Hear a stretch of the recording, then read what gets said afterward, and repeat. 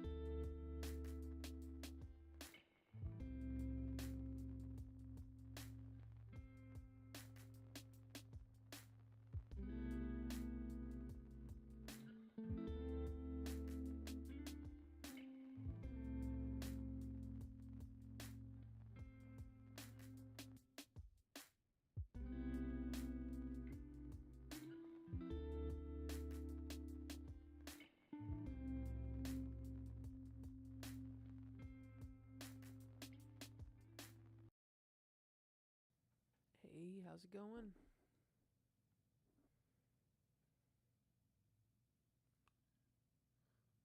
Welcome, welcome. Oh,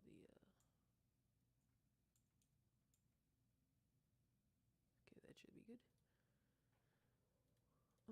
Actually, I'll move this around just a smidge. Okay, there we go. All right, it has been a minute. I can't even remember the last time I streamed. Actually, let me check.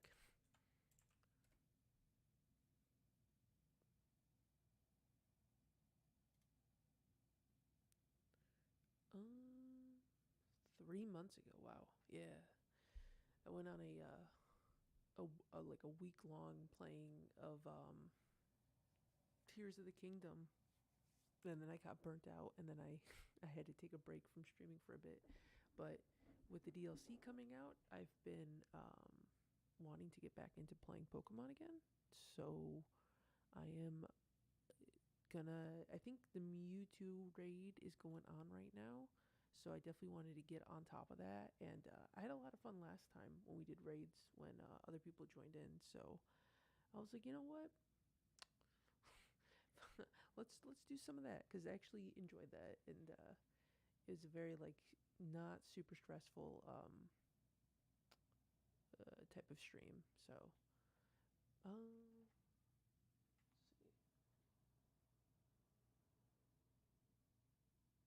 see, check in between. Yeah, so anybody who's on the TikTok live right now, feel free to swing on by on YouTube if you want to get a better view. Also, if you want to stay on TikTok, you're more than welcome to. I am going to share the code um, to the raids, so feel free to join if anybody wants to participate. Um, Further ado, I don't think I'm forgetting anything, but all right. Further ado, let's go. Also, we're only going to do like high tier raids. I'm not going to mess around with the low tier raids. Um, okay. Also, forgive me because it's been a minute since I've played Pokemon, so I've kind of forgotten the controls. Granted, I didn't really know the controls that well when I played them, so bear with me in some of these moments. All right. Like right now, I gotta remember how to fly.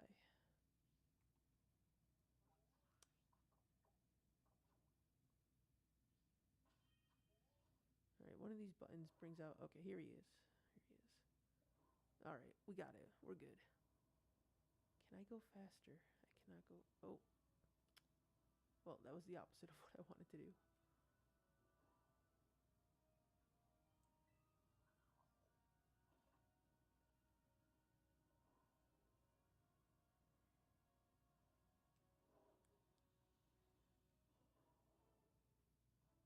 Okay, let's see what this first one's got.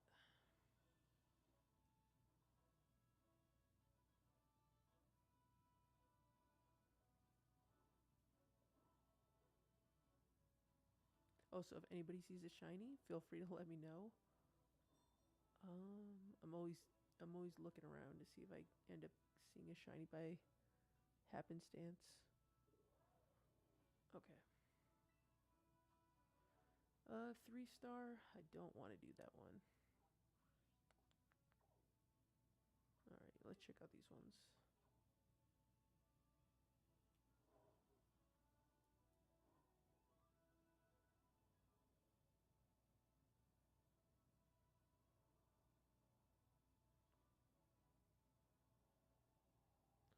But how's everyone doing? I hope everyone's doing okay.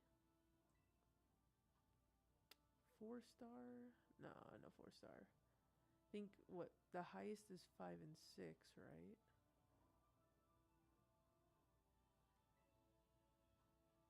Okay, here's a 5 star. Oh, it's slacking. That's good too.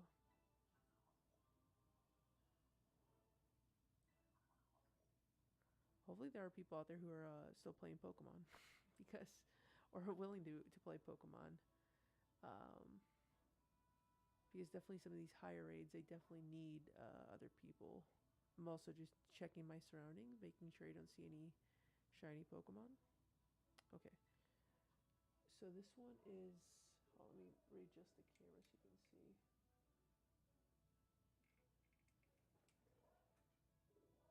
Actually, I don't know. I don't know where the code will be at, but let me think. So this one's a slacking. How'd you get that one to fly? You just have to keep playing the game, and then eventually you'll be able to get the fly ability. Make sure I didn't miss anything. Okay. Okay. So let me see.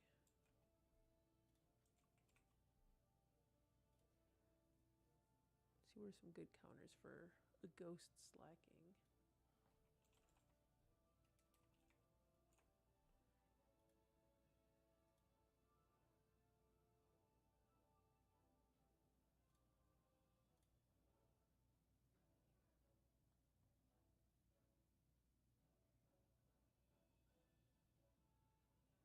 It looks like a steel type is the best way to go.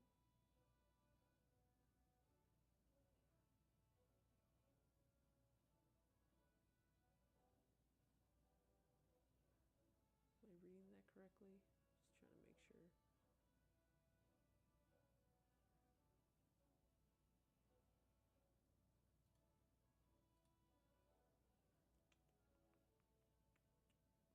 Okay. So who do I have steel type wise that I can use?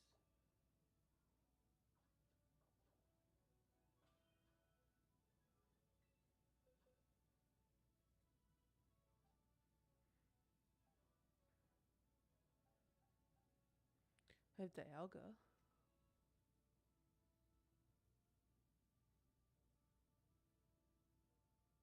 I haven't really looked at his movesets because I imported him from a previous game. That's also another reason why I wanted to do these raids, is because I have all my old Pokemon from all the other games I've played.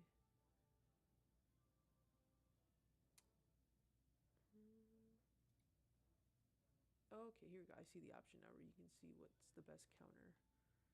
It's saying Heatran. But why? I think I have yeah, I do have a Heatran. It is Fire and Steel. But why is it... Okay, it says Heatran or King Gambit.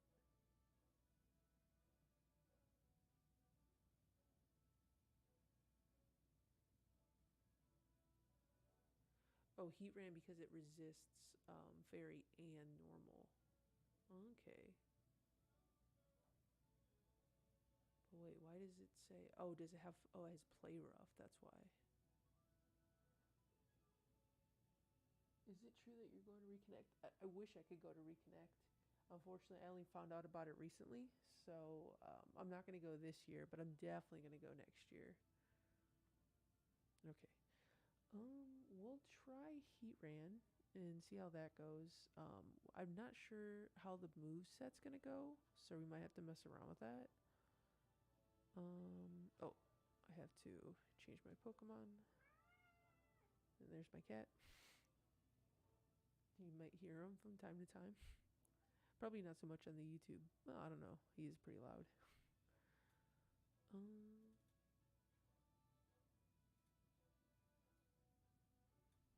Let's see. Alright. So let's do Heatran. Let's do challenge as a group. Okay, we'll do link code.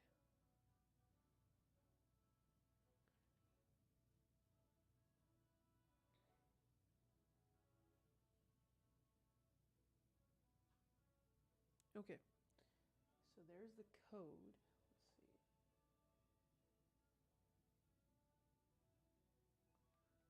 Let's see. I guess I don't know if we'll have enough people that are in the live currently right now to participate. So I guess we'll see when the timer gets close to low. If not, we might have to just rely on like other people to join in until we get more people who might be more interested. Oof.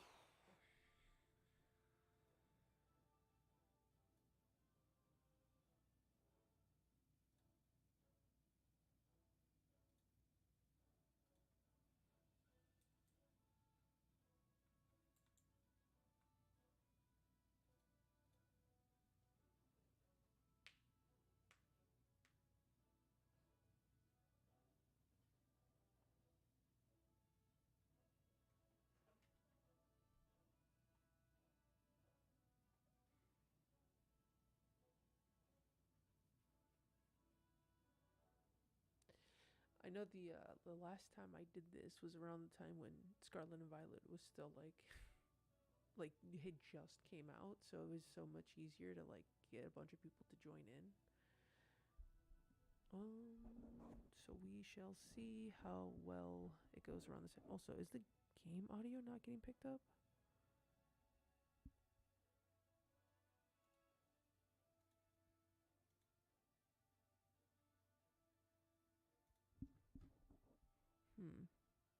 It was picking up before.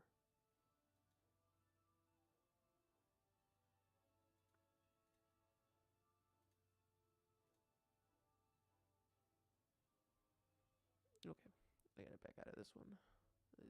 All right.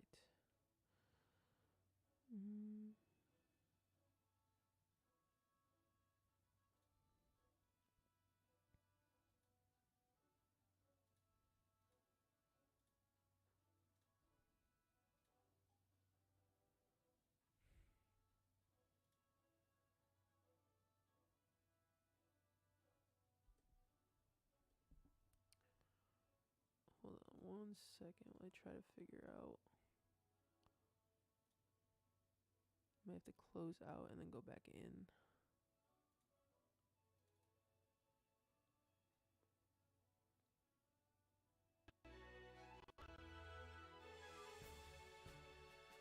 Okay.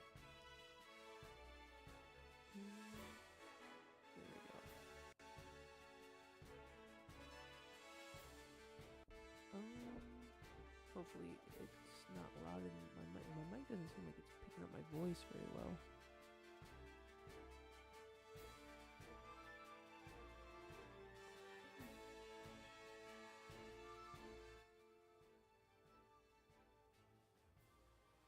Okay. We'll see how that goes.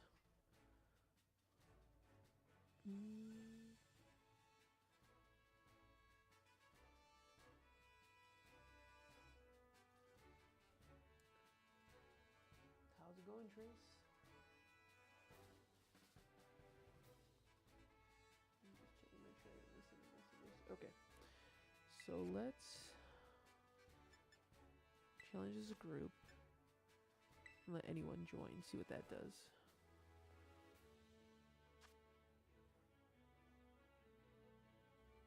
Let's see if we find any people. I'm sure we will. There's always people playing Pokemon online. And then when enough people in the stream are interested, then we can switch over to participating with stream people. How's it going, Sora?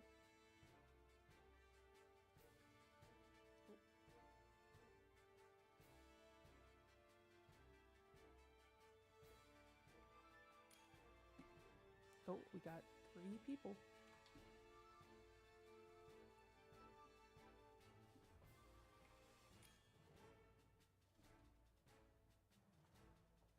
All right. Get a full party. Nice, nice.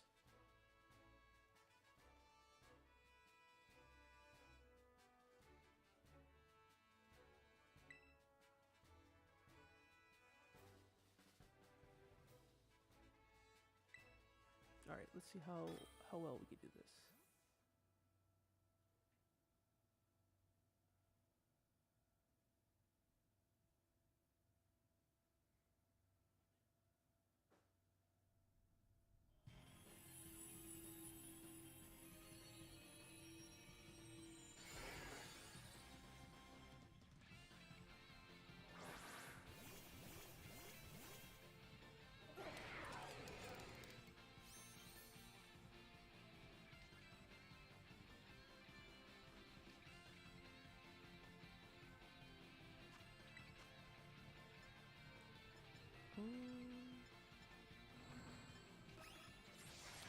Let's hit it with, I guess let's do a heat wave.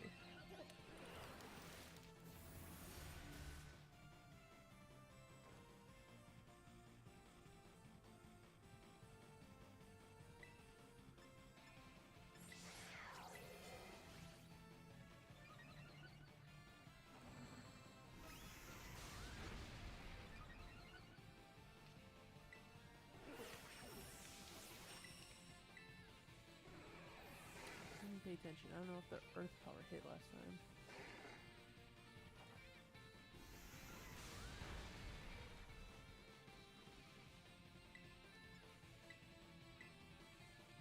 Oh.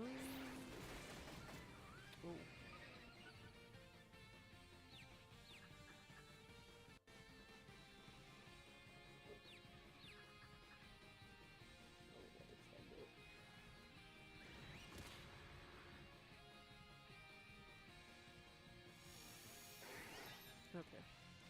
So definitely for the next raid, I have to remember to bring in definitely a Pokemon that has a move that's super effective. Kind of forgot about that. I looked at it from a defensive point to bring Heatran, but not so much of as an offensive point.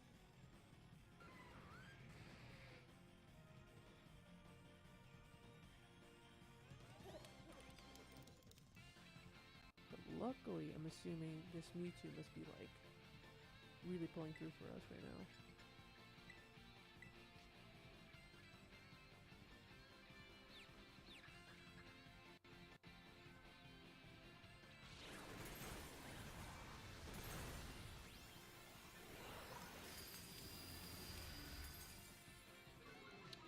At least it is burned, so that's good.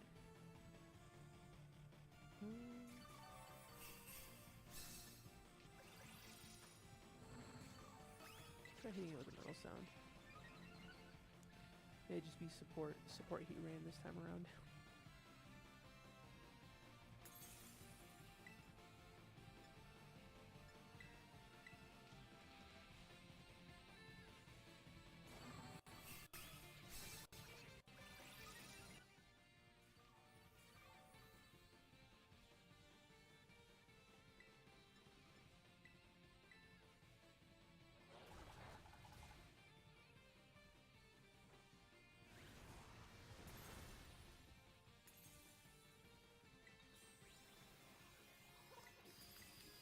Oh, I didn't see if I could terrestrialize.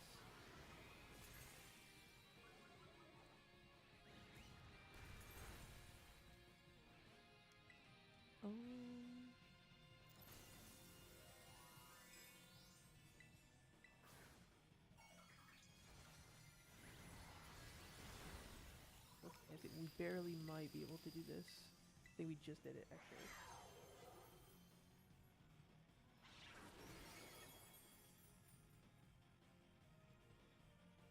Nope. Are we just gonna be stuck on the screen? Well, that, Okay, no, here we go. Okay.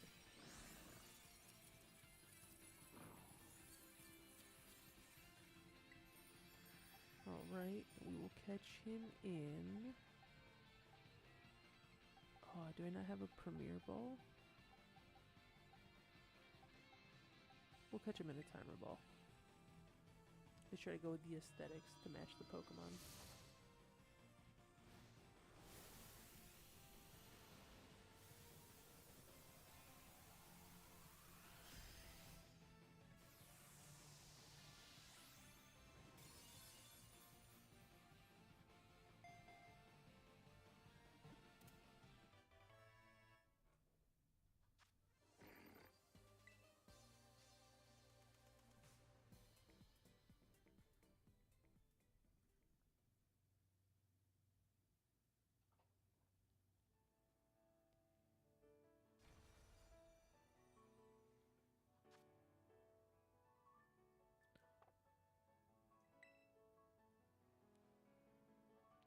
Okay.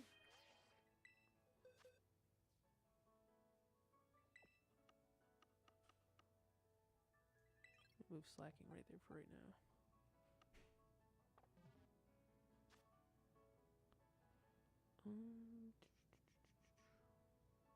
Actually, I think what I'm gonna do.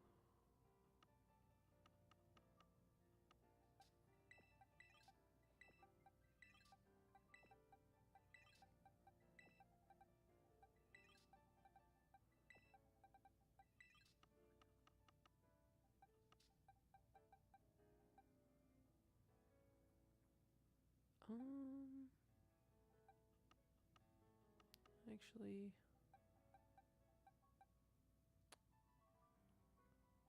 probably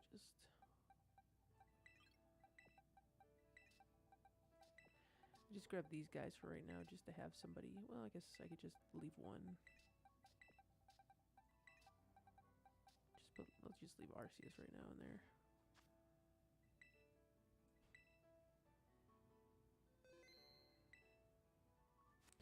Okay, well, we got one raid done.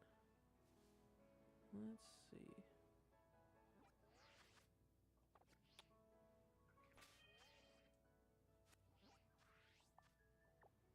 I already checked this one, I'm pretty sure. Not check this one. Oh no, the old coot is streaming. The old coot is definitely streaming. How's it going, Video City?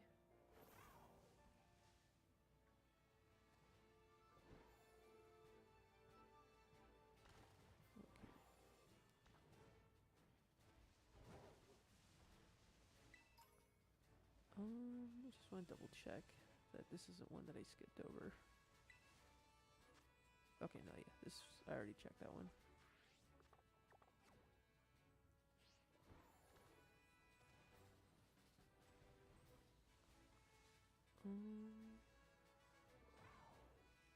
Oh, well, thanks for stopping by.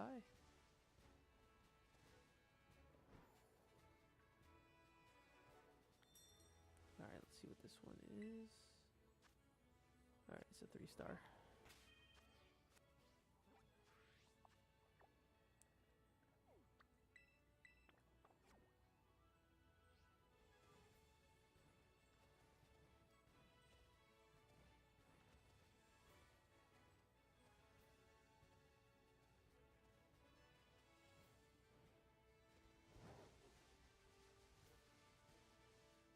Always making sure I'm not missing any shinies.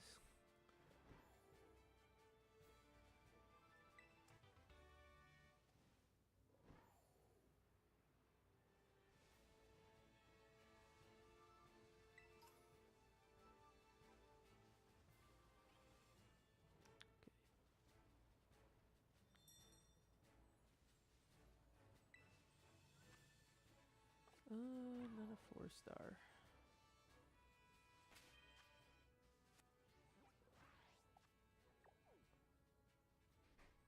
Okay. So I think I've checked all the ones on this area. Oh, this one's glowing, so I feel like that one might be a Mewtwo raid.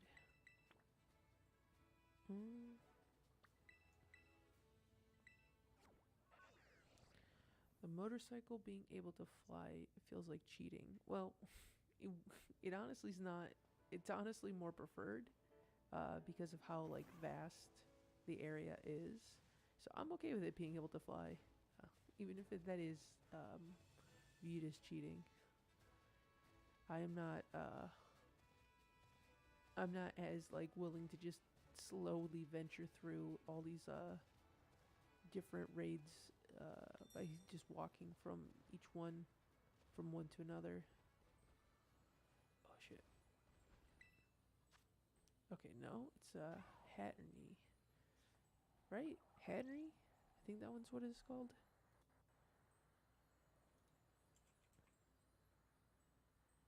Hatterene? It's a steel.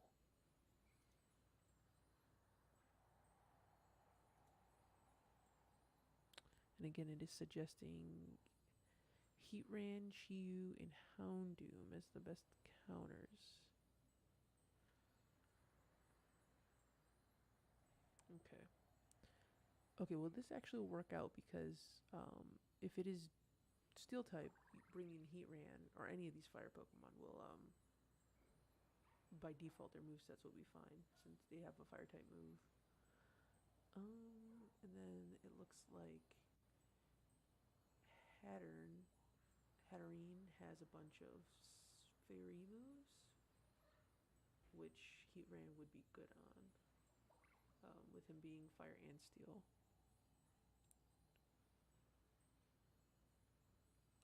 But that's the heart of Pokemon, walking through an empty field and having random encounters. You're not wrong. you are 100% not wrong. But I'm only okay with that mindset when the areas are a lot smaller. When the areas are as big as they are in like this game, I will take any method to travel faster.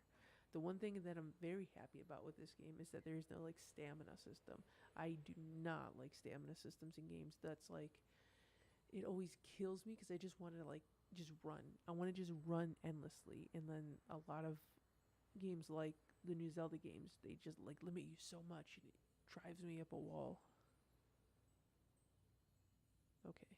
I guess we could try again to see if anybody wants to join in. So let's one change my Pokemon. So let's bust out Heatran again. Actually, maybe we'll mix it up. Maybe we'll go with Chiyu. Actually, let's see. Heatran's level 70. What level is Chiyu? 77. And then do I have a Houndoom?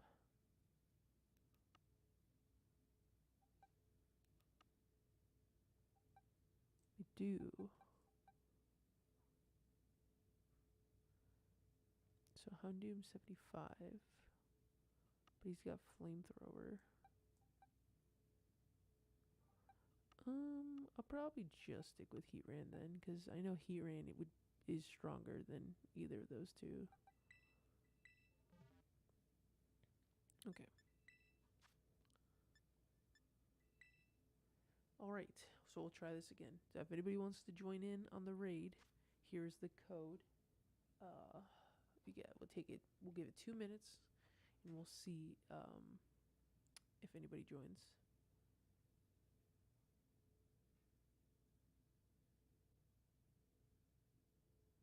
Might have to, for a while, just rely on like random people. Because like I said before, when I streamed previously, it was right when the game came out. So I don't think there's as many people who are like probably actively playing Scarlet and Violet, at least like randomly scrolling on TikTok or going through like YouTube streams.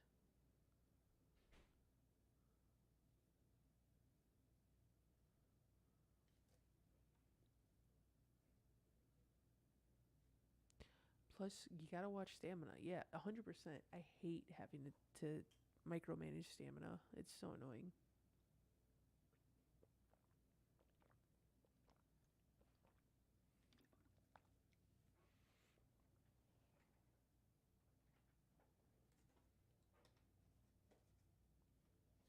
Also, how's my voice sound on the YouTube stream? Is it?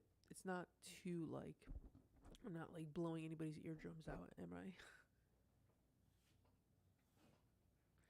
I've I've I've had like so many instances where I would get too close to the microphone, and it would sound like hot garbage. So I'm trying to make sure that I'm speaking at like a decent volume. Okay, let's try doing a. It's really low. Oh, wait, are you talking about my voice volume or the game volume?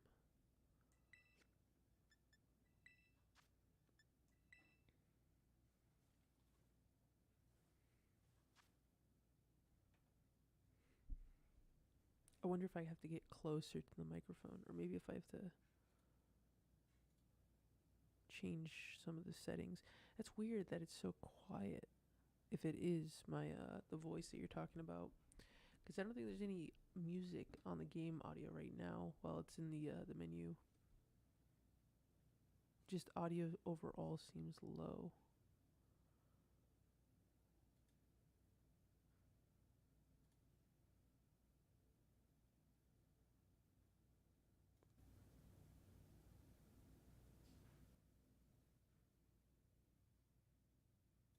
Okay. Um.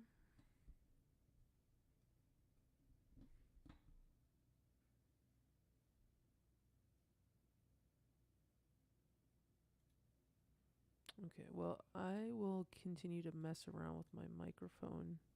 Yeah, because I do see the levels right now, and they are pretty low. I wonder if it's just maybe because I'm speaking too quietly. But it just feels weird because these were the settings I had last time. So I'm not sure why it sounds quiet. Maybe I just have to move the microphone a lot closer. Okay, we got one person. Oh, we got two people.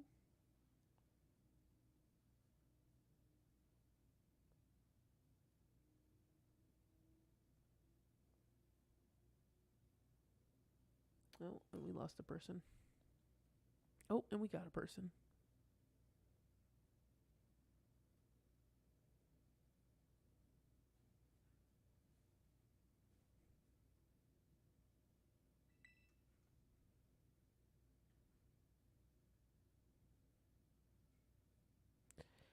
I'm curious. Well, I mean, obviously they're going to fill in the last gap with somebody else, but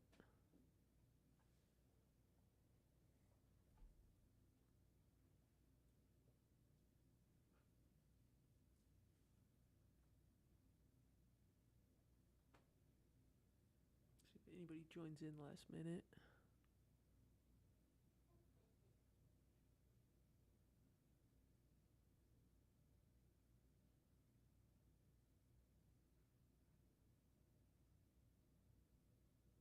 Okay. Well, let's see if we can do it with one CPU, which I imagine it can't be too difficult, but guess we'll see.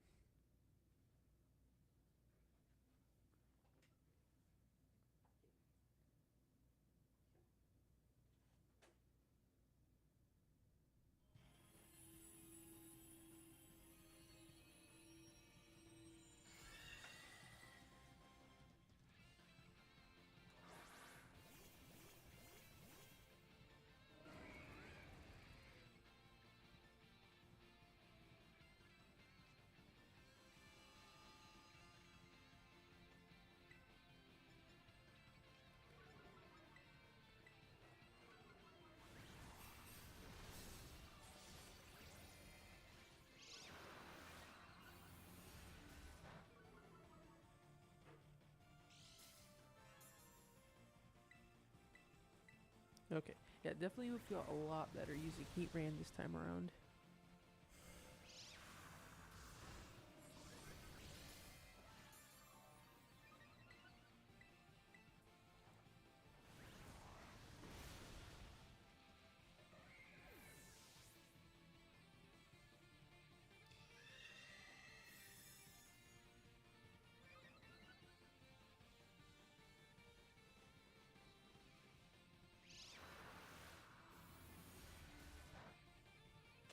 Damn.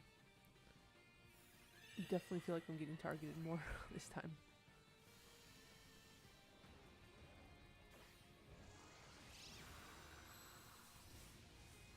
Ooh.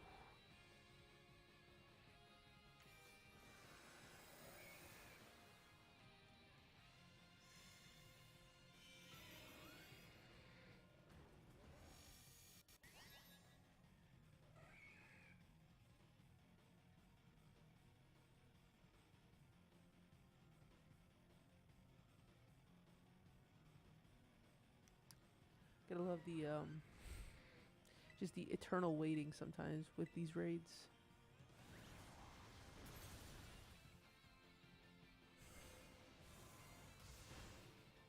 Oh, well, there I go.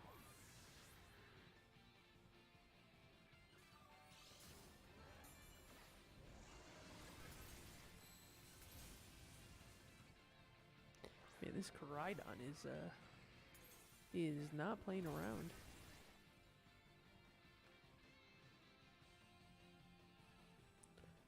Honestly, I probably should level up my Pokemon to like level 100 before going into raids.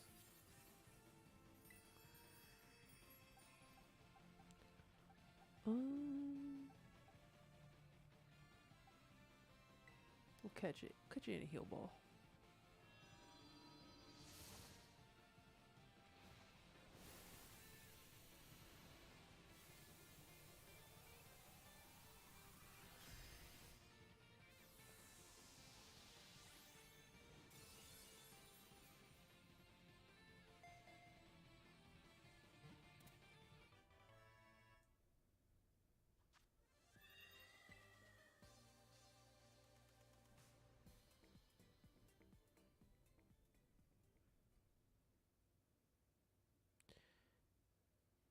So is like no one in the world playing Scarlet raids right now? Well, the online people, there are people out there who are playing, just no one currently in the stream. 'Cause I don't know if you were here when I was mentioning before, but last time when I did like live streaming for the raids, I had like a good amount of people just like popping in and playing because the game is brand new. Um, just checking to make sure that actually wasn't shiny.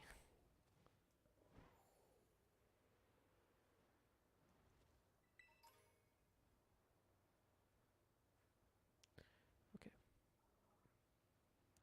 I thought that was a shiny Axu, and it is a Larvitar. Okay.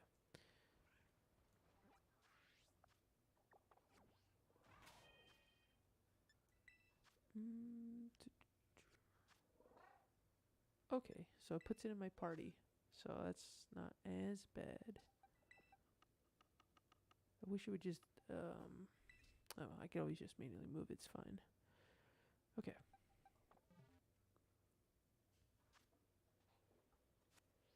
Just pull up the map.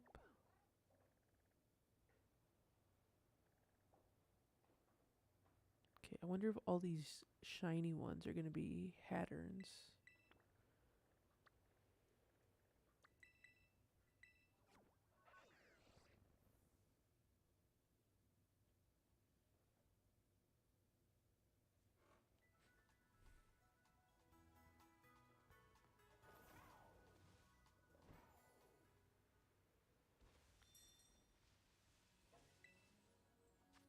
Oh, Hydreigon. Ooh, I don't have a Hydreigon. Um,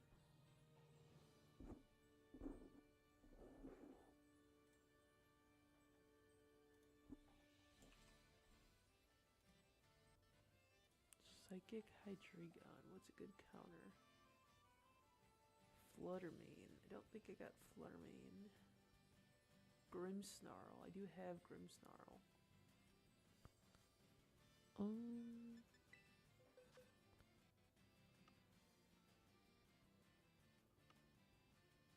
I know I have a Grimmsnarl, but I don't know if I. Oh yeah, he's right here. Um,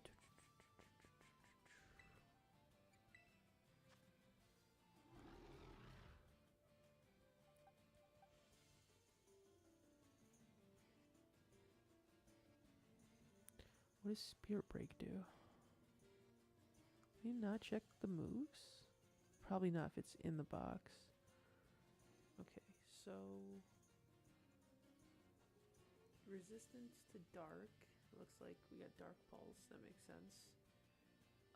Immune to drag. Oh yeah, because he's a fairy type. So as long as I show up with.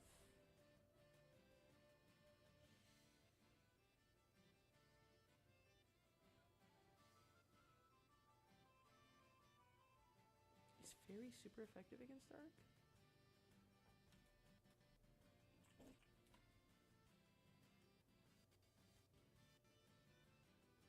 Well, he's a psychic type actually.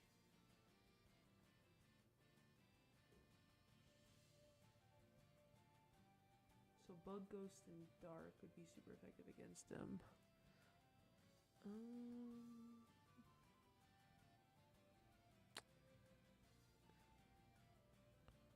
So Grimmsnarl is going to be good type-wise for a defensive pick. I might have to teach him a different move for to work offensively.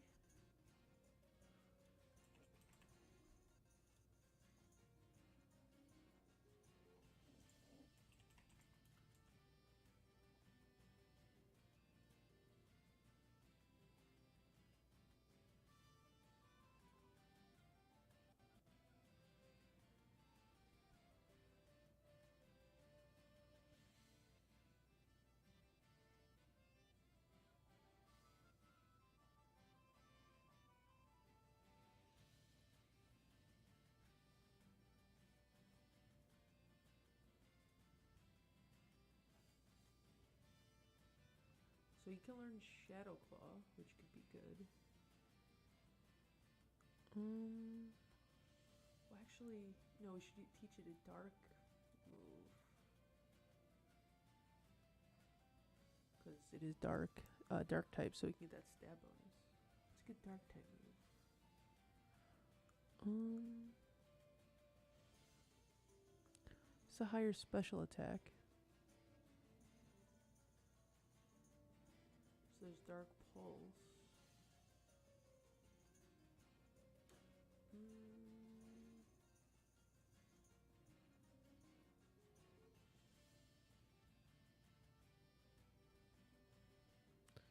So what level is this?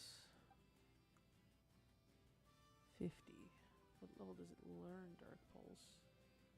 35, okay. I think Dark Pulse might be the way to go.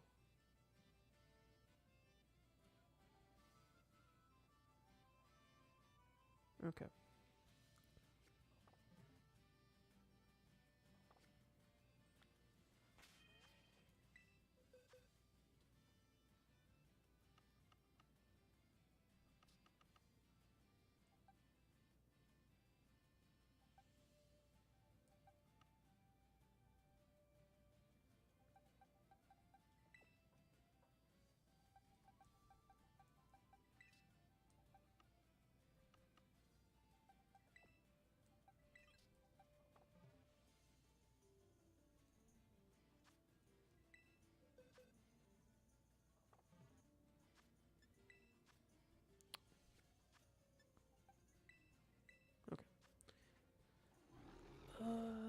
Change moves. Remember move. Dark Pulse.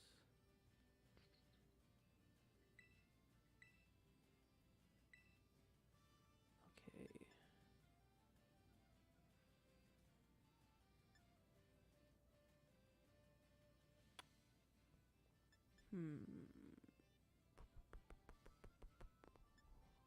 I want to keep Thunder Wave. I want to get rid of either Reflect or Light Screen. Well, Hydra Gun is a physical attacker, is it not?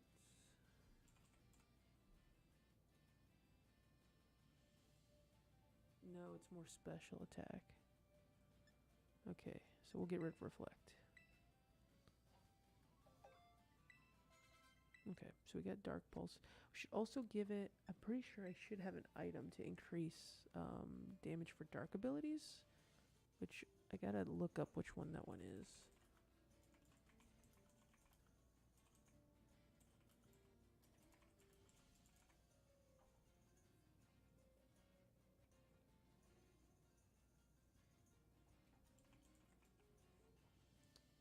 The black glasses. Now I gotta remember what spot they're in.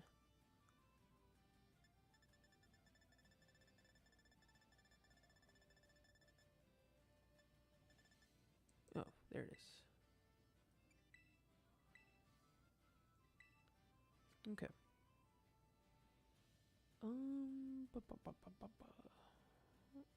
Alright, let's save.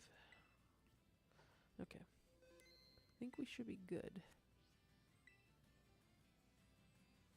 So we'll try again. So if anybody on the stream wants to get in on the raid, you got 2 minutes. The code will be up. And if we don't have enough people, then we will stream, or we will try to get some online people to join.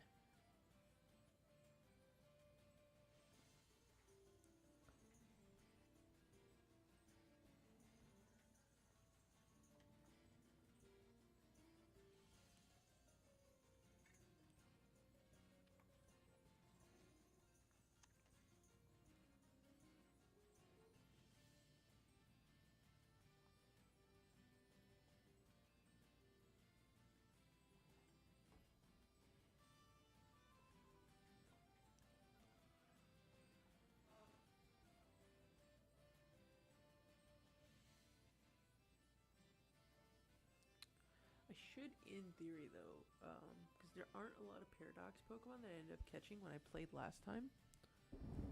So I'm going to have to at some point catch the ones that I can get, since they all seem to be pretty strong. Okay, give it one more minute, see if anybody else joins.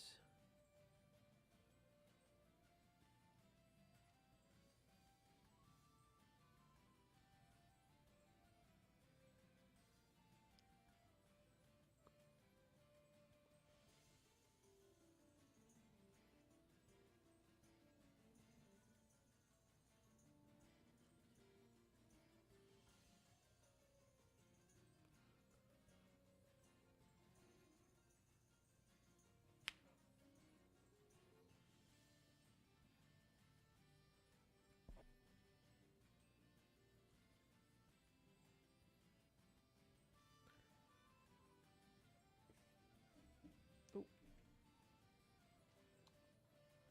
okay.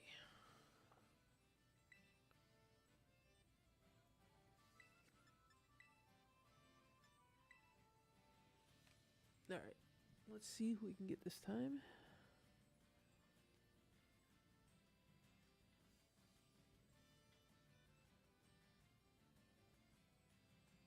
I wonder how good a psychic terror type Hydreigon is actually.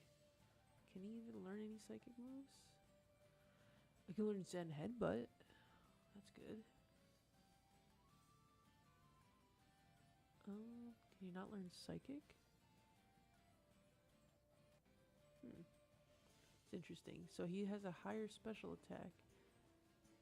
Well, I mean, I guess that it's probably because of the type of Pokemon that he is. He probably wouldn't know psychic. Maybe only certain Pokemon learn psychic. I feel like if you learn Zen Headbutt, you should know psychic. Especially if you're more of a special attacker than a physical attacker.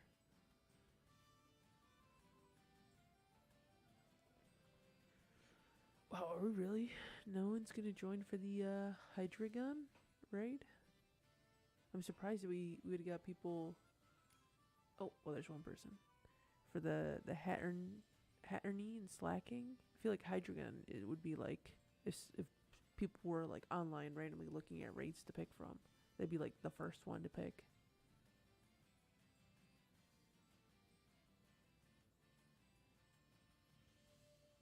Maybe they see it's like a psychic. They see a psychic terror type and they're like, ah, it's not worth it.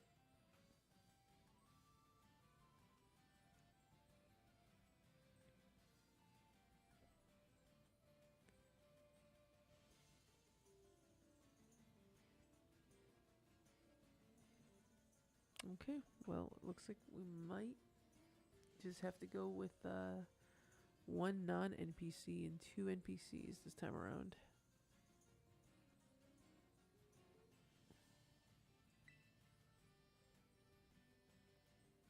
Let's see, we'll give it about 20 more seconds, see if anybody joins in.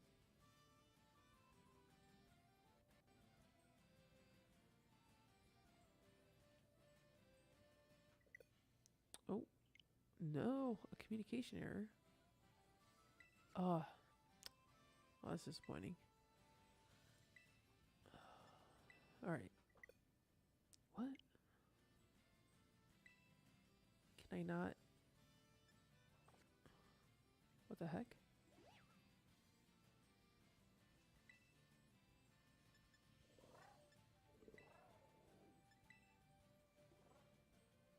My internet's working. I don't know why it's having issues.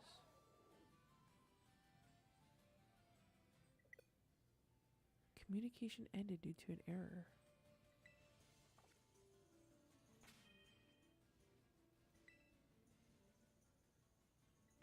I tried disconnecting and reconnecting, if that does anything.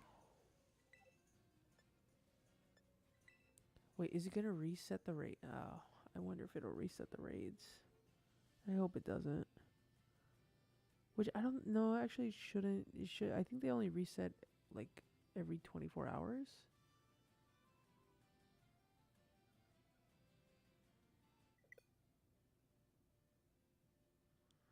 Is the Nintendo servers down? Are you kidding me? No way. That would be my luck. After 3 months of not streaming and deciding to want to stream to do raids, and then the Nintendo servers are freaking out.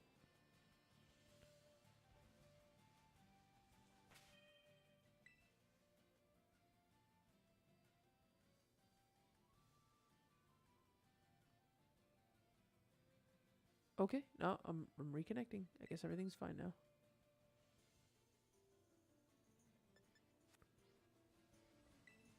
Okay, maybe that's why we didn't get anybody joining right away. All right, let's try again.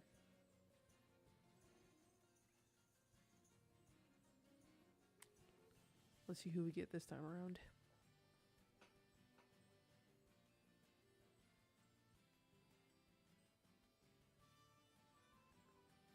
Also, just double checking, is the audio still quiet?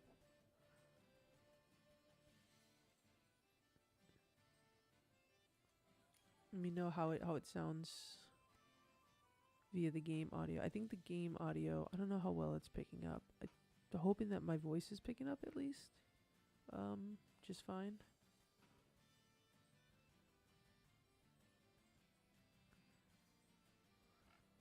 Alright, we got one person so far with the Mew.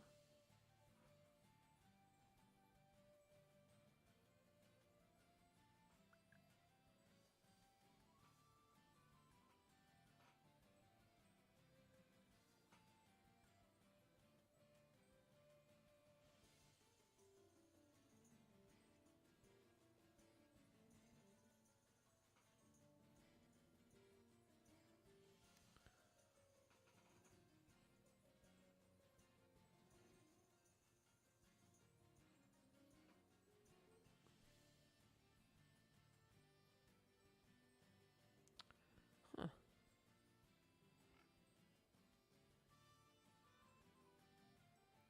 I mean, if we only get one person, make it work with one person. Mew's not a bad pick either, so.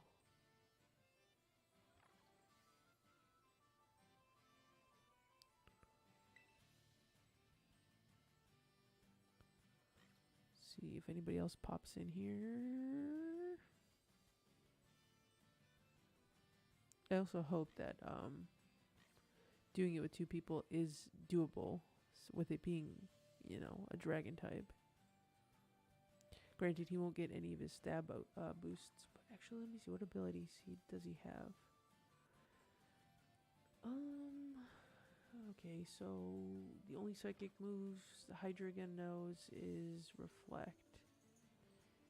So, not too worried about that getting a stab boost. Okay, let's start it up. Yeah, because if he knows dark moves, then I should be... Well, he does. He knows Dragon and Dark, which I am Dark and Fairy, so I got my bases covered. Shouldn't be too bad. Are you kidding me? Why?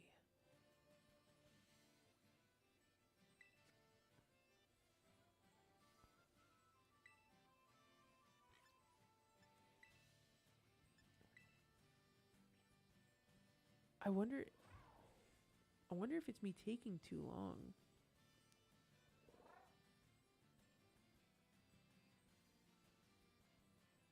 It's not really fair if that's the case.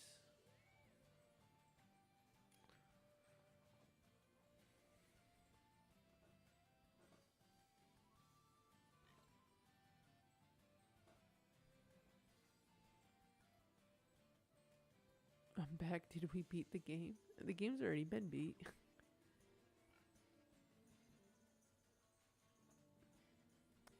I'm just struggling to do raids here because the servers are acting really weird for some reason.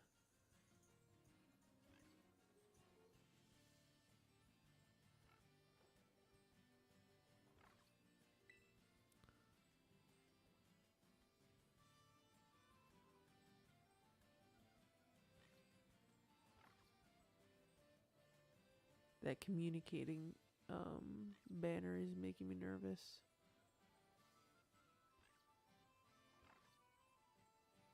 Okay. Like, I don't want to start it right away in case we get a fourth person. But I hope it's not waiting until like the last like few seconds for it to like.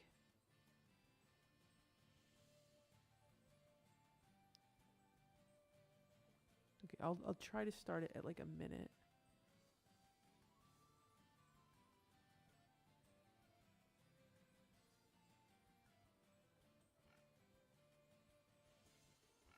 Maybe I'll try starting it now. See what it does. Okay, no, it went through that time.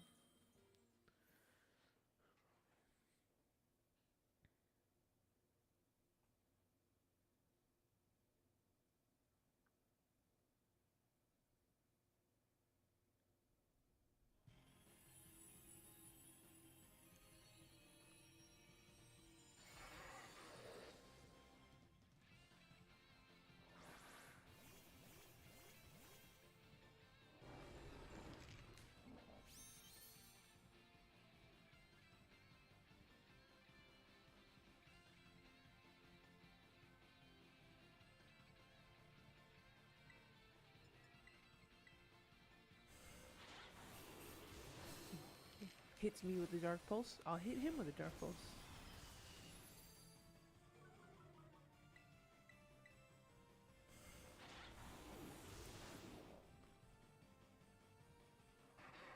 Oh, of course I would be flinched.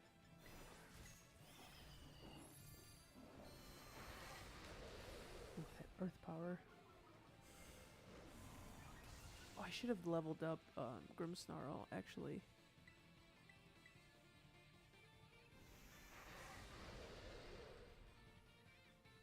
Eek.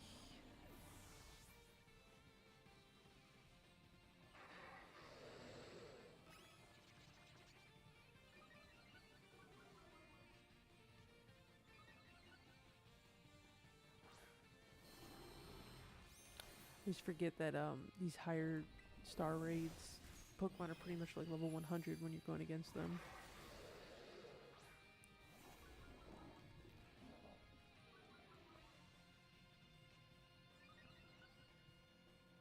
Oh, this Annihilate though is boosting himself like crazy, so maybe he might he might carry us.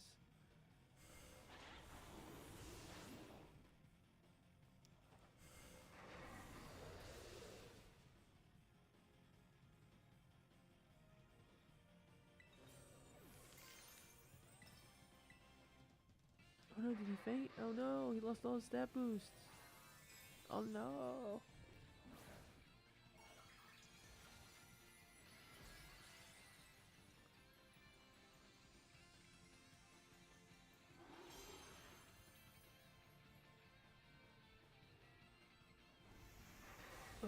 Oh, not the Earth Power.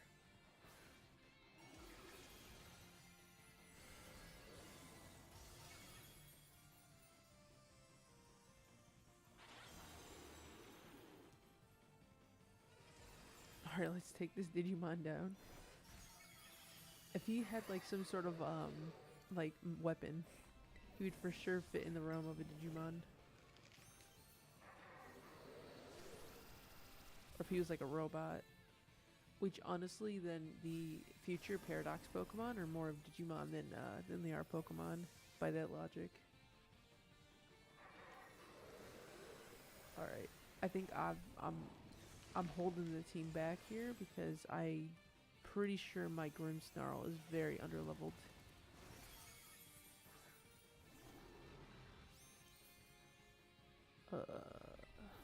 Unless somebody like pulls something out from like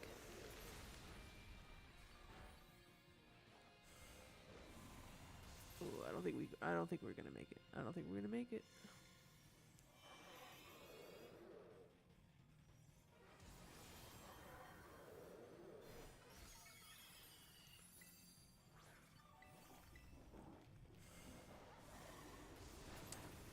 Nope, definitely not gonna make it. Oh, and of course the shield goes down. Oh. It's still letting us Nice attack. Ooh.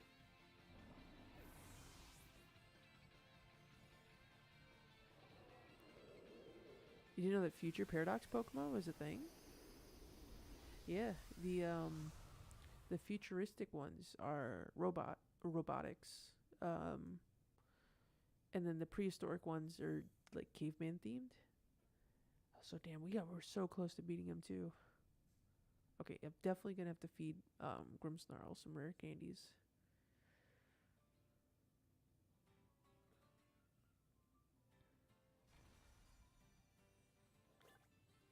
Okay. Mm,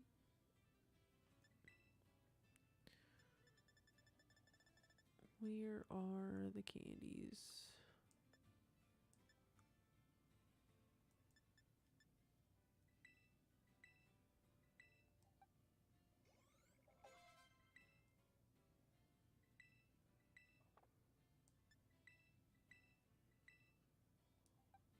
Mm, see what 20 puts it.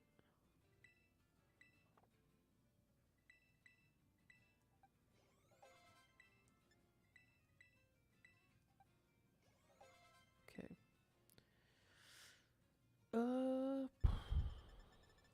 Let's see. We can make it work with 100 or with 80.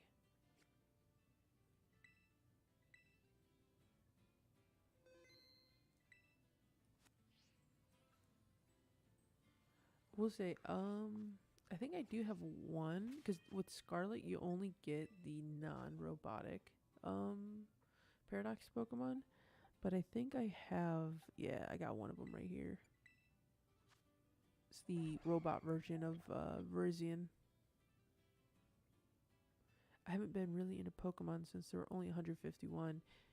That's honestly where I started back in the day with my blue version. And well, I played Gold right after, and then I took a very long break before I got back into it. I think I got back into it back when the DS games were coming out, so I picked up like a Sapphire version from like a flea market, and I've just been playing ever since. But yeah, if you have not played since Gen 1, there is a lot in the way of new Pokemon and types and abilities, and there's a lot of stuff that they've added in since Gen 1. They're just now with this new DLC are adding in like some sort of like a type that is all types, which I'm not sure how that's going to work. So we'll have to see when that comes out, which I think the DLC for this game comes out in like a week. So when it comes to like hopefully getting people to do raids like through the stream, more likely we'll probably get more people back then or in a week from now when the game picks up popularity again. I think it also helped that everybody was trying to like get in on raids to get some good Pokemon too. But now everyone's been probably playing it to death, so there isn't really much for people to like get involved, which is, fair enough. I've seen pieces of the anime. They look ridiculous to me. I mean, some are very goofy looking. I'd say especially Gen 6 and onward, there have been specific Pokemon that I can pick out that I've just not been a fan of design wise. Normally I can ignore it, but um there's the Barbinkle, I think is his name, in Gen 6 was the first time where I was like, wow, that is a atrocious looking Pokemon. um Gen 8 had Salazzle, which I'd say probably is my current worst like looking Pokemon or my least favorite looking Pokemon just because of how like humanoid it looks. It like creeps me out.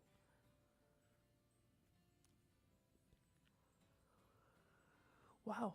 Hey, I get a single person this time. Oh, there's one person.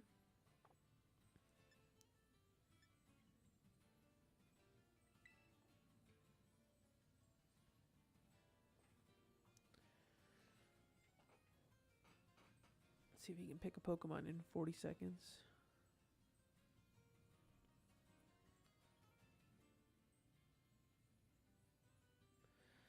See, the two ice cream cones honestly was not that bad to me. I actually used that on my team. It's actually a pretty strong Pokemon. But I can understand why a lot of people thought that one was goofy. I think that was more so them trying to like, oh, what is like an American thing? And then they're like, oh, well, Americans like hot dogs. Especially with the trash Pokemon, Garbodor and Trubbish. Because New York City is just filled to the brim with trash bags everywhere. So it makes sense on why they went in like that direction. The ice cream though, I don't know if that is like a unique American thing, but I don't know. I personally don't think it's that bad, but I do understand why people have that mindset. I think for me, it's just when I feel like the design is just doing too much is when it starts to like not be as like appealing to me. Like when it looks like something that I drew in like the first grade and it's like an actual Pokemon, then I'm like, okay, yeah, I don't know about that one. I don't think this one should have been made.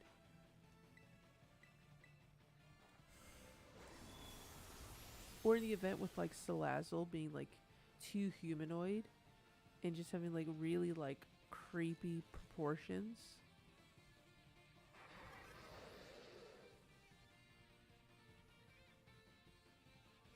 But I think I read somewhere that they did like a poll or something, and I guess people were more drawn to the humanoid looking Pokemon, so they keep making them. I think this is back in like Gen 3 when they made oh, let me terrestrialize.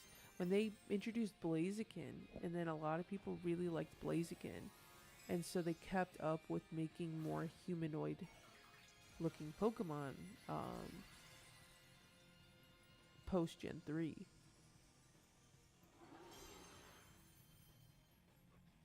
Okay, so this raid, this attempt so far is going good so far.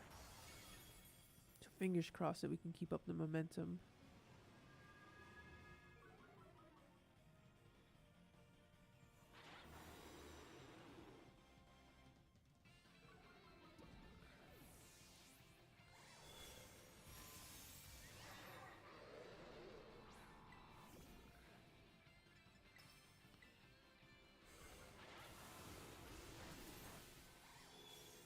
I don't think it's been using Earth Power a lot, which has been like super helpful as well.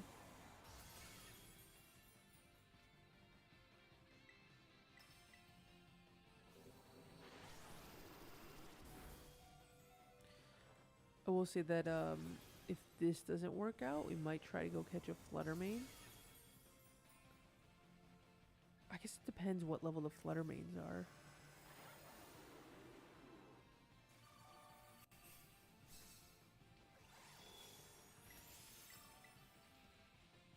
Oh, oh, okay. So there's a big difference with getting hit with that Earth Power at level 80 compared to level 50.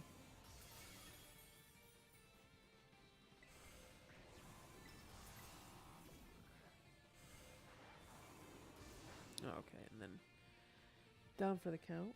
Unfortunate, losing my Terra.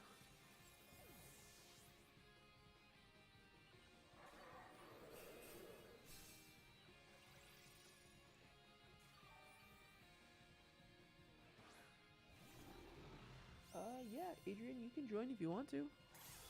The raids are open for everybody to pop in for.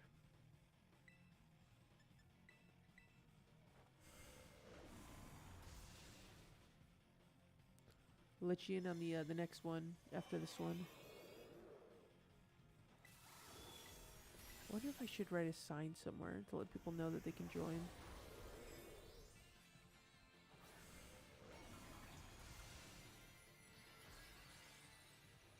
I feel like that probably might be like a given, that most people probably just assume that if somebody's like streaming and the code's up, that they could just type the code in.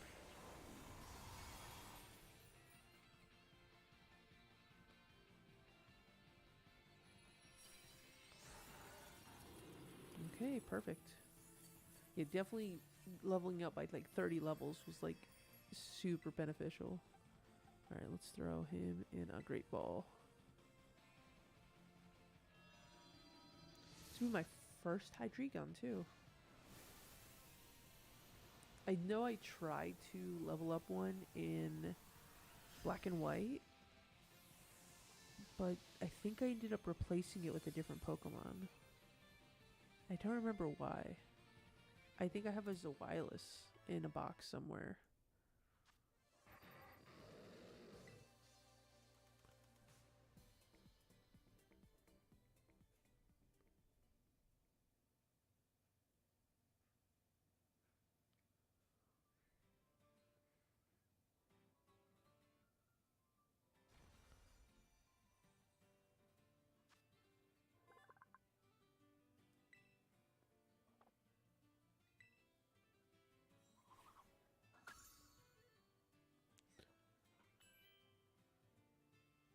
Oh, we can make a new TM now. Okay.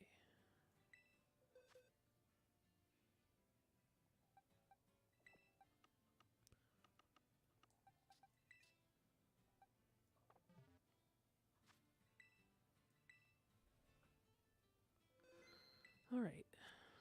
Let's see what is next. Check out that Ghost raid. I hope I didn't miss the Mewtwo one. I really want to do a Mewtwo raid.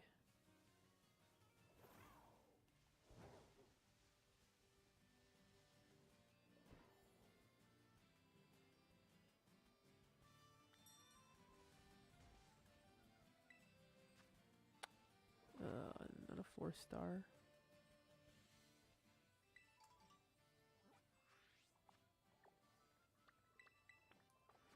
Oh yeah, so if you haven't played since Gen 1, you didn't see the new Tauros. Oh shit. Well, here you go. The new Tauros. He's fighting type. Actually, let me see what the Spear Break move looks like. That's anime as fuck. Alright. Well, there you go. You get to see the new Tauros. There's actually 3 versions of him. I don't know if it has different typings. I'm pretty sure it does. So I think this one's like a fighting water and fighting ground. Scizor. A bug Scizor. Yeah, I guess I'll still do it. Bug Terra for a Scizor is not really that impressive, but okay. What are good?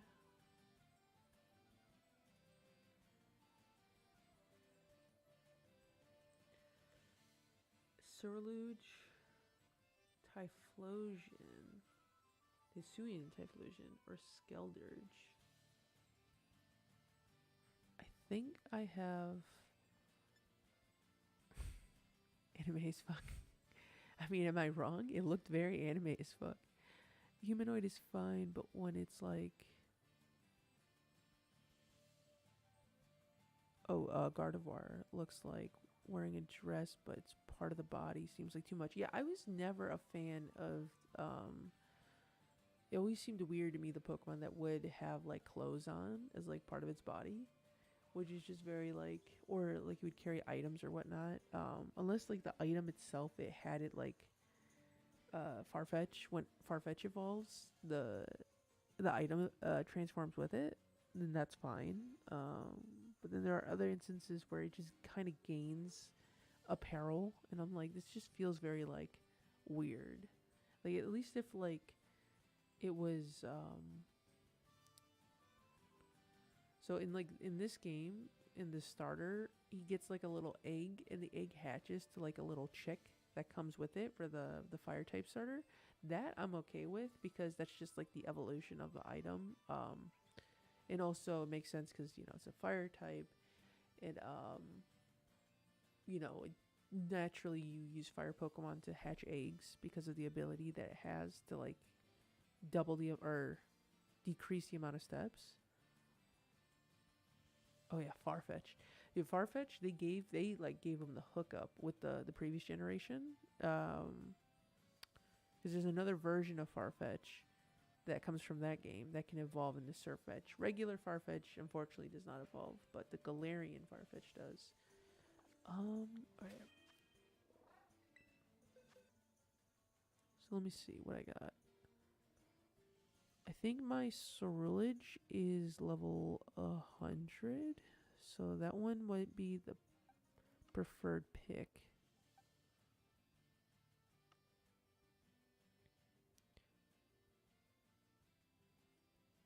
Yeah, the Slowbro evolution was always odd, but I think that's because they planned to have that version of Shelder to evolve into that tail looking thing, and then they never like put that version of Shelder in there.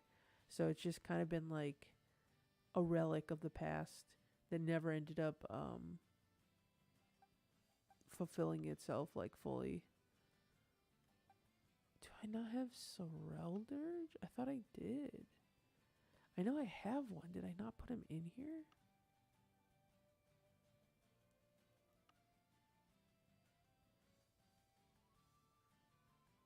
Oh, yeah, he's right here.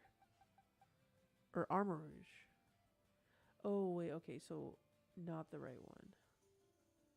Okay, I don't have that one then. But I do have the Typhlosion.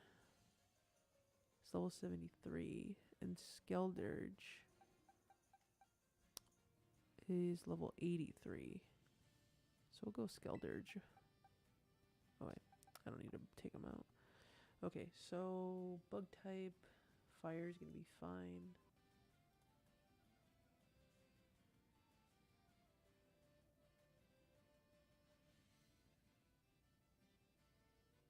Okay, and then what is the move for to boost fire types? Charcoal.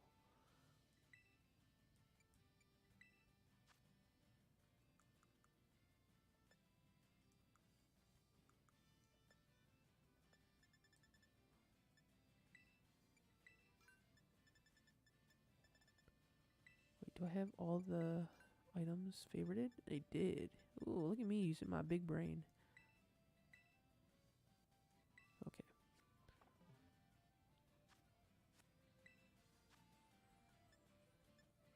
So, change Pokemon.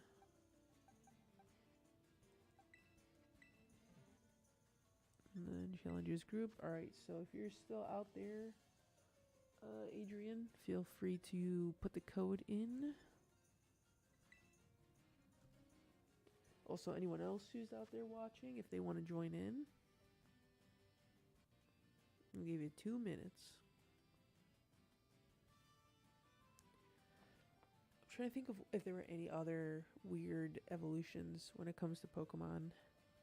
Because I know in Gen 6, there was a squid Pokemon. You have to turn the 3DS upside down in order for it to evolve. In Legends Arceus, there was a lot of Legends Arceus and Scarlet, or not Scarlet, but Sword and Shield both had weird evolutions where you had to, well, actually no, Scarlet and Violet had it as well, where you had to do very specific things in order for a Pokemon to evolve, like land a certain number of critical hits or walk a certain number of steps, or just be in like a specific area. I think the most notable one I can think of is with King Gambit, because you have to get a specific, you have to fight specific Pokemon that have an item in order for it to evolve. And you have to defeat a certain number of it. I think it's either the item or like an ability or something. It's really odd. Turning the 3S upside down sounds really cool and stupid. It's definitely one of those things that if you just did not know any better, you would have just been like stuck with that Pokemon for forever. luckily, you know, the internet is a thing, so you could always find out. I don't know. For me personally, I always try to like look into the different methods of evolving these my Pokemon and like knowing everything about them before I actually like catch them. Even like when a brand new game is supposed to come out, I'm okay with finding out what all the new Pokemon are because I want to know like which ones are the good ones to aim for. All right, let's see. At least the Eevees just need crystals. Depends, because Umbreon and Espeon evolve via like friendship, and so one evolves during the day, one evolves during at night. Glaceon and Leafeon, they need to be like near a certain rock in order to evolve, which I think they might have changed with the newer games. I'm not entirely sure. And then Sylveon, I'm not sure how Sylveon works because in the 3DS you had to like go into like the special mode to like it was like an Nintendogs mode, and you had to play with it there. Which clearly that mode does not exist in newer games, so I'm sure they've probably adapted it to like function else in a different method. I also on the topic of evolution with stones, I've never really like understood why evolving a Pokemon with a stone prevented it from like learning any additional moves. I always thought that was pretty silly. Like if you had like a Nidoqueen or an Arcanine, and if you gave it like that specific stone, it wouldn't learn any new moves. So you had to teach it all the moves prior to evolving it, which is like frustrating because like who wants to like have a Growlithe and like try to get it to like such a high level so it can learn good moves just so it can be prepared for when it's an Arcanine. I'm glad you know all this stuff. Yeah, I'm a little obsessed. There's the two things that I know a lot of is Kingdom Hearts and Pokemon, which I have thought about like maybe doing some Pokemon content. I have played through about I did play through this game, all of this game, and then Legends Arceus. So I have like the footage that I can edit together to do like a let's play and just put like all the funny moments. Um, I I did do at one point a Nuzlocke randomizer for Pokemon Yellow, which went terribly wrong. Um, and I will for sure upload that at some point because that one was that was just a wild experience overall. I did not make it out of. Well, actually, you know what? I'm not gonna spoil it. You'll just have to wait and see when and if I ever post it. Okay, wow, there's no one online right now. You must really like Dream Eaters then. Well, to be honest, definitely never really thought about them too much up until like the end of Union Cross, and now I'm just like, oh damn, my perspective on Dream Eaters has completely changed. But I did like the aspect of the Dream Eaters. It was a very nice for Nomura to go in a very like Pokemon like direction. That definitely is like the middle ground when it comes to like Kingdom Hearts fans and Pokemon fans is Dream Drop Distance. But honestly, like there's a lot more about Dream Drop Distance that I liked with like the flow motion. Oh my god, I love the flow motion. The fact to be able to just go wherever you wanted was just so nice. Um, Especially when it came to like getting stuck to having to backtrace. And there'd be just like so many enemies that spawn everywhere, and you could just like flow motion around the entire map. But yeah, that one, what was it? I'm trying to remember who I used Dream Eater wise, but yeah, no, I like Dream Drop Distance. I can't say that I liked it 100% because of the Pokemon aspect, but it definitely was a nice plus. I'll put it at that. I do have like a bit of I do find it a little bit harder to get into like a lot of other monster collecting games. Because when I've invested so much time in a Pokemon and learning all the Pokemon that like when it's like, hey, just like learn a whole new game's worth of characters, and I'm just like, I don't know about that. That seems a little too much.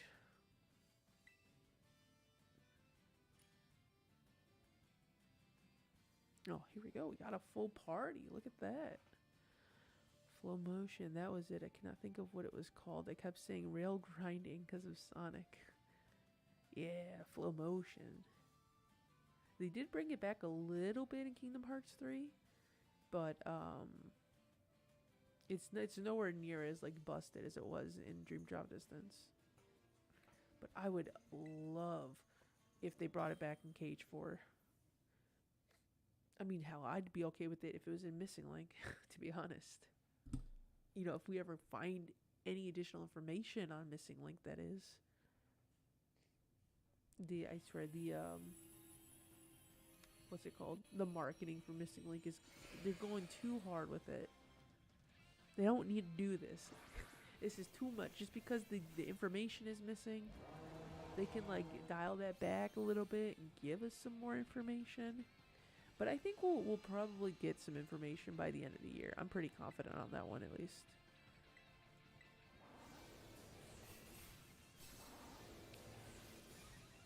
Because I think there's like the big like game awards that comes at like the end of the year, I think, in like December.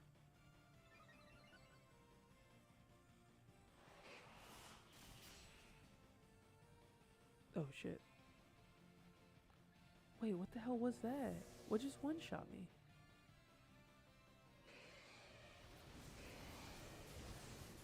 I was not paying attention.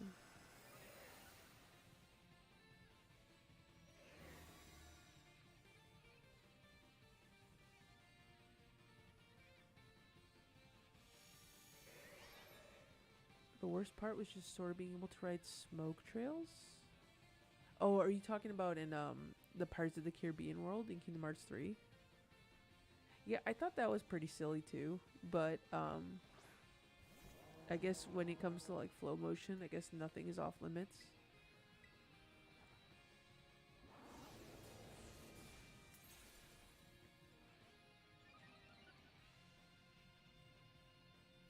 Come on, you're supposed to be a professional streamer. I'm sorry.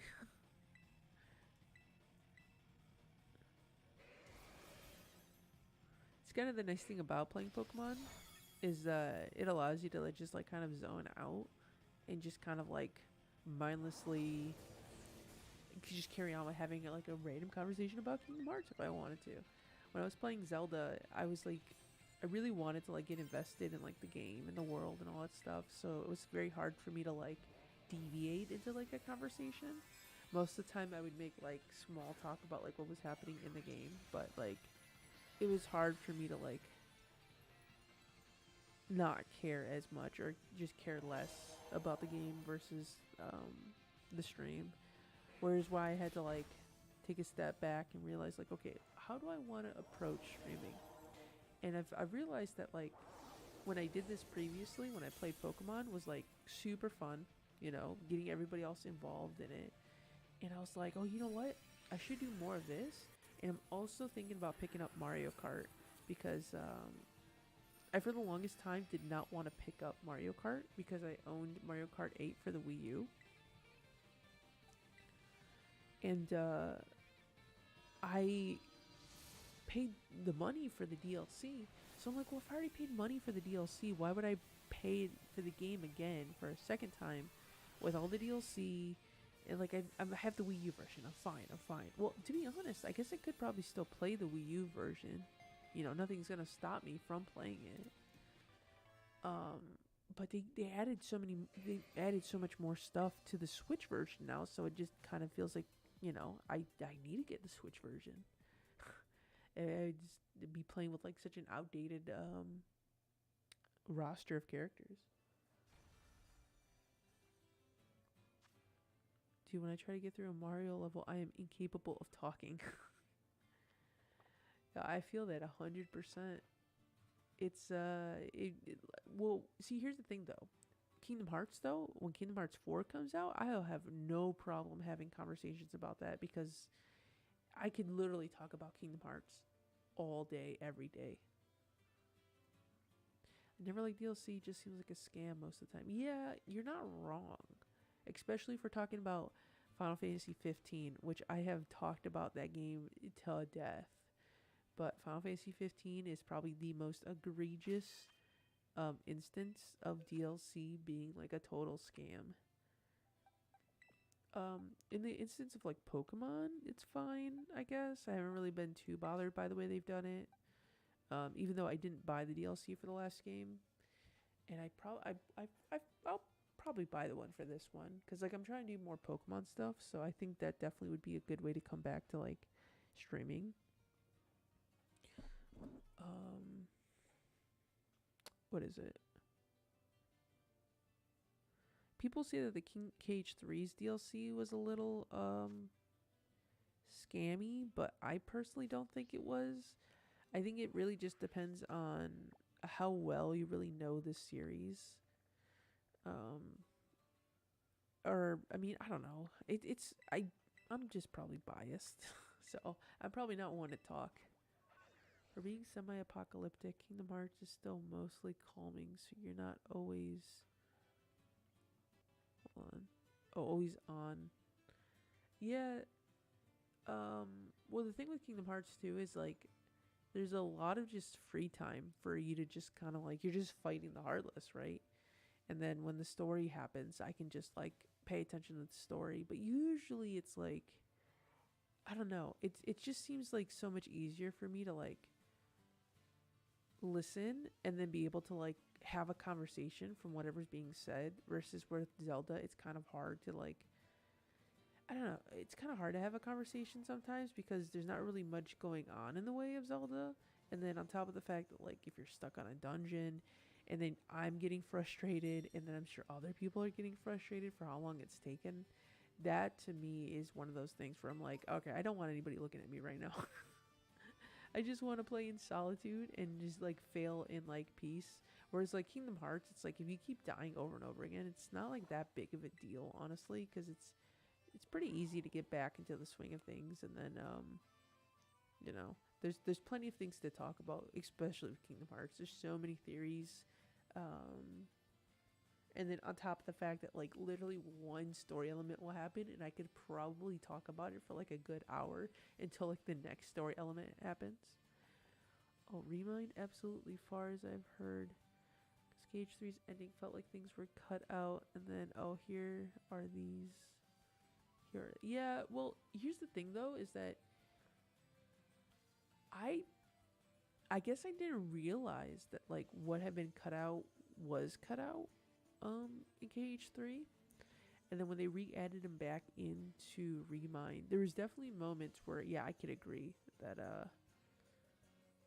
some of that stuff could have been in the game. But then there were other moments where I feel like they were very unnecessary, like the whole what was it, Roxas, Shion, and Axel reclaiming the sigil, which I thought was so like unnecessary because it just didn't make any sense to me whatsoever. It was like they needed an idea to like sell the DLC, so they put that in there. Um, Other aspects I think were fine, like talking to Namine about Terra and the whole like why Lingering Will showed up, which I thought was pretty cool. Um, yeah, there's certain aspects I feel like was probably unnecessary. But I think that in itself was like the bulk of the DLC, honestly, because like the data battles were like not everyone's gonna play the data battles, and then obviously the Yozora fight. Not everyone's gonna care about the Yozora fight, especially if you can like play it and then lose and get the bad ending. People are like just move on from it. So if you can only provide just difficult stuff and not really like story elements, not too many people are gonna care as much.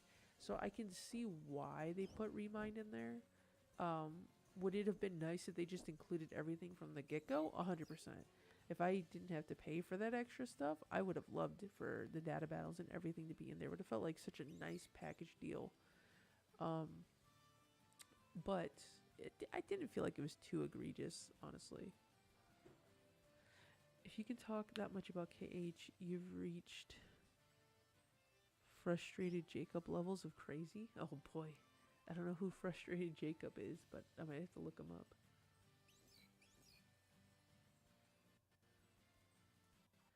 There's not really much in the way of like Kingdom Hearts YouTubers that I'm aware of.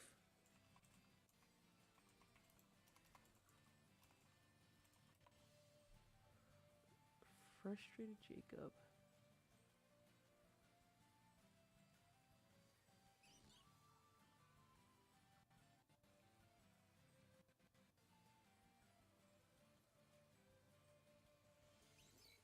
Huh, oh wow, he's been around for a while, huh?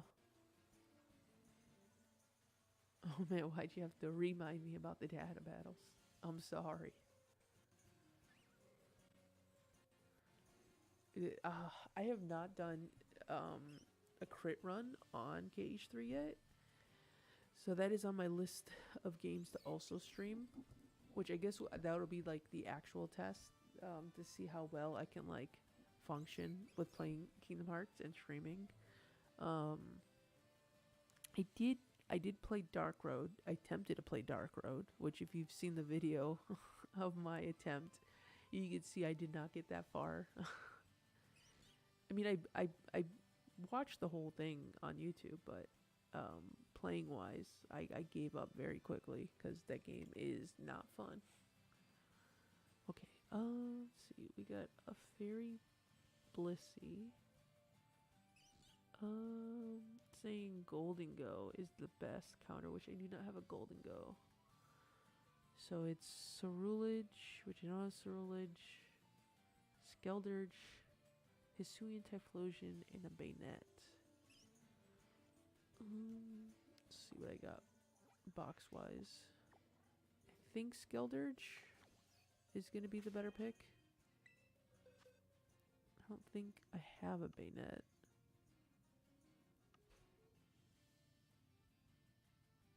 I kind of feel like I do, but I mean, I know I definitely have one. I just don't think I have one in this. I don't think I transferred it over.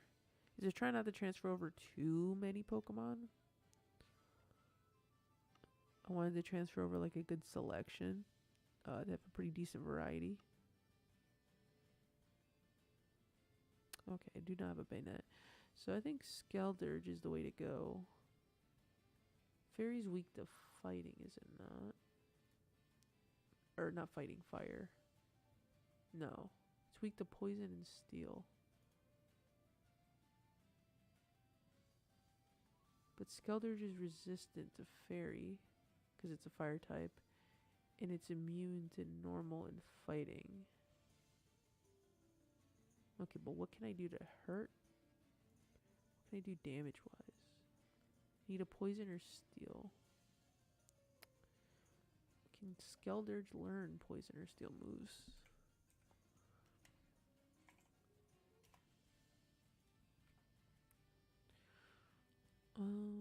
Most people find his timeline video. It got me into the series by spoiling everything, and I loved it. Oh boy. It's interesting that there's someone else out there who has a timeline video. I have to check it out and see how see what it all entails. Because I think, what was it? Damo did one, but I think Damo only did ones for the mobile games.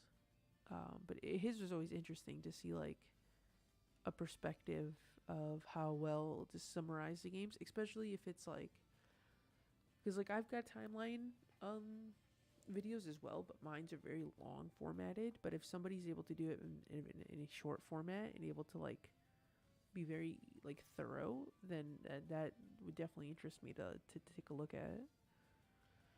I forgot about Dark Road. I have to check it out. Yeah, well, don't play it. That's all I can say. Don't bother playing it unless you love to grind. Then you can play it, but it is such a horrendous game to play. I thought Chain of Memories was terrible, but Dark Road's gameplay definitely takes the cake.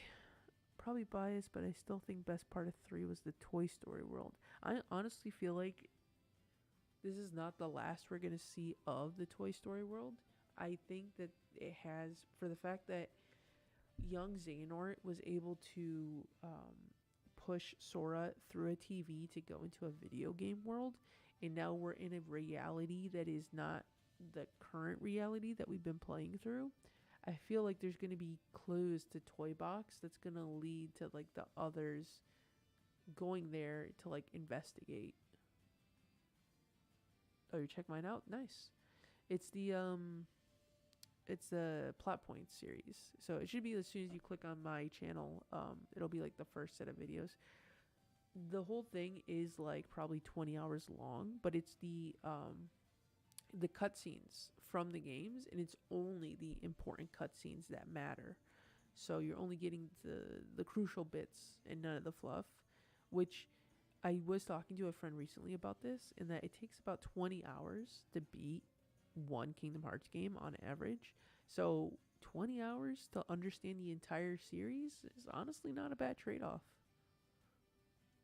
But yeah, anytime anybody posts comments about how like they want to get into Kingdom Hearts, I always like I always shell out my channel to them and be like, "Hey, check out my YouTube." And why Xehanort didn't become a toy? Well, the only reason Sora and them turn into toys is because of Donald's magic. Because if the best case for this is that in 358 over 2 days, Roxas does not transform at all in the Halloween Town, so he stays his normal self. Same with like Shion and Axel. None of them transform because they don't have Donald there to transform them, or someone who could do magic to transform them. There was another instance too. I'm trying to remember.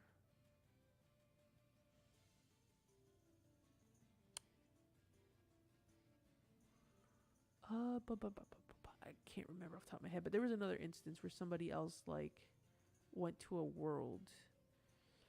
It would have been one of the main characters. I'm trying to think if it was Birth by. I don't think it was Birth by Sleep. Oh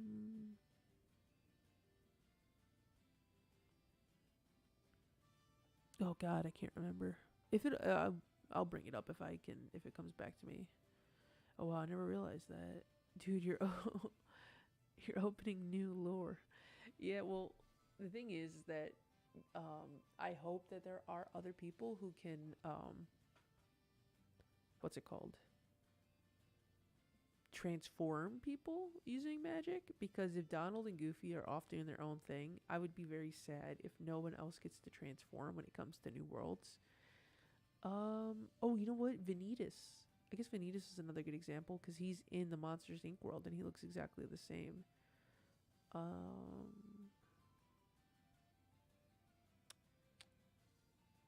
Man, I wish I could remember. Somehow Pete was able to transform in Kingdom Hearts 2 with the Lion King world, which I'm not sure how he managed that. I guess Maleficent, which I think is kind of weird. Is why is Maleficent just like... I mean, it makes sense. They can't just have Pete walking around with a bunch of lion characters.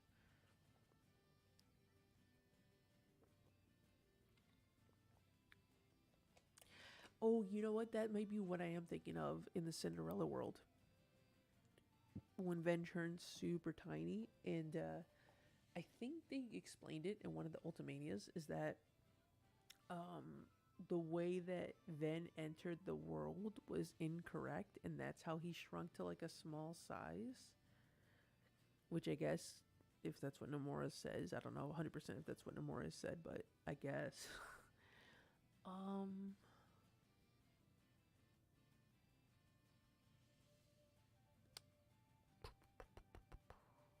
trying to think if there's anything else, but because I know Aqua technically shrinks as well, but Aqua shrinks because of the fairy godmother.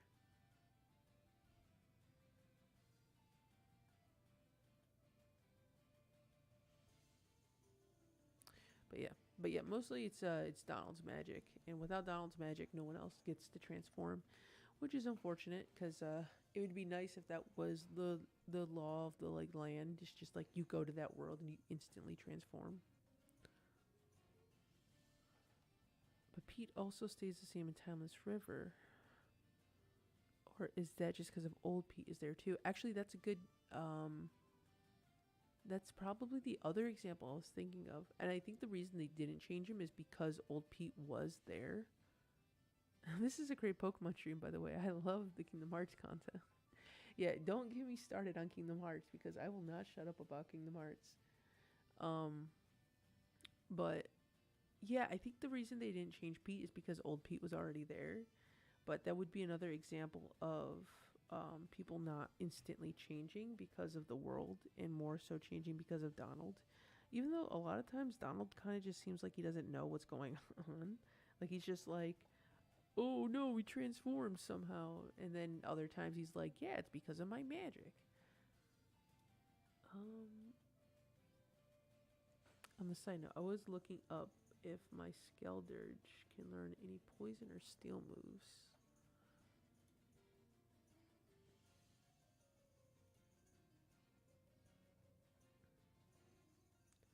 Okay, Skeldurge cannot learn any poison or steel. What about Typhlosion?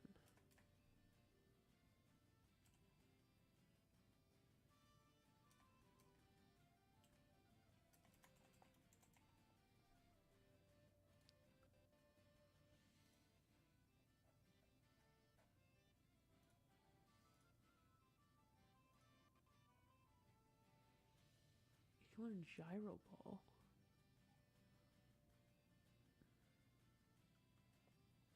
Which is inflicting damage based on speed.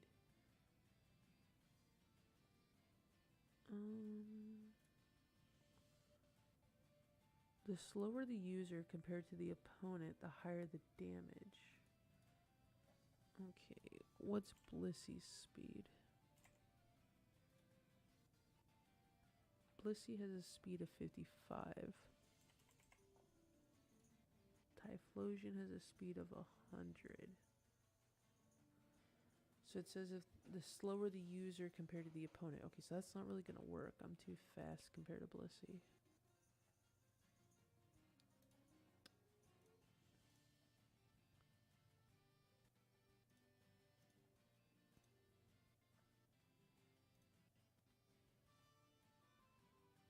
I can learn Iron Head. I think that might be the way to go.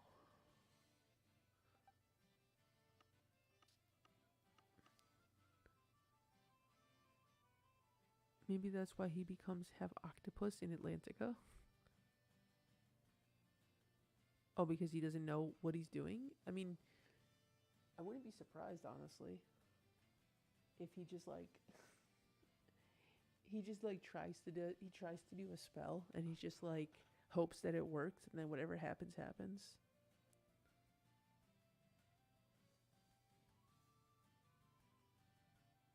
What was he doing? Oh yeah, Typhlosion.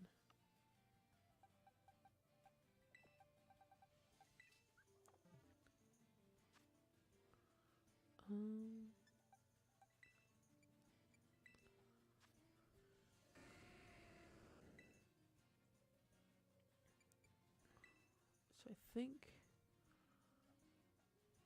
Ironhead is a TM.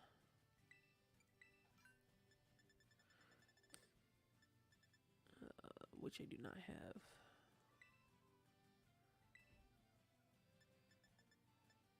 That's Gyro Ball. Alright, let's swing by a Pokemon Center and see if we can craft this move.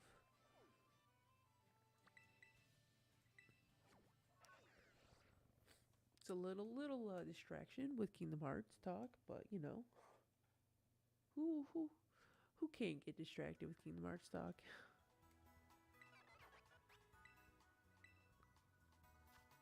Okay.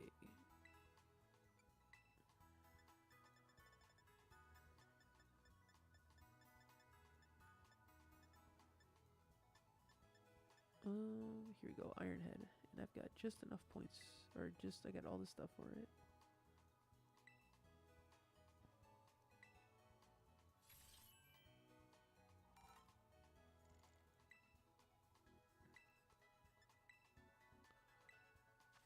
Okay. Why does he have 3 fire abilities?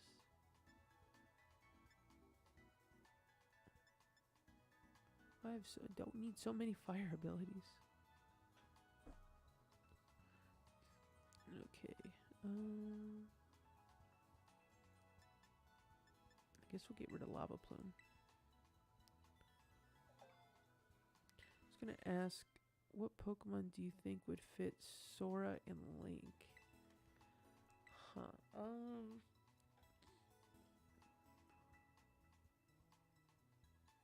It's a good question. I kind of feel like Eevee would fit Sora if I had to think about a Pokemon, just because of the fact that Sora can transform into like so many different things, and so can Eevee. Link, on the other hand, I feel like a Scyther would probably be good because of the fact that, you know, he's got blades, and Link's whole thing with cutting grass, it's pretty iconic. I guess there's always the new version of Farfetch, Sirfetch'd, because his leek is a sword and he has a shield now. Are there any elf? There's some elf Pokemon, but they're all like more imps than elves. Yeah, I would say Eevee for Sora and Scyther for Link.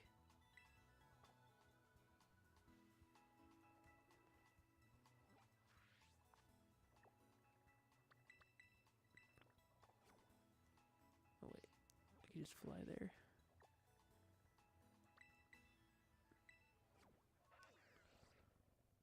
Wow, those are perfect. Yeah, I've I actually have a poster of like Zelda, Ganon, and Link that all have like Pokemon with them. And like what their parties would be. So I kind of already had like a general thought of like what to aim for Link's Pokemon. So because I remember there was a Scyther on there. Oh, how's it going, Tommy? Yeah, you can join. I was just about to start one up.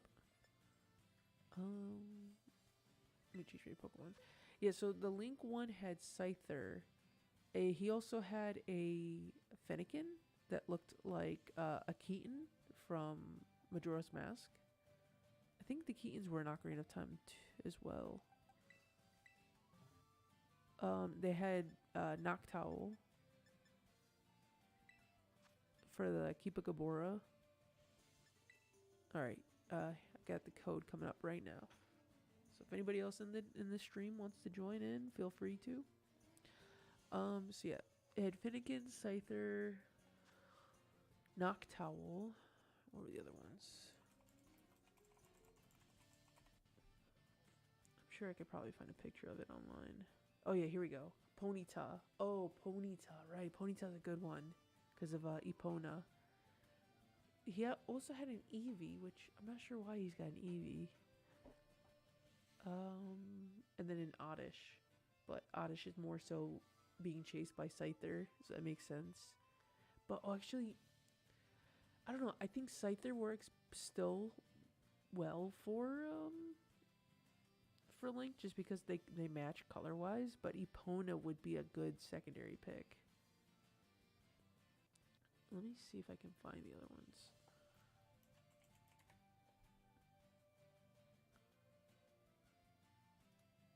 Oh, here's the Zelda one. Has Cleffa, Whimsicott, Dragonair, Espeon, Ninetales, and Absol.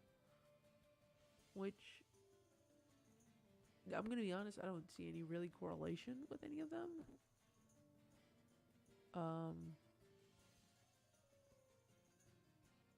But I'm sure there's probably elements about it that I'm just missing out on. Oh, actually, one of the pictures I'm looking says Zacian. He's like big wolf dude with like a sword. That could be an interesting combination.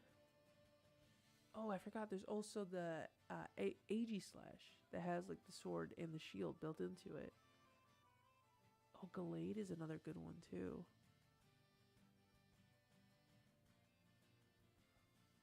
Alright, time is running down. So if you want to join the raid, Tommy, we could probably do it for the next one. If you're trying to grab your Switch or whatnot.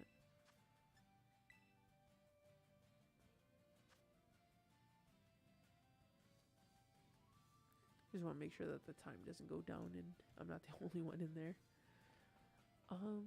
There's also Trevenant, which Trevenant could be a good pick if we're talking about like Twilight Princess Link, which is supposed to be the Ocarina of Time Link. I don't know. I still feel like Scyther still fits pretty well.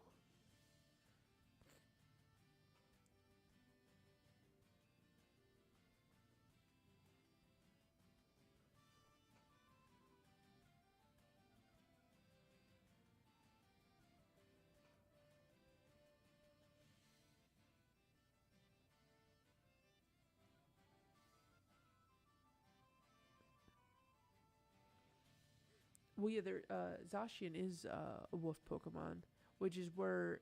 Oh, actually, you know what? I didn't even think about that. Yeah, because that would fit actually even more perfectly. Because Zacian is a wolf and he uses a sword, and then there's Zamazenta who uses a shield.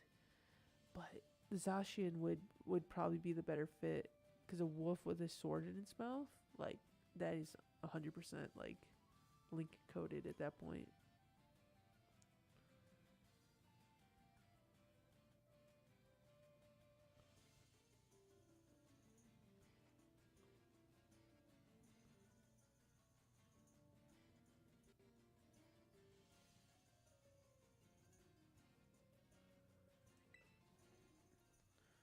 All right, let's see if this person stays. Oh, look at that. We got a third person.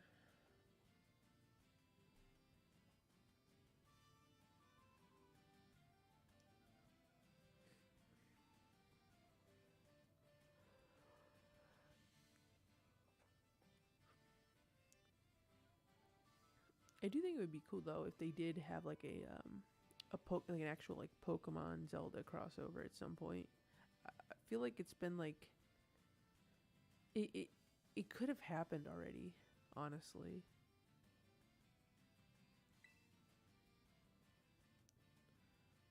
Because I know technically they kind of did a Mario, not really, but a Mario Zelda crossover. Because there's like, oh, are you kidding me? Why? Wait, is that a shiny? Are you shiny or are you just normal? Okay, you're just normal. I think him being in the shadows just made him look different.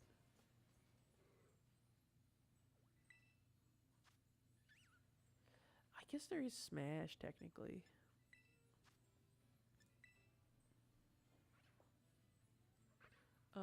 But in I can't remember if it was Link's Awakening or A Link to the Past. They had Mario character. Was it? Yeah, I'm pretty sure. Yeah, there were Mario characters in one of those games. You get to fight his enemies. Like the Chin Chomps were in there, but they called them Bow Wows.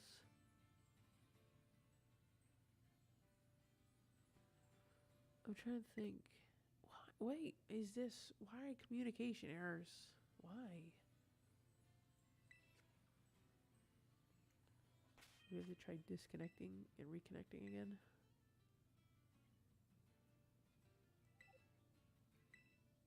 I also forgot to give him an item.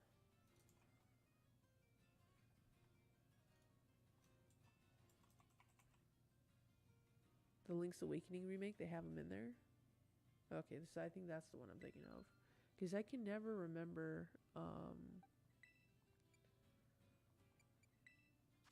the difference between Link's Awakening and A Link to the Past. Because it's been so long since I've played either of them.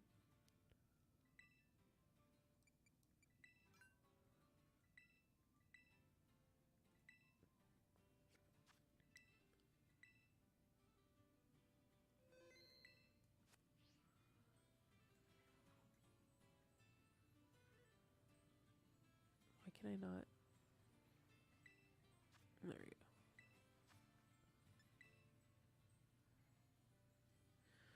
go. Alright, let's see if this works. But yeah, I played both of them if they were on the Game Boy, or at least whichever one was on the Game Boy, like a very, very, very long time ago. A Link Between Worlds, I own that one as well. I had to sit down and play a lot of the DS ones and the 3DS ones because I've not played.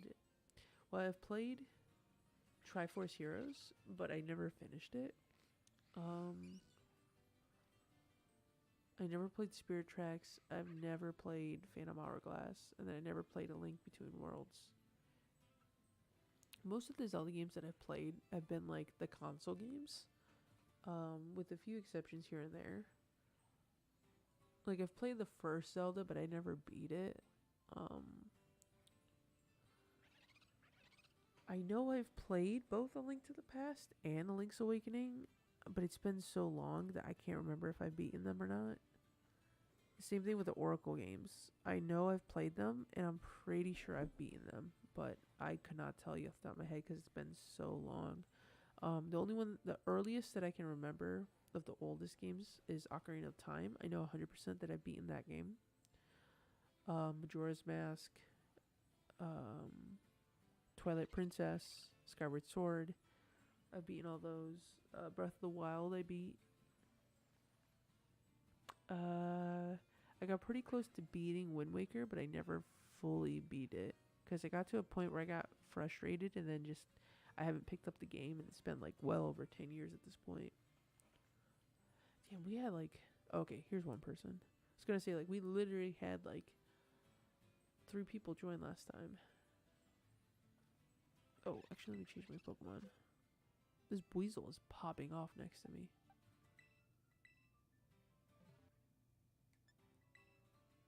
I keep trying to get this other streamer to play Hourglass or Tracks because he hates it. Oh no.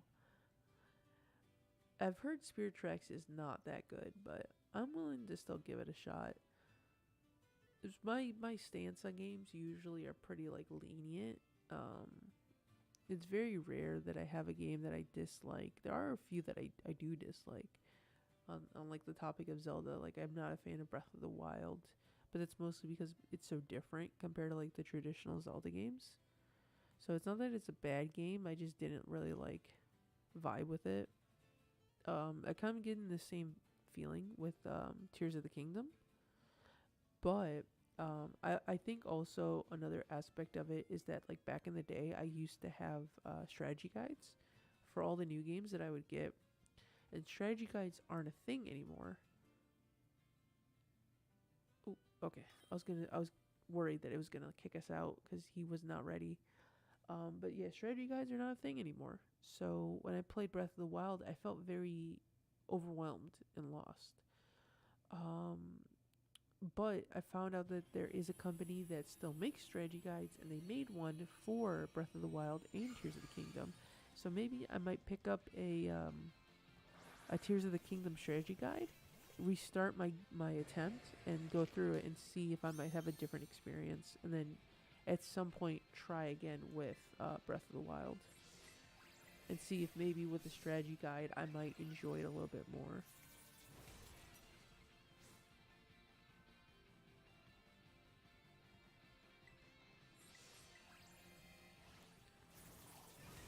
Played Ocarina like 8 years ago, made it to the Temple of Time, and then never went back. Honestly, like, a lot of people struggled with the water temple in that game, so you kind of like saved yourself some trauma from not getting to the water temple as adult Link. Which, granted, the water temple as like young Link is still pretty like atrocious. I guess you don't need a terrestrialized. Also, the game's not the game audio is not overpowering me talking, is it? I just want to make sure that everything's okay, and I don't want to like have there be some like weird audio issues where I'm not being heard.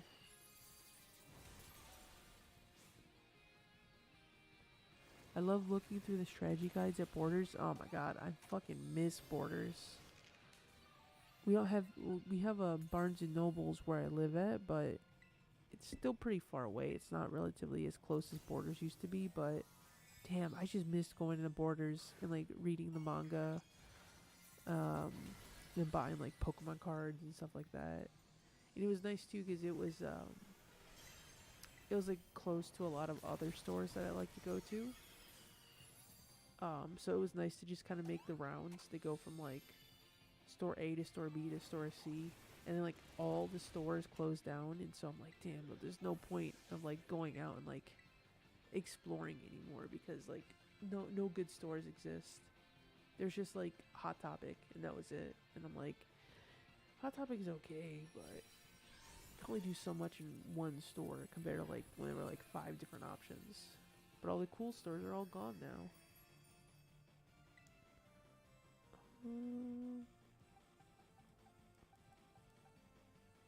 Catch any hill ball.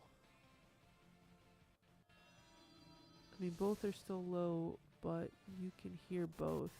Okay. That's weird. I wonder why they're both so low. I don't think I did anything to change it.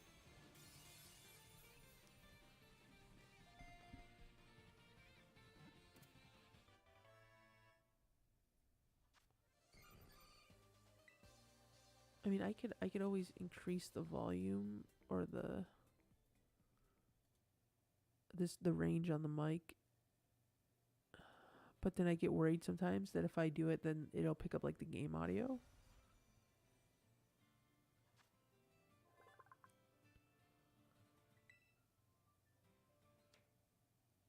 Let me know if that's any better. Unless I have to like get really close like this. I actually bought a plushie Halloween Town Sora from Hot Topic because he was the only one and I wanted to save him. Oh, perfect. I actually didn't know that they sold plushies. I guess probably, I assume, was this back like, was this like a long time ago? Because Halloween Town Sora plushie, I feel like they wouldn't have made that unless it was like back when KH2 came out. A little better? Okay.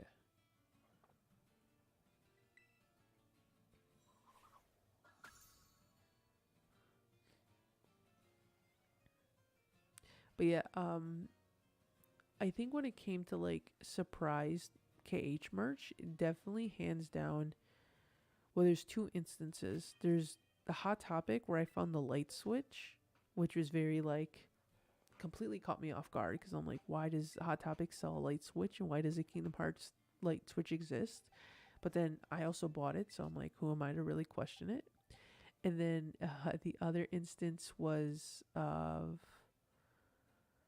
Target. I was just randomly walking around Target, and then they had like a banner of Kingdom Hearts, and I was just like, okay. And it was like the only like Kingdom Hearts related thing that Target sold.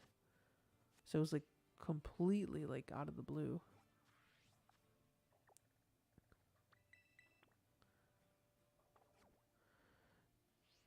I don't know. They have a lot of KH merchandise in those kinds of places. Well, Hot Topic mostly carries stuff when like a new game comes out. It's very rare, like nowadays, if you were to pop into a Hot Topic to find KH merch, which I wish wasn't the case. I wish it was just one of those things that they had like all year round.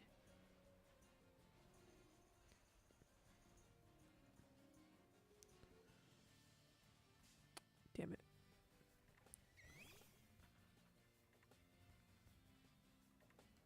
Just gonna run away from it. We'll see that like the one place where you could probably consistently buy KH merch is for sure going to be like a Barnes and Nobles because they always have the books, the manga, and the Ultimania, and then you just like random knickknacks. You have a higher chance of encountering another Blissey. I mean, they always have Sailor Moon stuff, and the franchise hasn't been new in a while. Yeah, but Sailor Moon's always like, it's like one of those go-to animes that like you're always gonna find people who enjoy it. So it's kind of like the same realm as like Dragon Ball, where it's like they would be kind of like it would be kind of silly for them not to have Dragon Ball merch because it's like Dragon Ball is so popular. Um, but there's like other series that are like really good that like never get merch, like Yu Yu Hakusho. I never see anything for Yu Yu Hakusho. It's always like Sailor Moon, Dragon Ball, Attack on Titan, My Hero. Um, what else is out there? Like Digimon was another popular one that you don't really see much of nowadays. Even though it does kind of have its resurgence every once in a while. Um, let's see. Oh my god, these Tauros.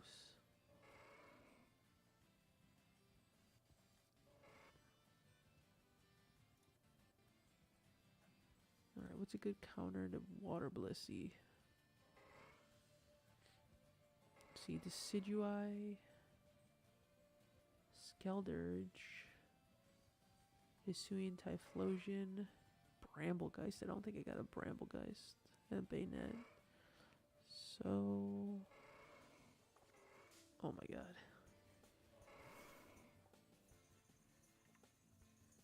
I can't see. Too close. Alright, I gotta jump off this ledge real quick. Please get me away from these guys.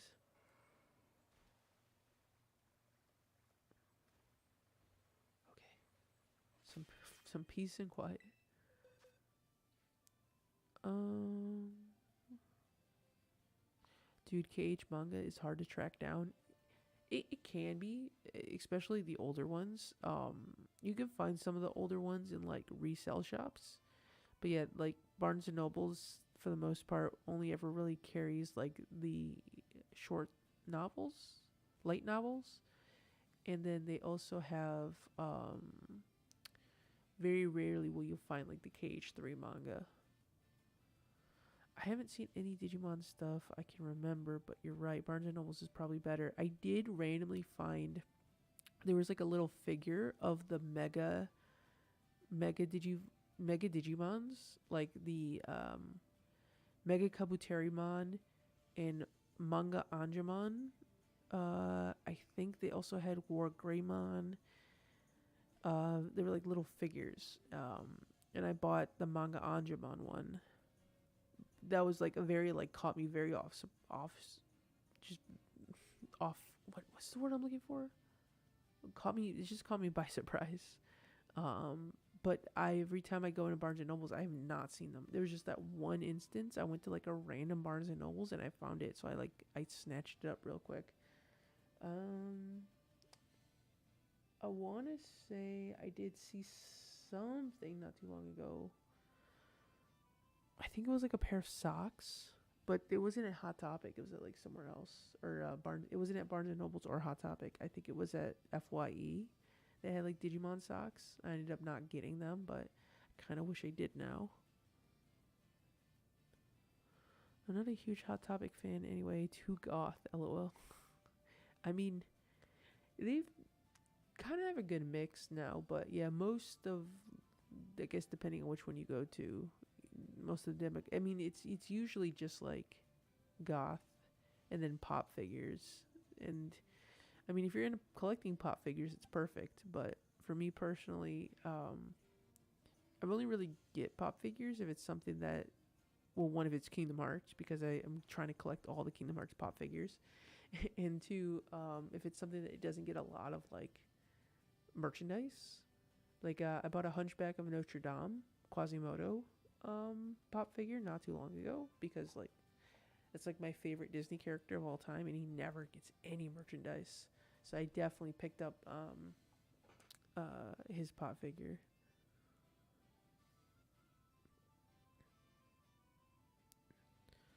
Even in Pokemon games, the camera is a challenge. Yeah, well, they only recently started to have it to where you can control the camera, but with such a tight space and those Tauros being like swarming me, it was like the camera did the best that it could, but That's the one thing I dislike about these Pokemon in the overworld is like they just harass you, and then you like you have to fight me, you have to fight me, and I'm just like, please go away. I do not want to associate with you at this moment. I'm just trying to figure out how I'm gonna do this raid, and they're just like fight, fight, fight.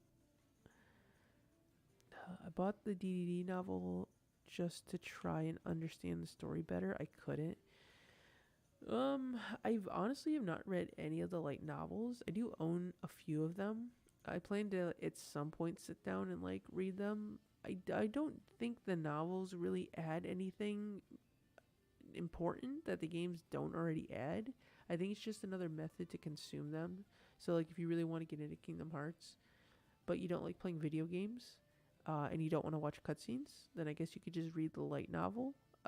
But I can't really vouch for the quality of them. Like I know the manga adds stuff, so you can't really say like anything from the manga that you read is always going to be 100% accurate.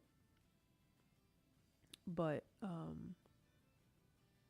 it's still like there's still pretty decent source. I think they follow the source material pretty well. You just have to kind of understand that like not everything is going to be 100% accurate, like lore accurate.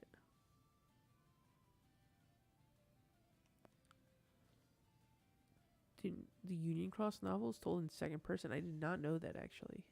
I I don't know if I have that one. I think I almost bought that one. I think I debated between getting that one or like a Days novel, and I ended up getting the Days novel instead, or not the novel, the manga. It's like I went on a trip out of state, and then I found just at this like anime shop. It caught me completely off guard, but I was like, "Yo, I have to grab these." It was like a handful of them, but I couldn't buy them all, so I ended up buying I think like 2 of the Days mangas. Never got the sock thing. People really love socks. LOL. No, I'm obsessed with buying socks. I used to just only wear plain white socks for the longest time. And then I bought a pair of Christmas socks, ironically enough, because I needed some dress socks to go to a wedding. And when I went to the store, I saw these like, because it was around Christmas time, I saw these little flamingos with Christmas hats on, but they were super tiny. You couldn't tell they were wearing Christmas hats initially, but they were dress socks. And I was like, well, you know what? I'm gonna buy these, and then I'm gonna show up to the wedding wearing these Christmas flamingo socks. And then from there, I guess I could just kind of like realize, like, why don't I just buy more of these? Because you can go to Walmart and you could buy like a pack of 5 for like $10. So I'm like, shoot, like, and then there's, I ended up finding some Kingdom Hearts socks, some, it's a lot of like anime socks and whatnot. I don't like buying the individual socks because those tend to be like $10 for just a pair. Where I'm like, no, thank you. Unless it's like something completely like out of left field, where I'm like, how did they even like think to make this as a sock? I did buy a pair of socks once from a concert, so that was an interesting experience. Can't say I've done that before, but can definitely say I've done it at least once before.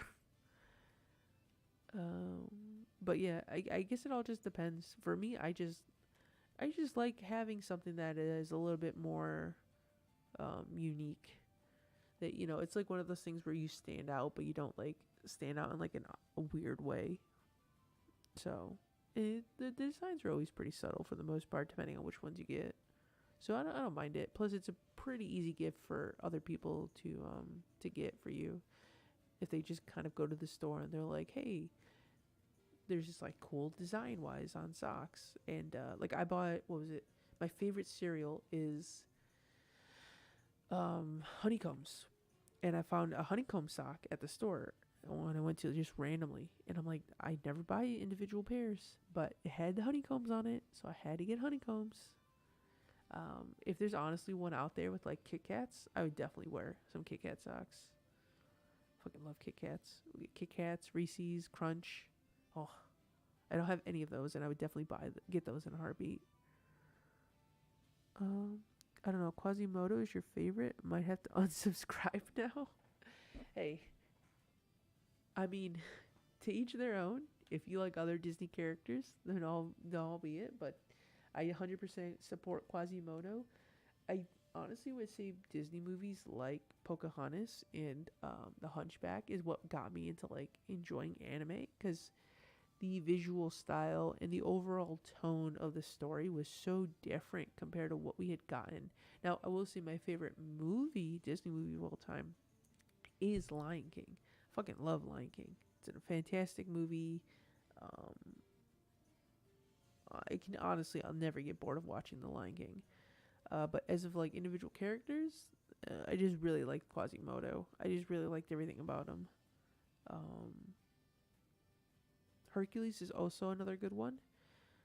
Uh, but I think I would say my top three definitely is going to be Hunchback, Lion King, and then a debating between if Hercules or Encanto would take the third. It's like a tie between the both of them, because Encanto is really really good, but I do enjoy Hercules a lot too.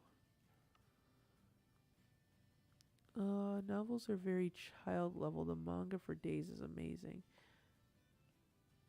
Well, I mean, yeah, I guess it all depends on how different they tell the story in the novels. Since I've not really read the novels, so I'm not sure how the tone is in them. But I know the manga tone is very different. Um, I think sometimes it gets a little bit more even serious than the games itself. But I know they have a lot of comedic moments, like more comedic moments than even in the game. The manga is a very like interesting read overall. It's like a whole different experience, different ballpark when it comes to Kingdom Hearts. But it's like not a bad different where they deviate too much.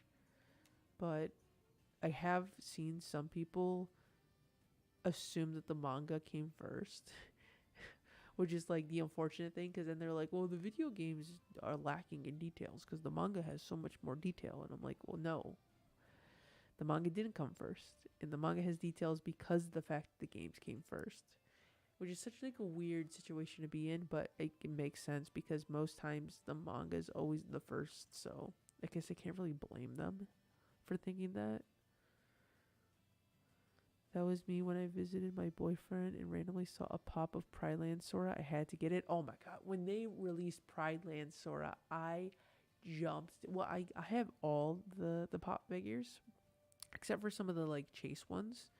So I don't bother with getting them. You know, if I find them, then I get them. But if I'm not going to go out of my way for them.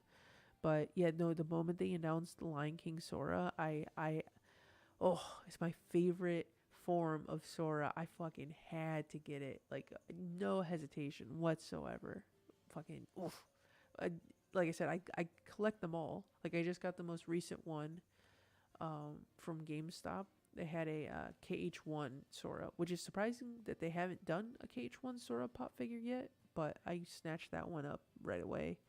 I had it on pre-order, and it finally like arrived like a month or two ago. But yeah, that one I was the most excited for. Um, what else? Honestly, it probably would be my favorite of the KH2 pop figures next to the Axel pop figures. I really like Axel is my favorite character. Must have been a fun concert. It was honestly not bad at all. Because I had a pretty strong streak of going to concerts at that year. This was before the pandemic. This was like 2019. So I like had my fill of concerts, and then it was I'm trying to remember it. It's been so long, but from what I remember, I don't feel like I had a bad time. But I was not one of those shows where it was like, oh, it just like remained in my memory for like forever. It was a very fair concert. It was a good concert. But just the fact of going to the booth and then seeing like you could buy socks with like their name on it, and it was just like, oh, that's so weird. I'm gonna buy those, even though buying merch from a concert is so overpriced. I was like, I can't pass this up. I legit cannot pass this up. Unfortunately, they are just like a regular pair of white socks with like black writing on it, but I still think it's a pretty unique thing overall. Definitely would buy another pair of socks from another concert if they ever did that anywhere else. You hated The Lion King? Oh no. Oh no. We are on two very opposite sides of the Disney movie spectrum. Wait, hold on. Now I gotta ask you what your favorite Disney movie is. I don't collect pops, but then I also got Guardian form Sora, and then Sora right in the Shadows. Oh yeah, I got both of them. I went so out of my way for one of the pop figures. I can't remember which one it was, but it was like a Best Buy exclusive. I legit drove like 40 minutes away just to get it because there was only one. It's a Best Buy exclusive, and there was only one Best Buy that had it, and I had to go after work, I want to say. So like I got out pretty late, and then I had to drive like 40 minutes in the snow just to get to this Best Buy just to pick up this Sora. I think I got the Sora riding one from GameStop when I picked up KH3. And then I know I have Guardian form Sora, but I don't remember where I grabbed that one from. But yeah, I'm curious to know what your favorite Disney movie is then, if you just like The Lion King, because I feel like that's like everyone's favorite Disney movie, or at least like not one that they hate. Is there a Disney movie that I hate? I know there is one.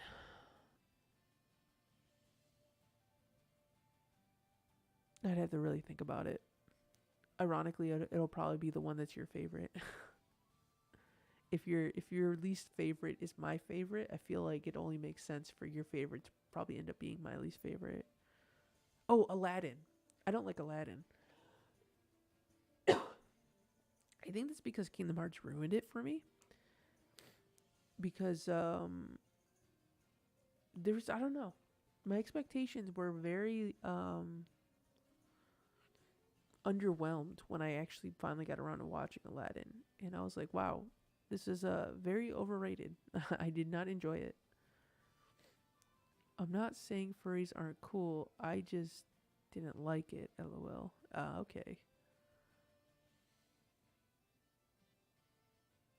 Well, technically, if you're gonna go in like a furry, when you mention furries, it kind of doesn't even make me think about Lion King. It makes me think about Zootopia, which is where I thought initially you were gonna go with and say that Zootopia was your favorite. It's been a while, but favorite is probably Aladdin or Hercules. Of course, it's Aladdin. Of course, it's Aladdin. Well, at least we can agree that we both enjoy Hercules. Hercules is definitely like a top tier Disney movie. Actually, just watched it recently, a few months ago. Wow, I was gonna say the opposite thing is a stretch, but there it is. Yeah, 100%. I want to say, let me see if there's anything else. Because I went on a streak of watching Disney movies when I got COVID, like a while ago. The Good Dinosaur was okay. It was very lackluster, but I wouldn't say it was bad. It was just very uneventful. Yeah, Aladdin is definitely the one thing that comes to mind. Let me see. Okay, I got very distracted. Okay, so what was it? Water. This is water. Okay. You're level 59. Skeldurge is level 83. And then Typhlosion 73. Okay.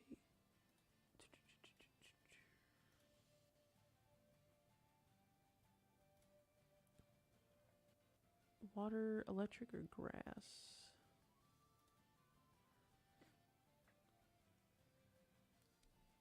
Can Skeldurge learn any electric or grass moves? Can learn Solar Beam and Seed Bomb. It's a higher special attack than... Yeah, well, Solar Beam takes too long to charge up.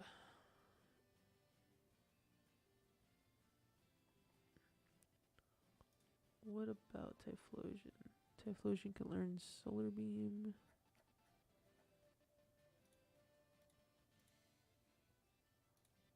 I don't think Typhlosion learn any electric moves. Typhlosion can learn Wild Charge and Thunder Punch. It has a higher special attack. What is that for base or Hisuian? Okay, so it has a higher special attack. So, but it has physical electrical moves.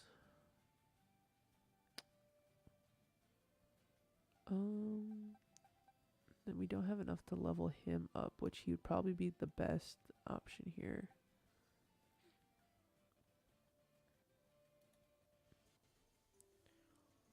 Yeah, because like the Decidueye counters water, is immune to normal and fighting. Skeldurge, on the other hand, is resistant to fairy, immune to normal and fighting.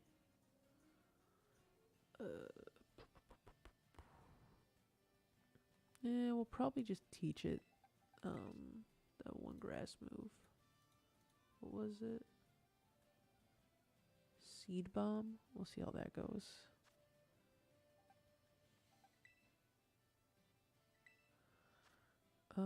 Hades was the best part of Olympus in KH3. Well, I mean, Hades is always like the best part in any time he shows up in any of the games. But would I say I would consider him the best part? What would you say the best part was? Definitely not the flans. I fucking hate the flans. Especially the one in that one. I remember specifically the one in the Tangled World and Olympus. I was not a fan of. I did like the fact that they actually like told the story in KH3, which is funny to think that Olympus has been in so many games and they never actually mention the story until the third game or until KH3.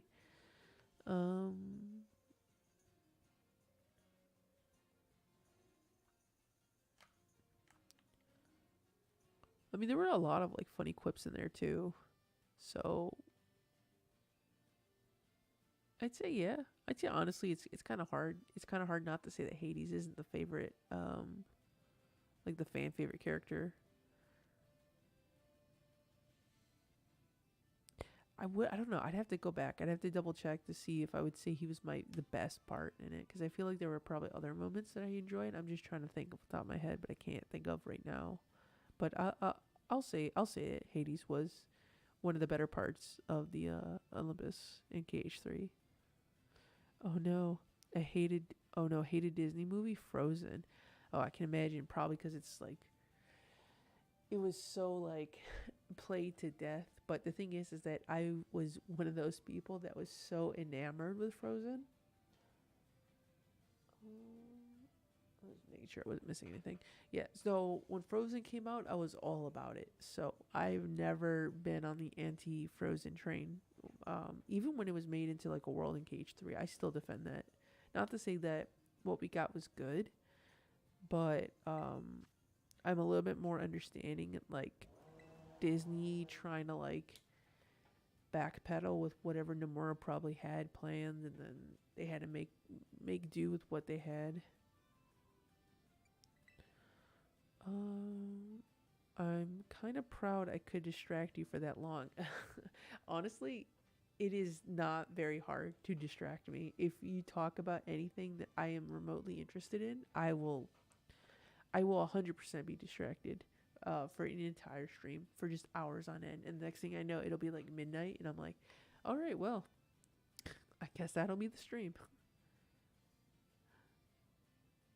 But honestly, I prefer to have conversations when it comes to streaming. It makes it a lot more, I guess, enjoyable on my end. Because when you're just kind of like talking to yourself, you're kind of just like, it gets exhausting. But when you can actually have a conversation with other people, it's like so nice. Okay. I also was just probably thinking that I was like, I don't have much to say at this point. So I'm like, once I finally caught up with everything you said in the chat, I was like, all right, I guess I should probably go back to like pay attention to the game. Okay, so this is a TM. Do I have to do anything separate? Use TMs to learn move.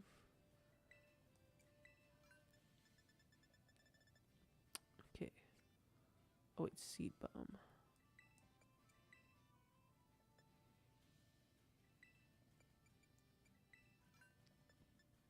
Okay, I do gotta see bomb. What do I want to get rid of?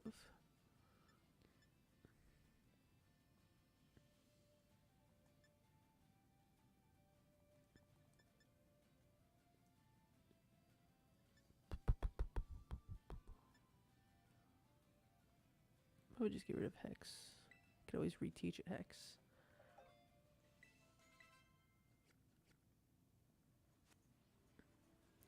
Alright, let's see if those Tauroses are still there. Okay, they are. Please. I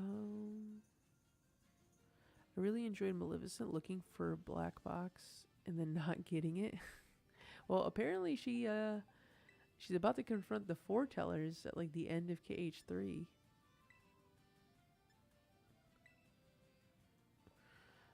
So that is honestly what I'm looking for is KH4 starting up and then Maleficent and Pete just like going at it with the foretellers, like as if they stand a chance against them.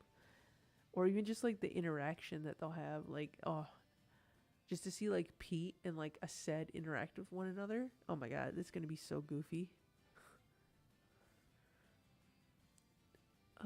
I liked this song, but then I tried watching it and I'm like, this sucks. Fair enough. I kind of feel like that's like how I feel like with Aladdin, where I felt like I was gonna enjoy it more going into it, but it was also kind of like, I guess, overly hyped. I think one thing I really didn't like is that most Disney movies tend to kind of explore a lot of the characters' backstories, but they didn't really do that with Aladdin. I think I've heard that they do it in the sequels, or in one of the sequels.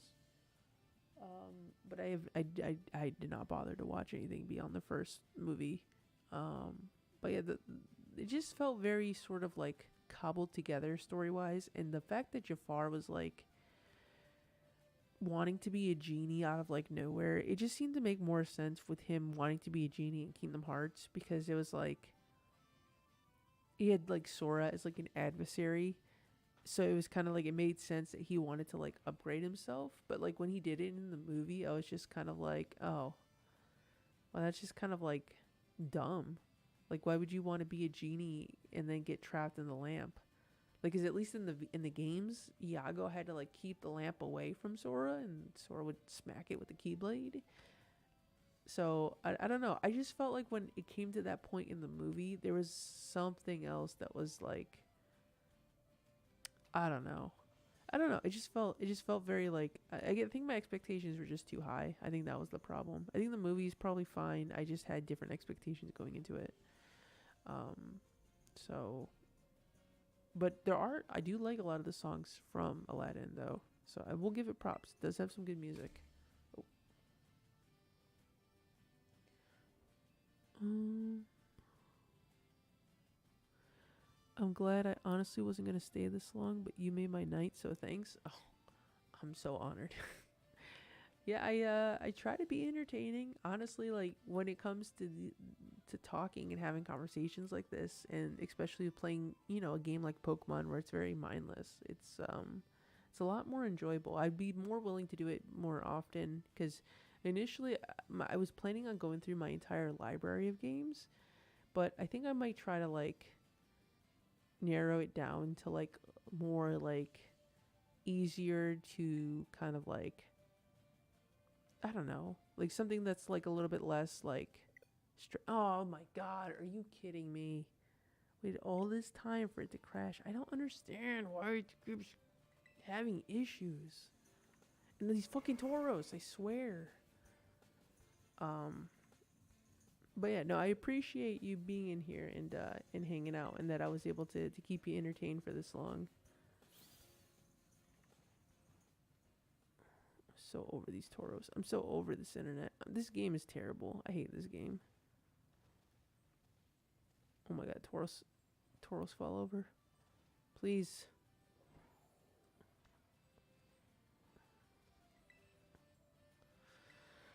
Okay. We'll try again. If you really want to get into it, do you think Star Wars will be in KH4? I'm sorry to report, but I have actually not seen anything Star Wars beyond. I think it was the seventh movie, whichever one introduced the girl character. Um, so unfortunately, I don't have much of an opinion on Star Wars.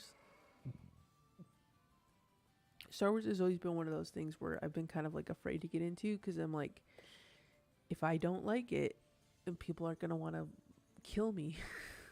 I feel like, oh my god, these communication errors. Why?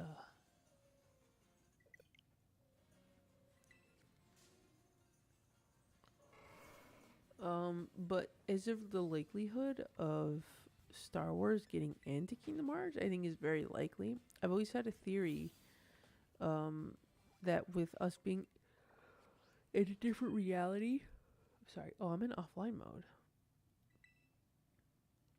With us being in a different reality, that the worlds that we're gonna encounter are gonna be like third party worlds. So get your Marvels, your Avatar, your Fox, your Star Wars. So those to me, I feel like are very likely to happen. And I guess we kind of got a little hint at a Star Wars world being involved possibly in the KH4 trailer.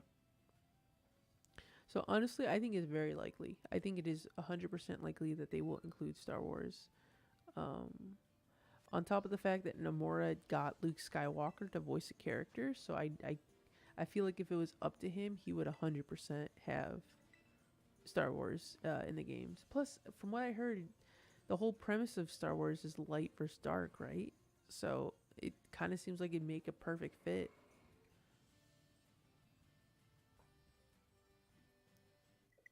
Oh my god. What is going on with the server? Honestly, getting distracted was probably like a good thing because it would have just been this like for hours of just like not being able to actually play the game. The Aladdin sequels are probably the better ones. Really? Hmm. I want to say, have I watched much in the way of sequels? I know I've seen the Lion King sequel.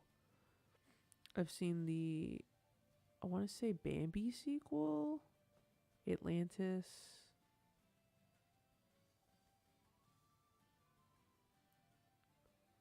Um, Frozen 2 was okay. Ralph Rex the Internet was okay.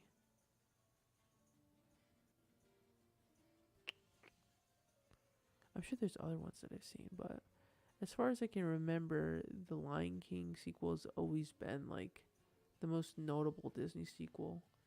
Um, just because it didn't like cut down on the quality.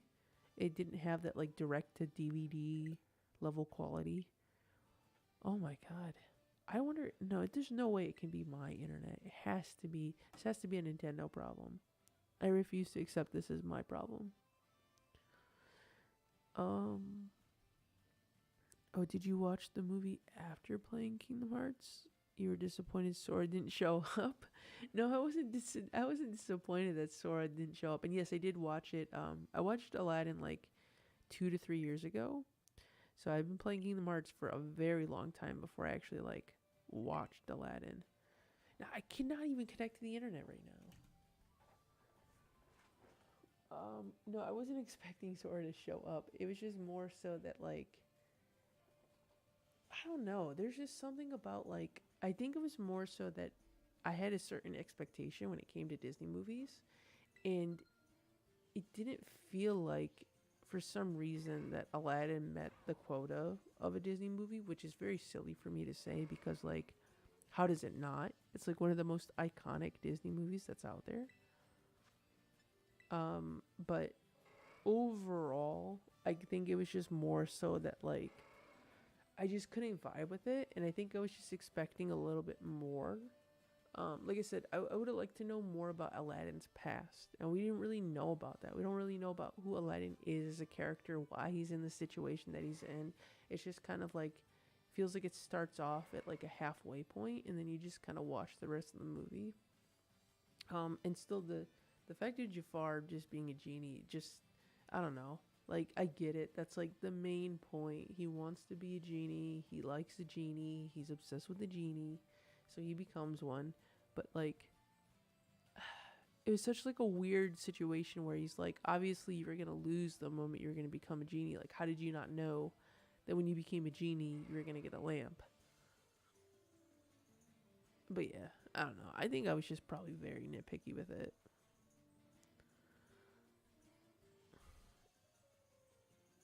That was fast went to I hate this game. I mean, I will say I did not like the previous Pokemon game. Felt very like not well put together. This one was definitely way better. Oh my god, I hate this game. I hate Nintendo. That's what it is. I hate Nintendo, not the game. I shouldn't blame the game. I gotta blame Nintendo and their subpar online service. I don't understand why they struggle so much when this franchise alone makes more money than any franchise. I'm pretty sure. I think this is like the top selling franchise of like all time. I could be wrong. That could be like maybe a Nintendo only like top selling Nintendo franchise. But I'm pretty sure Pokemon in total pulls in so much money. I feel like Pokemon themselves could just have their own servers.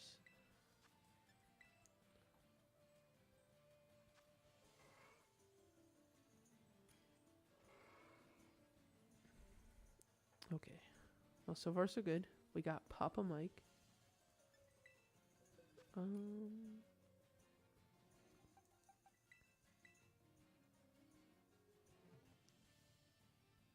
Oh, girl character. I love girl character. Oh, is that in reference to?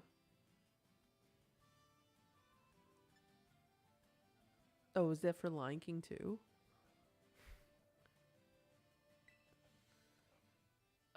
It's only possible, but I'm amazed people are so absolute about it. I hope it's not in for just to spite them.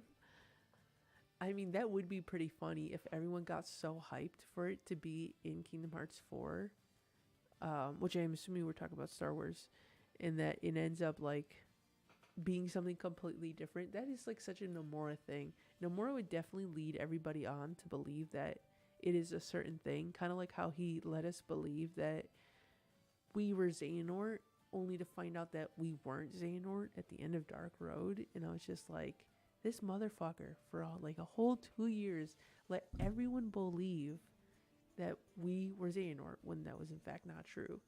And I feel like he's going to do it again, and that Zigbar is not going to actually be Lushu, but he's just pretending to be Lushu. And I feel like Demix is actually going to be Lushu.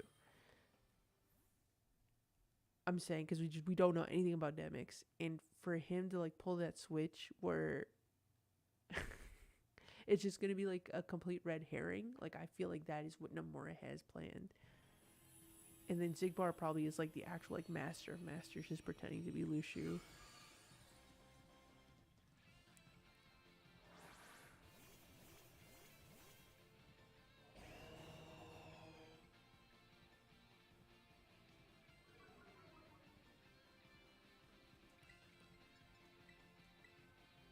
Says the Lion King fan? What was that in context to? I refuse to accept that this is my problem, Ericus. I hated Ericus for that. Ericus felt like he was like he knew better. He was fine in Dark Road, but God, Birth by Sleep Ericus is the worst.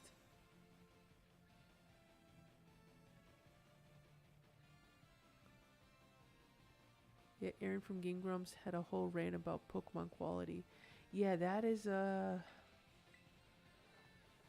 thing. In this game, honestly, like Scarlet and Violet had a lot of issues as well. But it was still like it still felt like they put effort into it. And that's honestly like all I can really hope for, is that they actually try when it comes to making the games instead of just like rushing like a half-ass product. But I still just expect perfection, because when you have that much money, there is no reason for you not to like put out like a supremely quality like product. Like you got the money, you have the resources. Like what are you doing? Like how do you not have this all figured out? Legends Arceus though, Legends Arceus was fantastic. Like it's so weird to think that they were working on Legends Arceus and Scarlet at the same time, and it feels like all their resources went into one game and not the other, or at least like a lot of the resources when it came to like finalizing the game. They really like fine-tuned one and then kind of just like cobbled the other one together. But at least honestly, even if it was a cobbled mess and it kept crashing all the time, I would have preferred that over what we got with Sword and Shield. Because the biggest thing, honestly, with Sword and Shield was that they said that they had worked on all new animations for the Pokemon, which they did, but they worked on the like the camping side thing where you got to like hang out and play with your Pokemon. So all the new animations went to that and not to the actual like gameplay itself. So when I played the game, or when the game came out, and I saw like none of the new animations were like in there, the models were just the same models from the 3DS. So it's like, okay, you didn't have to update the models. So it's like, why are not all the Pokemon here? Because that was like the biggest thing for the longest time. Is like they were hyping it up. They're like, oh, we can't include all the Pokemon because we have to do all this extra work just to make some Pokemon, you know, be able to make it into the game. And I'm like, okay, well, clearly that was all a lie. And then they ended up adding more Pokemon with the DLC. So it's like, okay, so like, what are we doing here? Like, what's going on? I was not very happy with that game. They honestly should. They really shouldn't have a situation where they just put out like a half-ass game. Like, it just really does not make sense. But then again, I feel like Pixar is kind of in that same boat where Pixar used to like come out with bangers, and there hasn't been like a good Pixar movie in like a very long time. And I don't know if it's like a money issue, a resource issue, an idea issue, but I feel like when you hold a company to like such a high standard for so long, that eventually like when they disappoint, you just can't stop but see all their disappointments.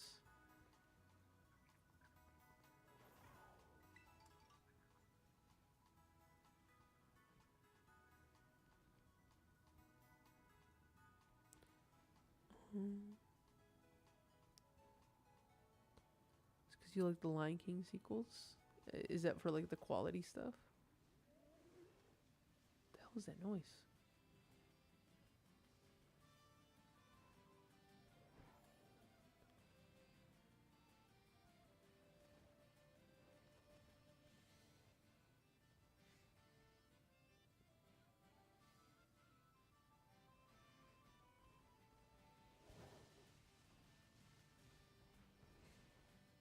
Always gotta check to make sure I'm not missing any shinies. Pixar has become what inanimate object can we bring to life now? Yeah, it's just like we gotta show feelings and then ask ourselves, what would a story be like if X had feelings? Oh, another Hydreigon. But there really hasn't been much in the way of like when Pixar would make something and I was just like, oh, I really gotta go see that. Because actually, let me see, what is Pixar came out with?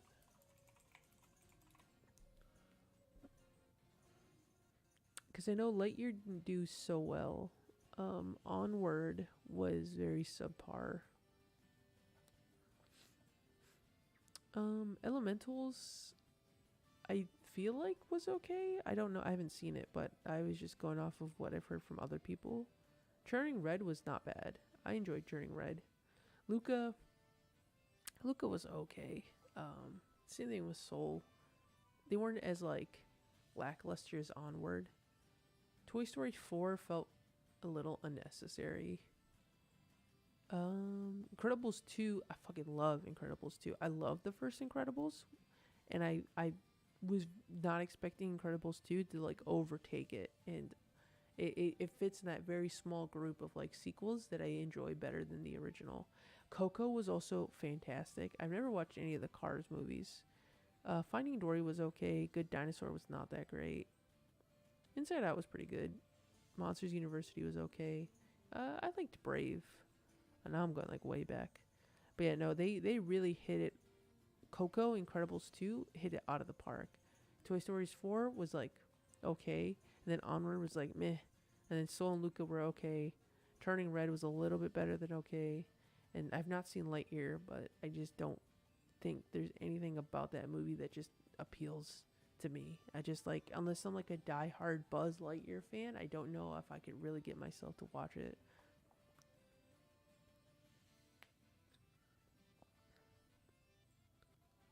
Toy Story 4 was awful. Cars movies are okay. I think I've seen maybe the first one, but I've not seen the second or third. But that's also in the same realm of like, I can't really see myself sitting down and being like, I sure do want to watch Cars 3 today.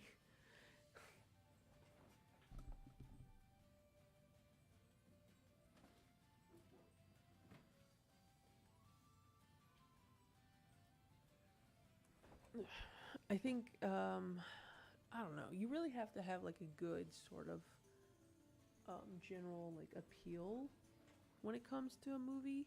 Because like, I mean, honestly, I'll like watch. I'll still watch Cars and Lightyear at some point, but um,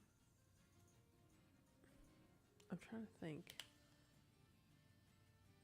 I'm trying to think of even if Disney had a movie recently that made me want to be like, I gotta go see that.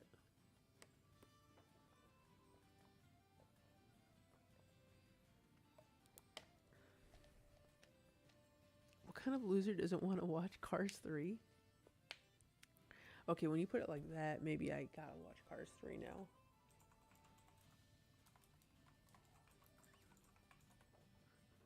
I want to say. I know I was excited to see Wreck It Ralph 2 because I just enjoyed Wreck It Ralph 1.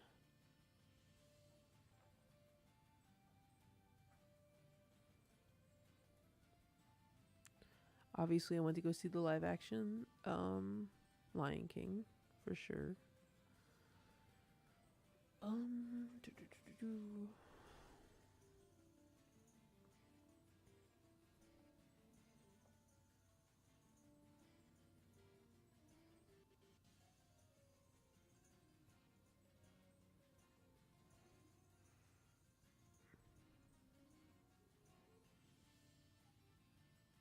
I didn't see. I wish I did see Encanto in movie theaters, but I did not know about it until it was on Disney Plus. Um, yeah, it's kind of unfortunate because like a lot of these movies came out like during the pandemic, so obviously there was a lot that I didn't go to the movies to see. Um, I feel like Frozen 2 was probably the last Disney movie where I saw or I heard about and I was like, I have to go see it. Just because I loved the first Frozen like so much. Everything else I pretty much just caught on Disney Plus like a few years later. I don't think I've seen a Disney movie in theaters since that one.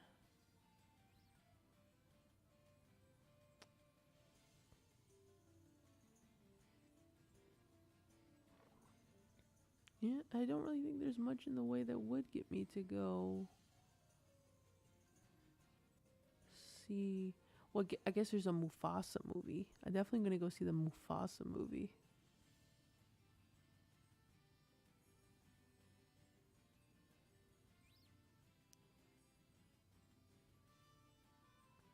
I might see that live action Lilo and Stitch. I'm kind of curious to see what that one's about.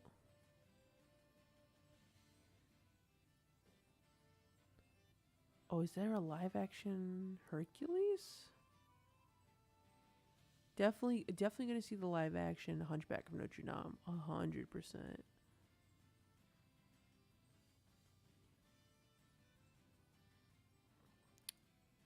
Is there a live action Aristocats? I'd go see that, but I don't think that would be in movie theaters. I think it's a Disney Plus thing.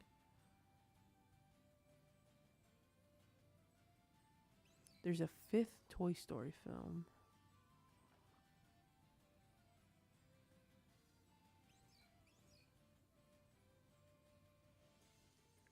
Oh, I heard about the Pirates of the Caribbean spinoff. There's a third Frozen film. Of course, there's going to be a third Frozen film, and a Zootopia sequel.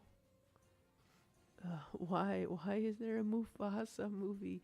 Because I want to watch it. That's why.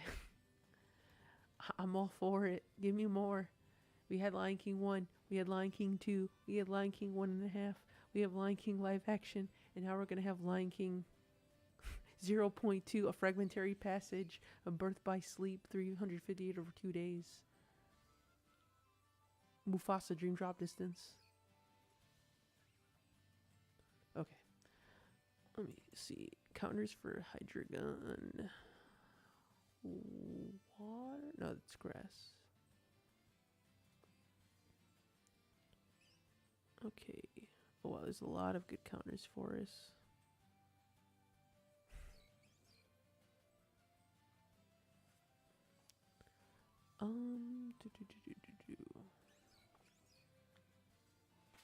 Okay.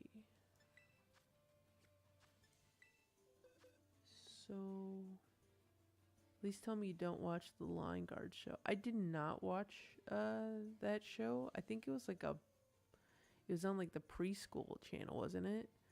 I didn't go out of my way to watch it. I kind of stopped watching TV in general after I graduated high school. So I think like the last thing I watched that was on TV was like Chowder and Flapjack.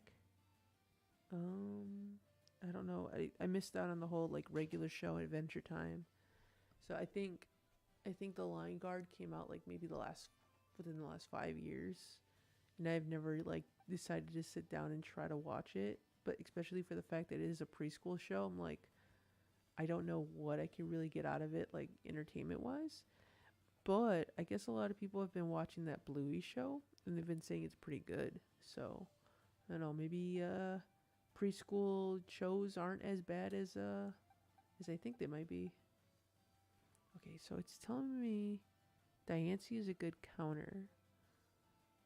Is resistant to dark, normal, and immune to dragon.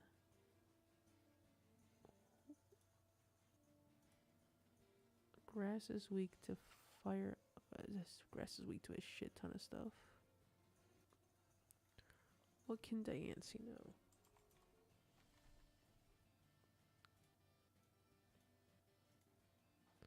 Alright, Diancie has equal attack and special attack.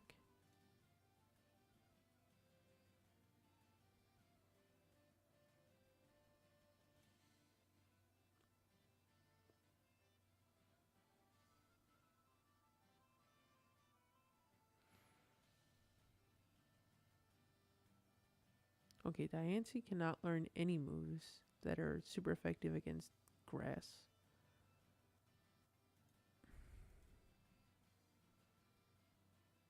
So we'll have to pass on that. What is that? Magirna? I have that.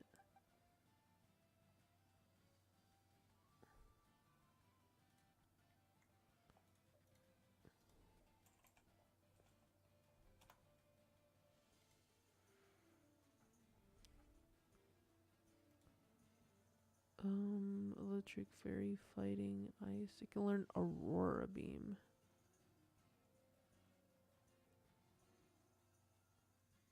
Wait.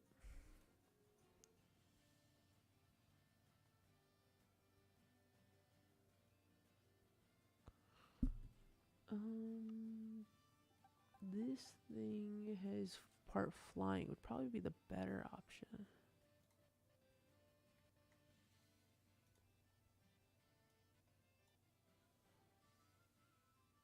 Oh wow, that's going back, lol. Just cause you're a Lion King fan, I'm not buying preschool shows having cult following, lol. Wait, just cause you're a Lion King fan, I'm not buying preschool shows having cult followings? Well, the one show does. The Bluey show. So I hear a lot of people saying it has a lot of good, like, entertaining value. I don't know if there are. I'm sure there are probably other preschool shows that are probably having a cult following, as far as I'm aware. Because I know the My Little Ponies had a following. I don't know what else is out there. I don't know if Peppa Pig has a following. I know that's a thing. I don't think anybody really liked Peppa Pig if they weren't like a child, the target demographic. But then again, I guess I would not be too surprised. But to each their own. Everybody. I mean, I like Kingdom Hearts, so I don't really got much. I don't got much room here to talk. But I honestly would say I'm more of a Kingdom Hearts fan than I am like a overall Disney fan. I feel like I've got more into Disney because of Kingdom Hearts. Okay, so Inamoris, whatever this Pokemon name is, flying type and can learn fly. It's physical attack. It has a higher special attack, but I think we can make this work.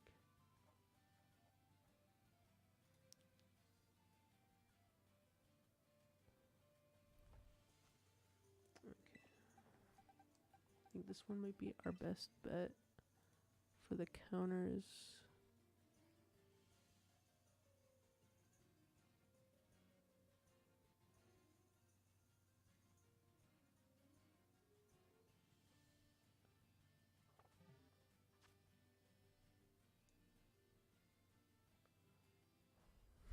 Yeah, but KH is cool and emo, though. Didn't you say that you weren't a fan of Hot Topic because of the emo-ness? I feel like there's a double standard. Oh, you know what? Will this make me sound louder? Hello? Is this louder? I just realized that there is a dial on my microphone, and it was about halfway down. And I think that might be the reason why I was so quiet. See, I usually never change it, but I might have changed it by mistake, or might have got hit by mistake. Oh yeah, let's get it. All right, I forgot about the bronies. Damn, you got me. Ha ha ha. I'll never forget. Until I probably will forget. No, I'm not gonna lie. Yeah, that's better. Okay. Actually, let me change this so I'm not like super loud. Okay, I just decided to randomly look down and I'm like, oh, that's probably where the problem is. Because I legit was like looking at everything and I'm like, I don't know what else I can fix. Maybe you're just a soft talker. I am a little tired today. I had a long day today. I almost wasn't even gonna stream, but then I decided to. So I definitely would have a lot more energy, but I'm kind of at a very like mellow point. But yeah, I had a lot of I've not had the best week to say. So it's just been a lot of stress. But kind of wanted to do this to hopefully like de-stress, which I'd say has definitely been like a very like enjoyable 3 hours. So definitely a lot more of a better headspace than I was when the last time I streamed, where I felt more of a obligation to stream, whereas now I'm just like, I'm barely even playing the game. I'm just literally out here talking about like, oh, whatever and anything, which honestly, to be honest, is honestly my preferred way to stream. I'm not even gonna lie. But it is also nice that, because if I was playing Zelda, I would want to focus more on the game. But now that I'm just playing Pokemon, I'm just like, yeah, whatever. It's just fucking Pokemon. Who cares? My week's been surprisingly good for a change. Wish you good luck. I appreciate it. Usually, life ebbs and it flows. So right now it's on the downturn, but we'll get past this, as I always do. And just look forward to the better moments. Okay. So, well, if the servers aren't going to let you in, might as well talk. Yeah, I mean, you're not wrong. I got to do at least something. It would be just like uneventful if I'm just sitting here and like nothing is happening. I probably would get very discouraged at that point. I'm not even going to lie. Okay. What was I doing? Oh, I got to teach it a move. Is this a TM? What move was it? It is a TM.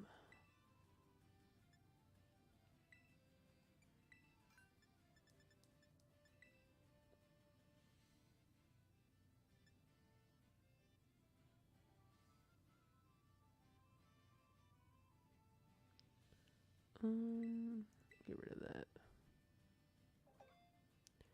How's it going?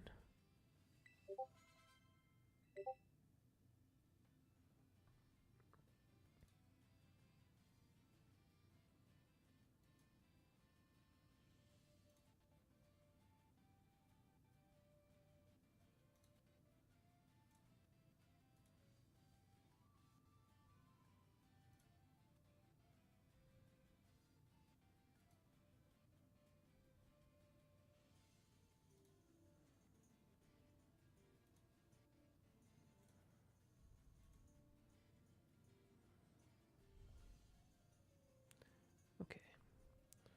So what is the ability? What is the move for flying or item for flying moves?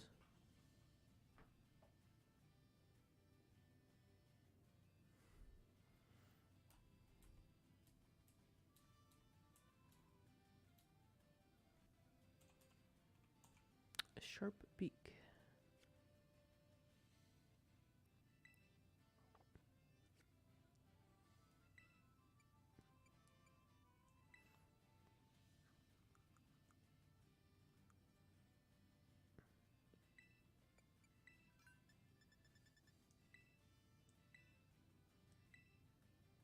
Okay. We are in business.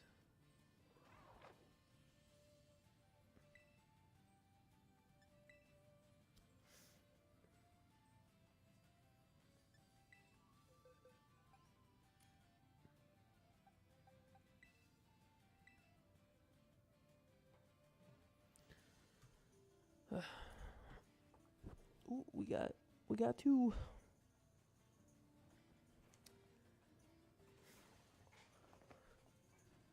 But yeah, I think I'm definitely gonna pick up Mario Kart at some point. I feel like that's probably one of those games that more people would probably be more inclined to just hop in and join and play. And if this becomes a thing where, I just play a lot of like multiplayer type streams, I totally would be down for it. I'm definitely trying to get like the whole like content creation thing going off. And I know streaming is like a big part of like the whole process. And it's been one of those things where I'm like very hesitant about getting too into it because it's like I'm more interested on the editing side of things. But I do see like the benefits of it, and so I just had to find a way where you know I can make it work and actually enjoy doing it. It's not that I'm goth. I just think emo guys are a hot topic. Oh, it sounded better in your head. Yeah, probably should have stayed better. It probably just stayed in your head. Just kidding. I'm just messing around.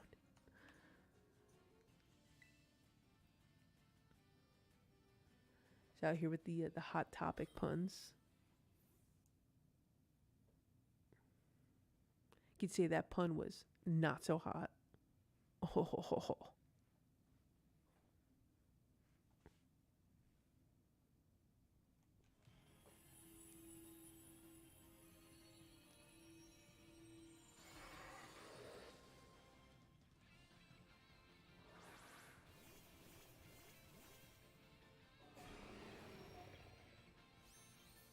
Okay, I definitely can see that the mic is picking up the game audio.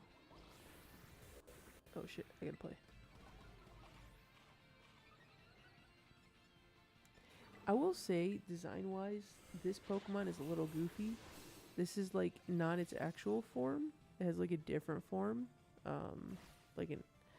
Oh, I forgot that Fly is a two-part move. But yeah, this Pokemon, regardless of form, is a very goofy-looking Pokemon.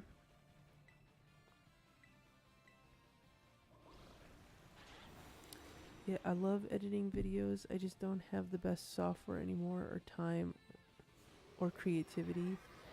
Yeah, honestly, that is like one of the biggest things I've kind of noticed is when you're working a full-time job, it is so hard to find time to set aside for editing, which is so like disheartening because it's like what I want to do as like a career. Like I would love nothing more just to like spend all my time just like editing videos and just doing a bunch of like the Instagram, TikTok, all that stuff, the whole like 9 yards. But working an 8-hour job, or like it's not even like just 8 hours. It's like it feels like it's more. Um, it feels like being at work consumes like pretty much half your day, and then you have to sleep. On top of that, you have to also eat, and so it's just like so much more time gets like alternated to different things. Um, but yeah, it feels very like discouraging because then it's like you have to spend like the little amount of time you have to do the things that you want to do. Where you're just like, man, I wish I could just quit my job and just like edit. Which is where the streaming stuff comes in handy because I'd say like you can't really rely on editing, especially with YouTube for income, and streaming is another avenue for income. So it's like you kind of have to like work on it if you want to really like have a full-time sort of like gig when it comes to editing, which is the unfortunate thing because it's like I'd rather just edit and call it a day. And I thought about like just like picking up an editing job, but it's been so hard to find one. Like everyone wants their videos to be edited like Mr. Beast videos or like every generic Minecraft video. And I'm like, dude, I can't do that. Like I can try to like get you the best product, the best edited version of that video that I can provide to you, but if you need like a Mr. Beast, I'm like I can't do that. Like I can't. That's just like not in my wheelhouse. Okay, we did not do good against this raid.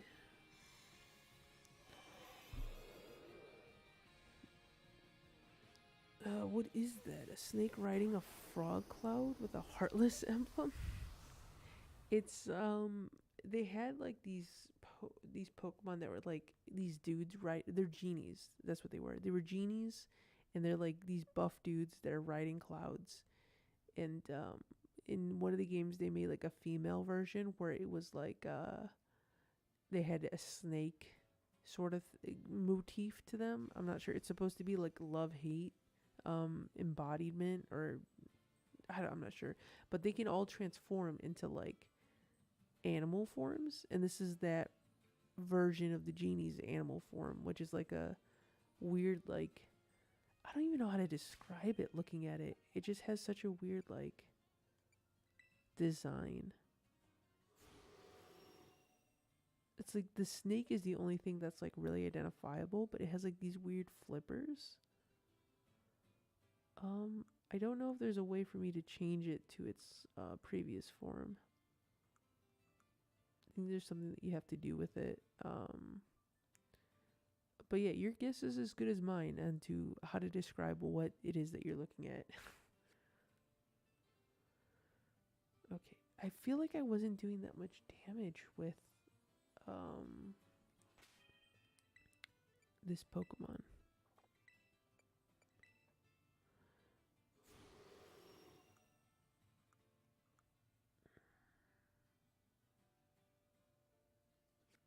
But I don't know if maybe the other people just weren't like, I don't know. Maybe I'll try again. I'll try again with the same Pokemon, see if what results I get the second time around.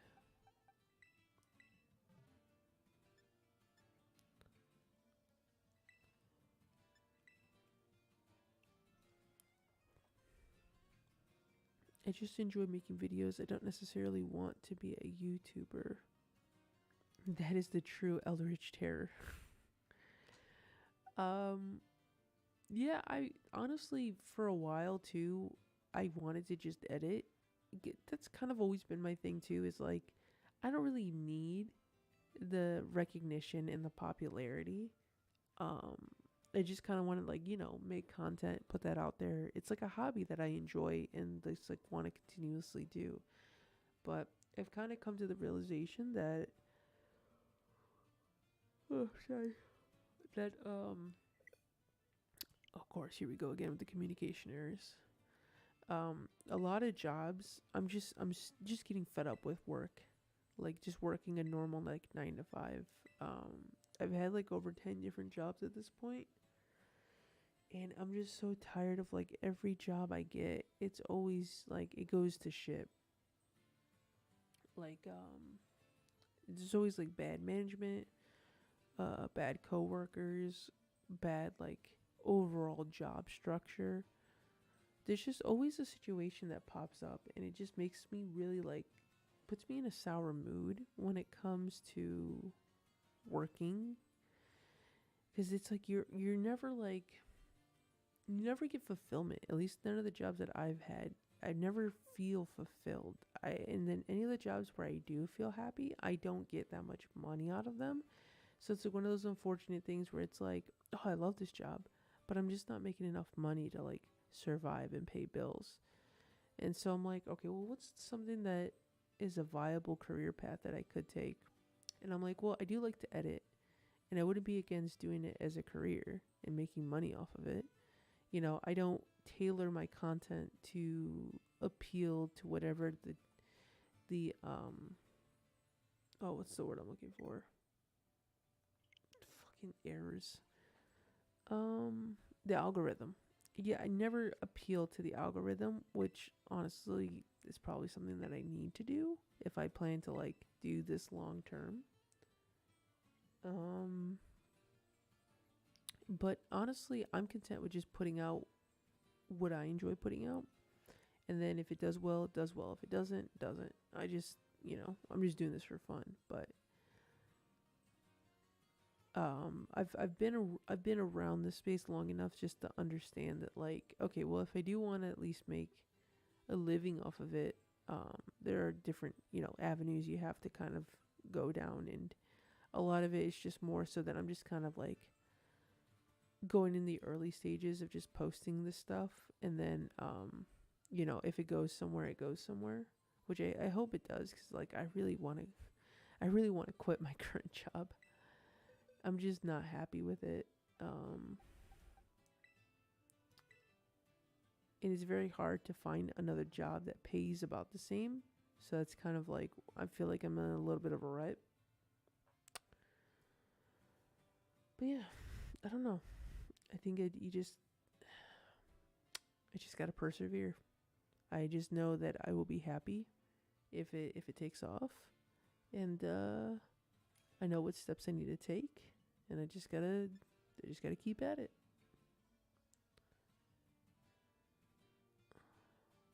I only had 3 jobs, and I came to that realization.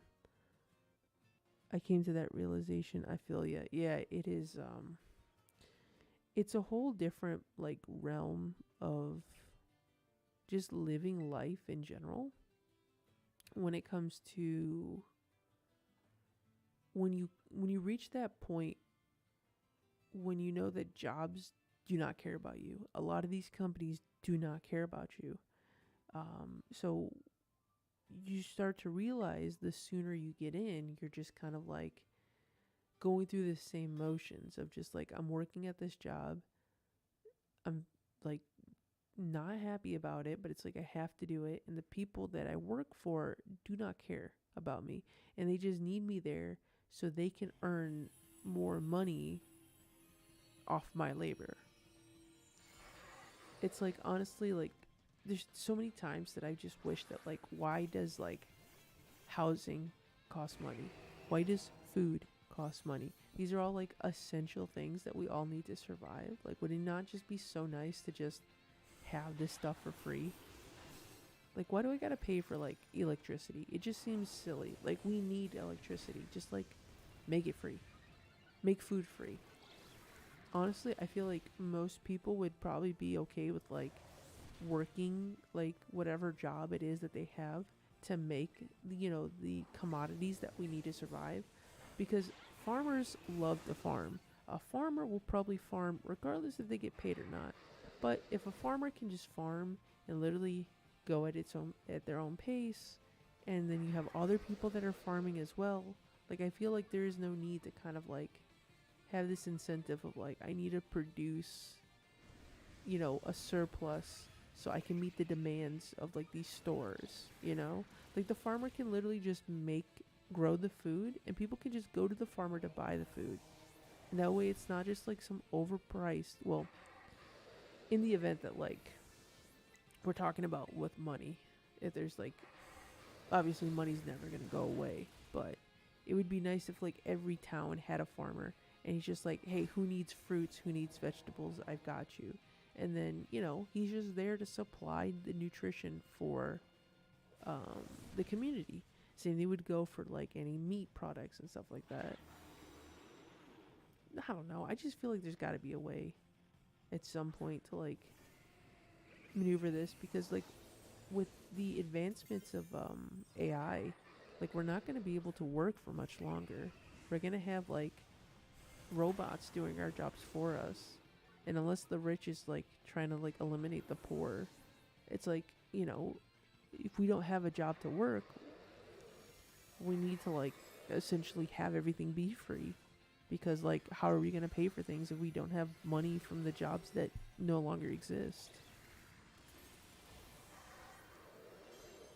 That's my headspace on this situation. Also, damn, this guy is fucking wrecking.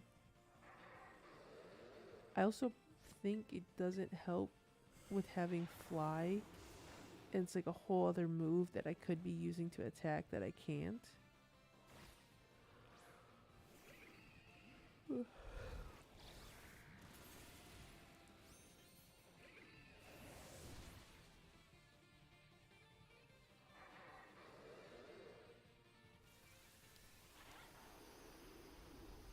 Okay, I might have to pick a different Pokemon. I don't think this pink thing is gonna work.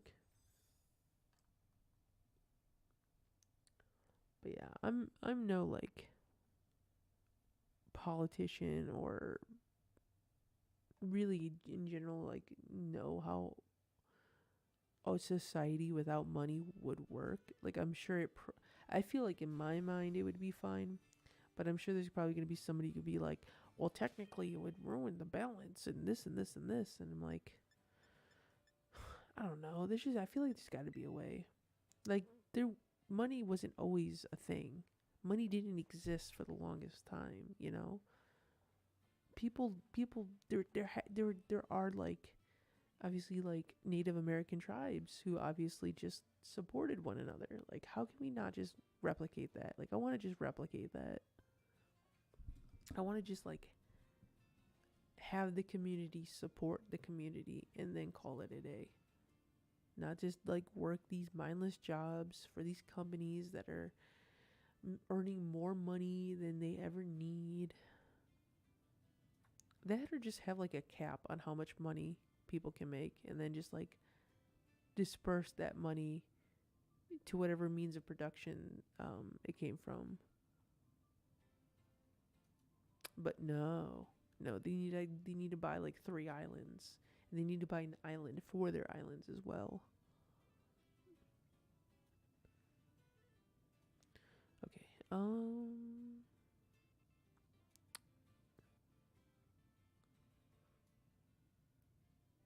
Okay, so I think it would probably help if we. Let's see.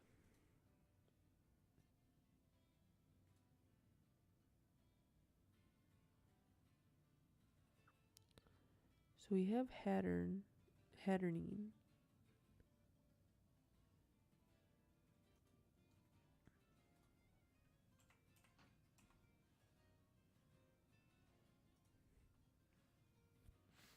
Mm.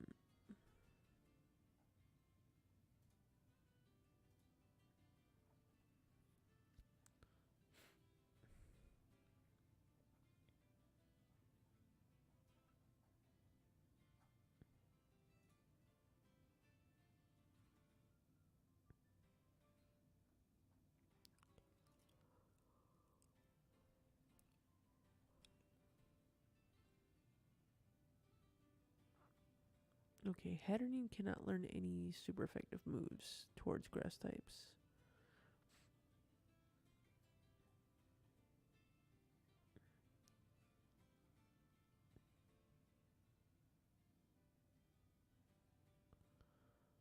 This Grim Snarl. What can Grim Snarl learn?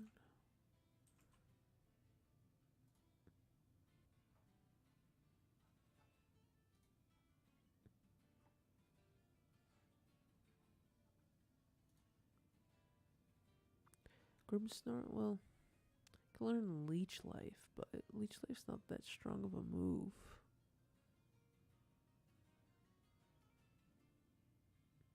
I can learn Fire Punch.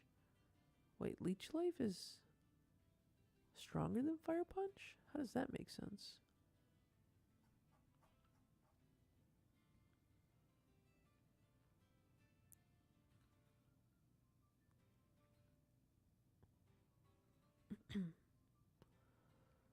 Okay, so I can learn Fire Punch, Ice Punch.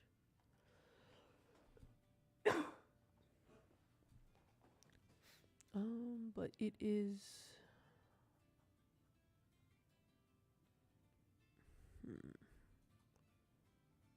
Gotta find a Pokemon that could stab.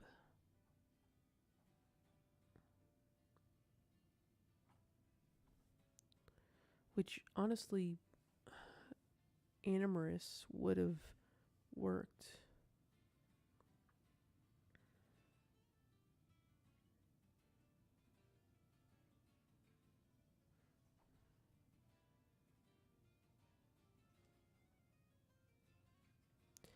There's Heatran.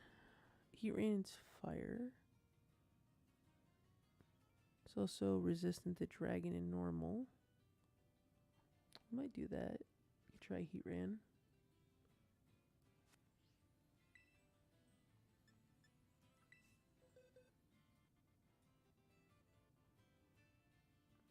You need sleep, lol.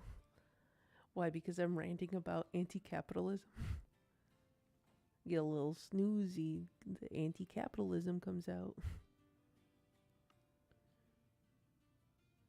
I do need to go to bed at some point. I do want to try to beat this Hydreigon. It's unfortunate, dude, because I wanted to fight a Mewtwo. But I guess you could always. He's not gonna go away anytime soon. I might just have to do that off stream. Or maybe I could stream. Well, I don't know. I have to do some editing, so we'll see. No, I can't. I have a dentist appointment tomorrow, so I will not be willing to talk for a few hours.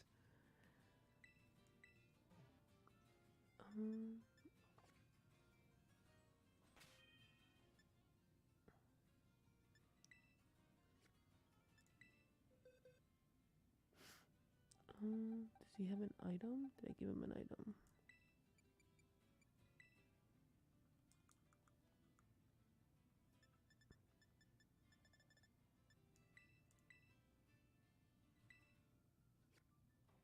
Okay. I think.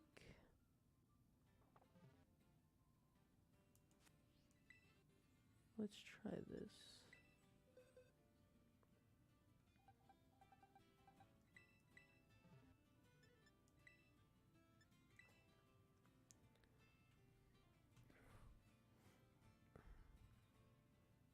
Oh, sure. Do the good content off stream. Well, okay. Now I'm just tempted to just see if I can find the Mewtwo. How long is the Mewtwo raid? Because I want to say that it doesn't go on for too much longer. Mewtwo.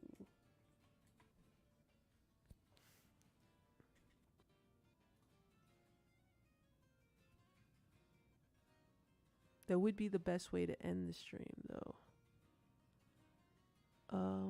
August 31st to September 17th. Oh, okay, so it's actually going on for another week.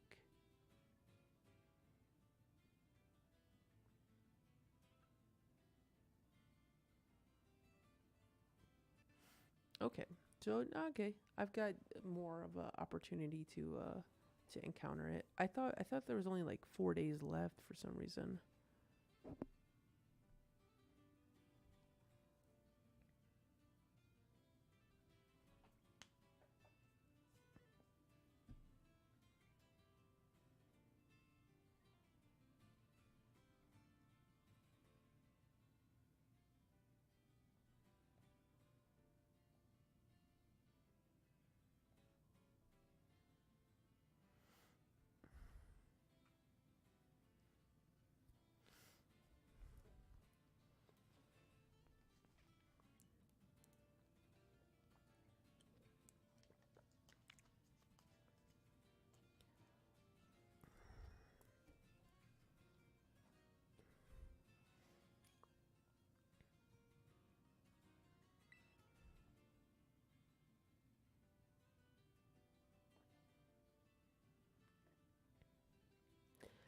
I do wonder if the Mewtwo raids look any different on the overworld map.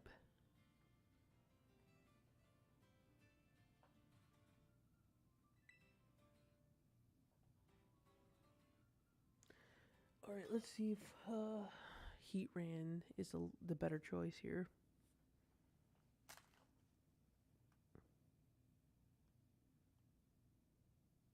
I swear, if it tells me communication error. Okay. I was about to like lose my mind there for a second.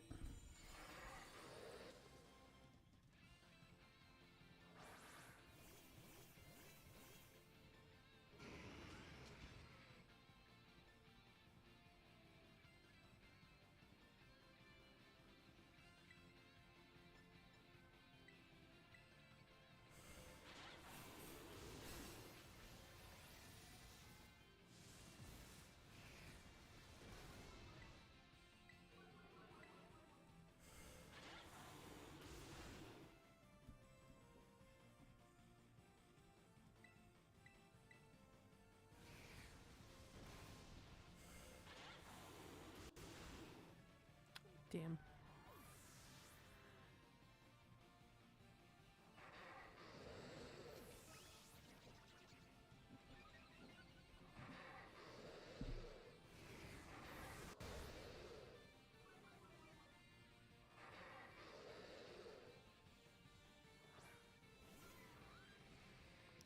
And Charizard looks so base next to these newer Pokemon. LOL. It's interesting because for the longest time, they had Charizard stuck in like a flying position. So he looked a little like, I don't know, like not cool. And then they finally like allowed him to like stand on the ground in this game. And now he like actually looks pretty imposing. But yeah, he does look pretty like basic for the most part.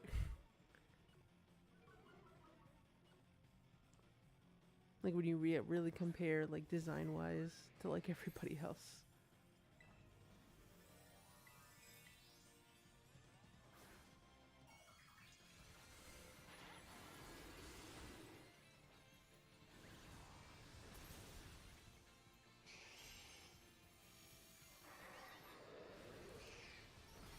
They were really struggling against this guy, I swear.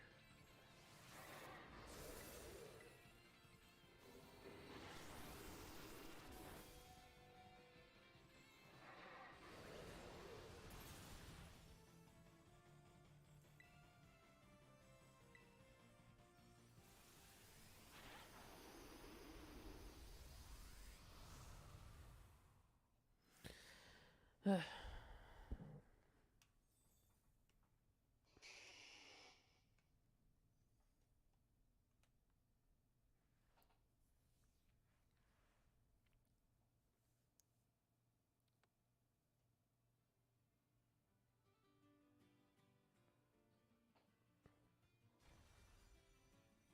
you just realizing that Charizard is a dragon? Well, technically, he never was a dragon type, but they did eventually give him the typing when they had like the mega evolutions.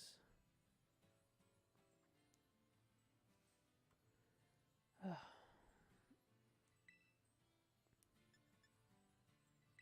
I could try again with Heatran. Maybe is there a stronger move? Well, actually, is there a better move than Heat Wave? Where does Heat Wave stand on moves, on fire moves?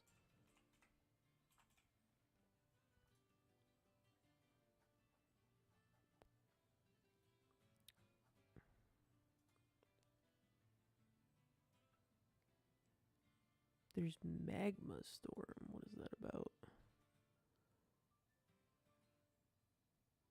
Inflicts damage on the first turn, then traps the opponent, causing them to lose an eighth of their maximum HP after each turn. Okay. Magma Storm might be the way to go. Oh, wait, what? It just disappeared. Oh, did the raids reset? The raids reset. Wow. Oh, it is midnight. Yeah, the raids reset at midnight. Damn. Okay, that looks like that could be a Mewtwo.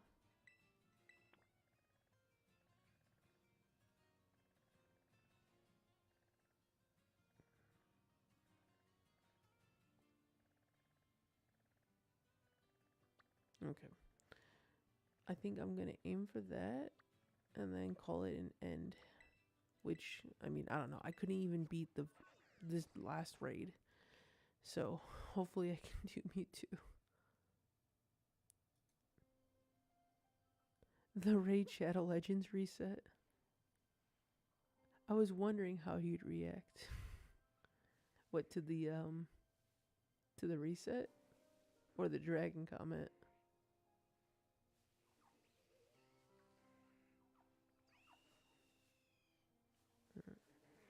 I don't see any shinies here.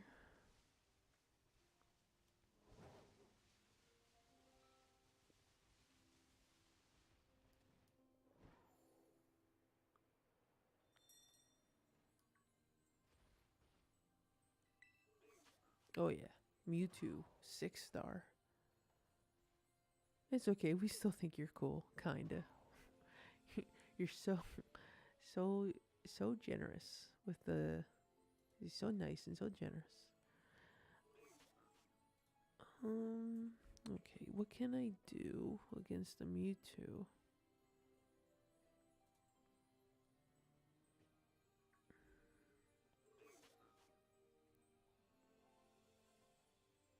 Saying Hoopa. It's immune to fighting, resistant to psychic.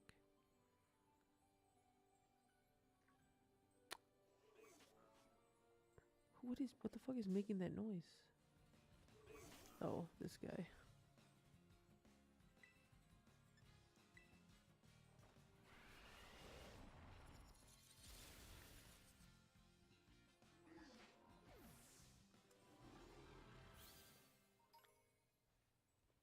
Okay.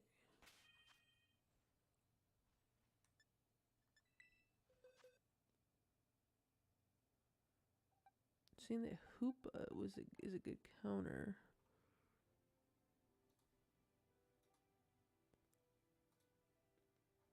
So we need some good Bug Ghost or Dark moves. So definitely Ghost because Hoopa is part Ghost.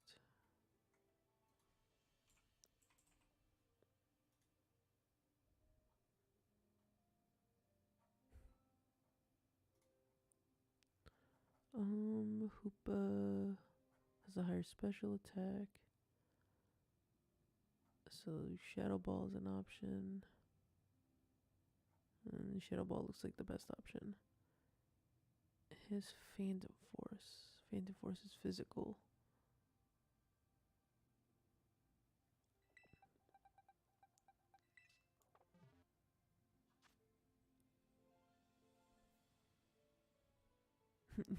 You got this, man. No death run. Well, I assume other people are also attempting to do Mewtwo, so they're going to be coming in with like their A game. But then again, the the problem with higher star raids is that you really need to work alongside your teammates. Like you really need like a good strategy. Also like having supports. Like you need to have like 2 support Pokemon. So the problem is with teaming up with random people is that there's no way to communicate a strategy. So you kind of just have to hope that people are coming in with like a viable like set of Pokemon, which realistically having a support Pokemon would probably be the better method to go about it. Like I should be playing support because more likely most people are going to be playing offensively, and you need a fucking support or else you're not going to be able to beat it. That in mind, I have very low expectations for this, but who knows? Maybe I'll get like utterly carried. I'm gonna give it a shot though. I'm gonna attempt it a few times, and then if I don't feel like it's worth it, um, then I will back out, and then I'll have to like figure something out. But I guess I won't really know until I go in and try.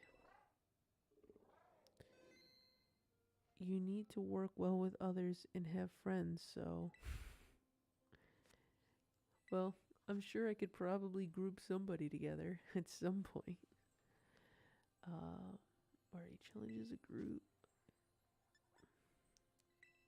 Let me change my Pokemon here. Oh wait, I didn't even teach it the move I wanted it to learn.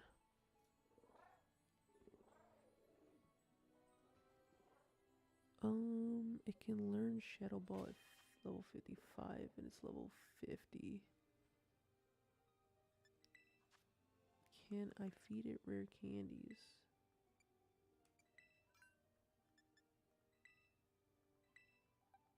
I probably should feed it a bunch of rare candies anyway, so I can get a high enough level.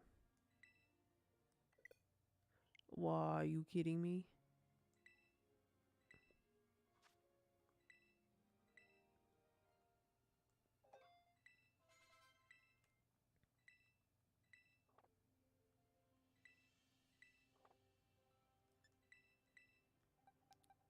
How is it gonna fucking disconnect while I'm leveling up the Pokemon? Hyperspace hole? Sounds intimidating.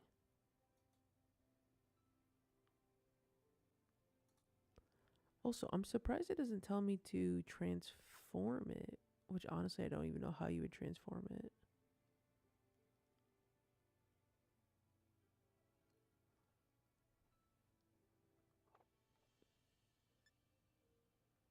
Okay, so I need to feed it. I want to get it at level 100. So if I feed it 13 candies.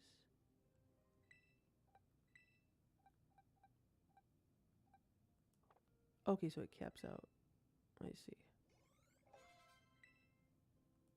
All right.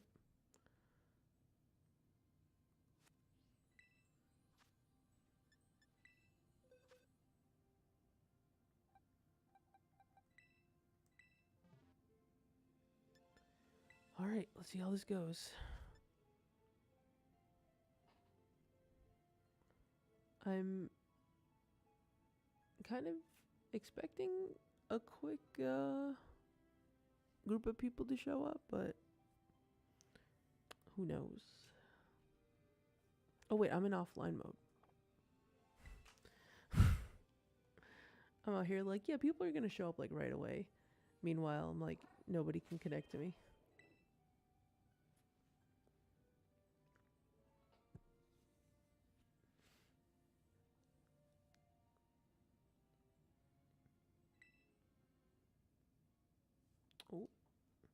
What's he doing?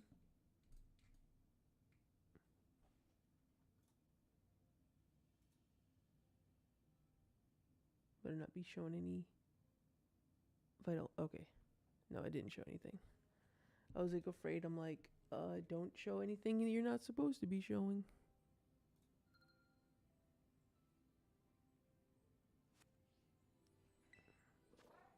Okay. Professional streamer. Yeah, that's me. The best.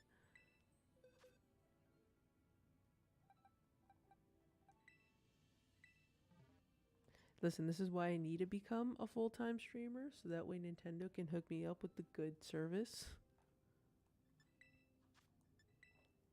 I'm on the janky third-party servers right now.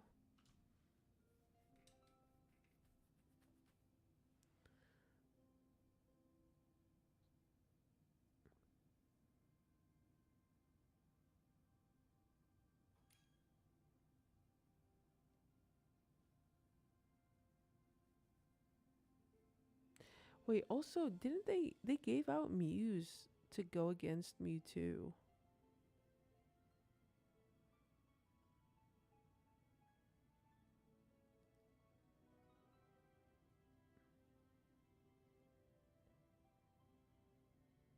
It says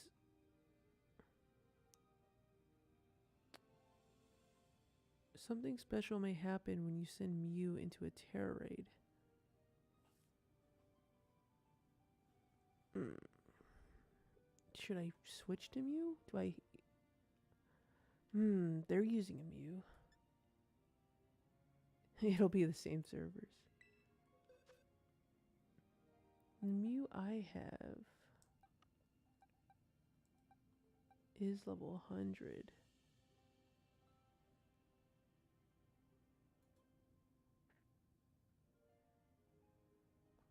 Maybe I should back out. I'm sorry, person. I didn't even think about that. I didn't think that there was going to be a special thing with Mew. Okay. Well, I just need to teach Mew a move. Which I can teach Mew any kind of move. Which honestly, why is Mew not on the list of counters?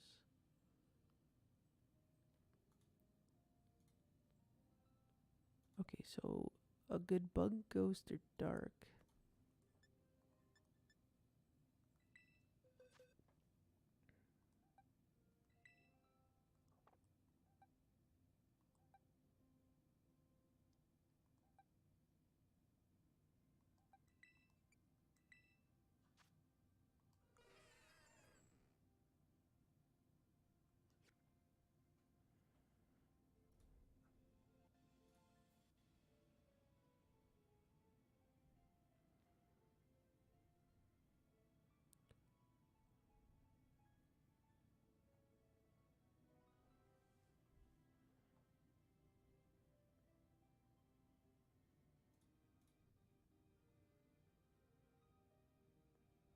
Okay, so we got foul play as an option.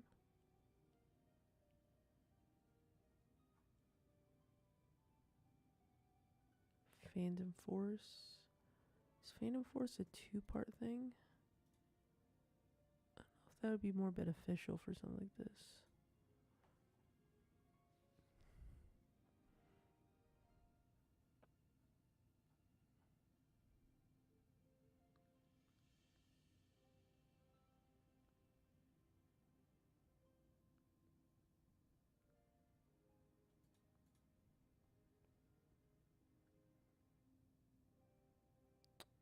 So foul play uses the opponent's attack stat instead of the user's in damage calculation.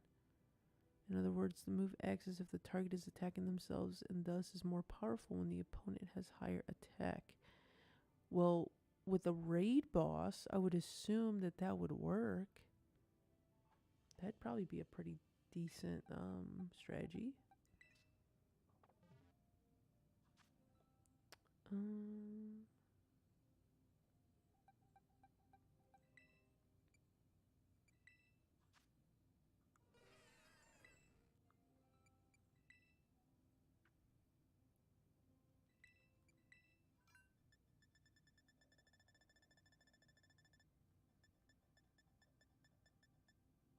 don't have a TM for it.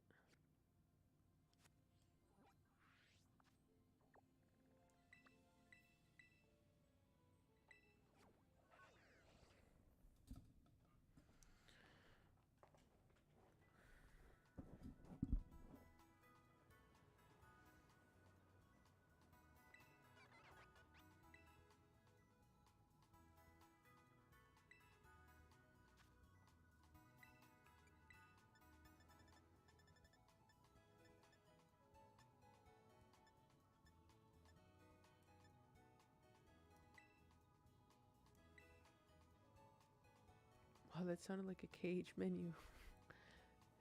I think at that point, you just played so much Kingdom Hearts that you just like everything sounds like Kingdom Hearts. Like there are moments where I'm just walking out in public and then like somebody will have like a Kingdom Hearts like ringtone or like a text tone, and it doesn't even like click with me that it's like, oh, Kingdom Hearts in the wild. That's such like an uncommon thing. I'm just like, no, I've heard that noise so much that it's like more uncommon for me not to hear that noise than actually hearing it. So it like doesn't almost like register that I'm like, oh, you're right. That is Kingdom Hearts. I'm just so used to that just being like a normal part of my life at this point with how much I've played it.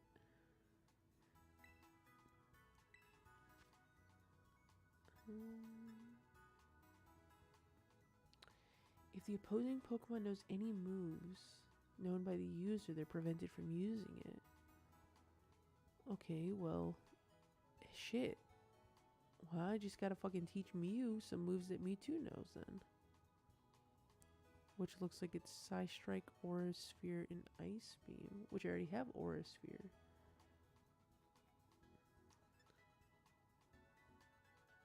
Oh, I could just transform myself and just become the Mewtwo? Would that be better? Dude, in college, I would hear the Facebook notification sound in my head and it freaked me out.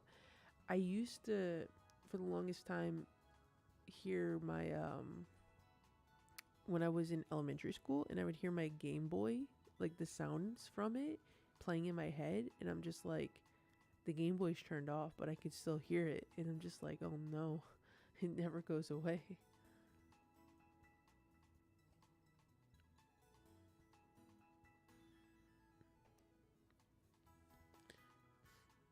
I'm curious if Imprison does Imprison work in Terra raids. The raid boss is immune to Imprison's effects. Okay, lame. Alright, we'll get rid of Imprison then.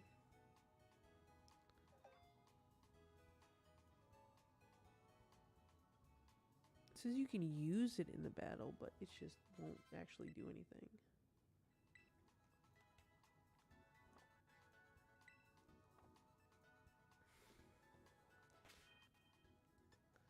Leave it to fucking Game Freak to be like, yeah, you can go ahead and bring it. If it'll work or not, I don't know. You'll have to find out on your own.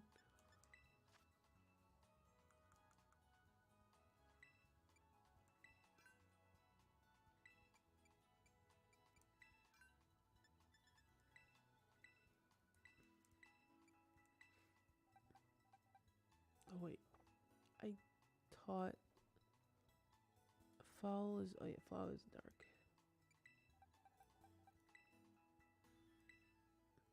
Hell yeah, my Mewtwo, or my Mew, has got some sick pair of glasses.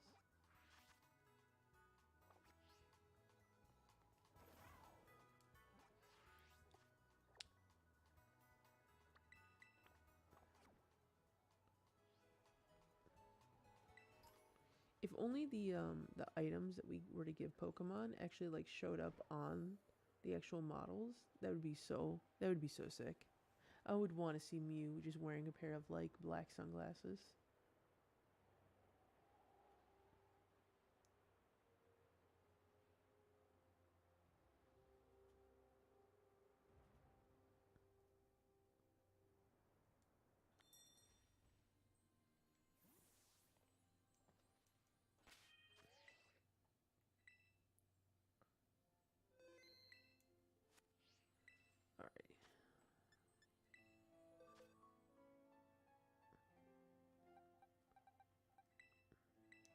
Wonder if they make it easy on you if you just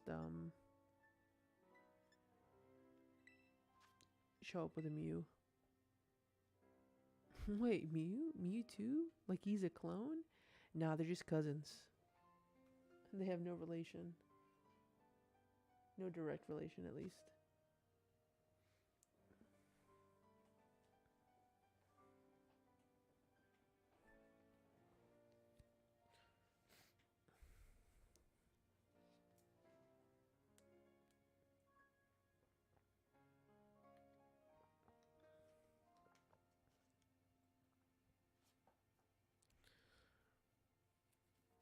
Now, the Mew that I did get from the mystery gift was had a steel Terra type, which is unfortunate because Mewtwo is not weak to steel.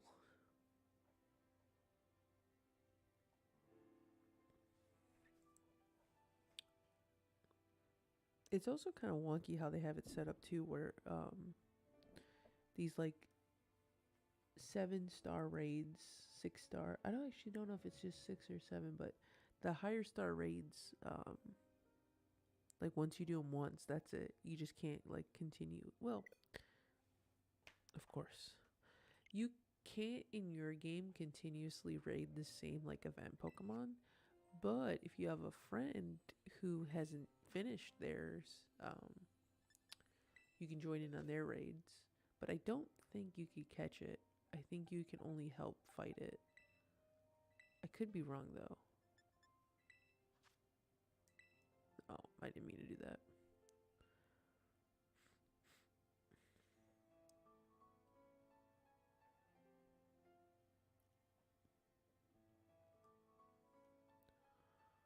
And it's probably gonna air out. Yeah, there it is. What a great stream.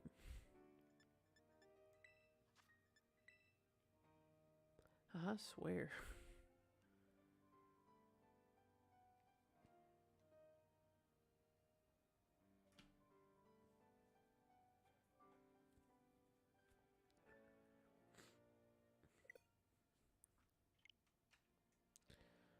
This game is trash. This game is garbage. Down, flush it down the toilet. The whole thing.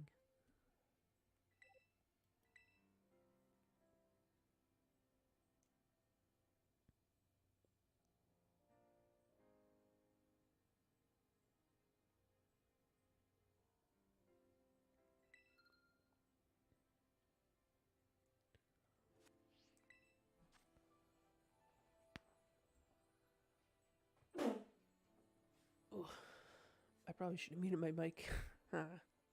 Sorry.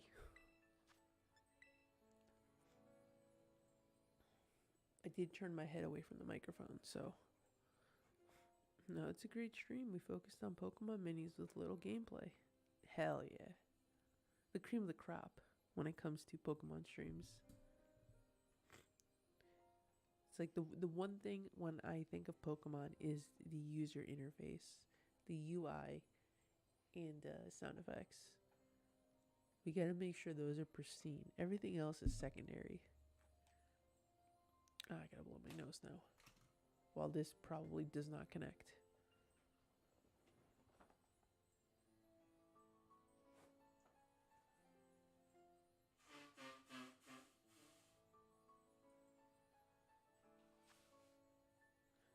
Oh, I was wrong.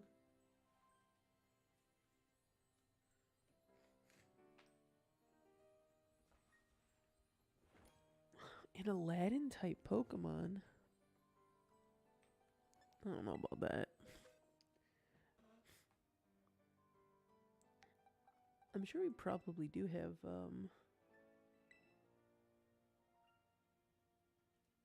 there's gotta be something at this point. Well, I mean, we do have the Genie Pokemon, which is somewhat Aladdin. It's probably very close correlation to Aladdin.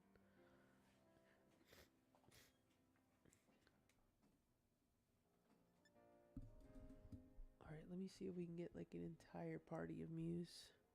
There's gotta be one more Mew out there.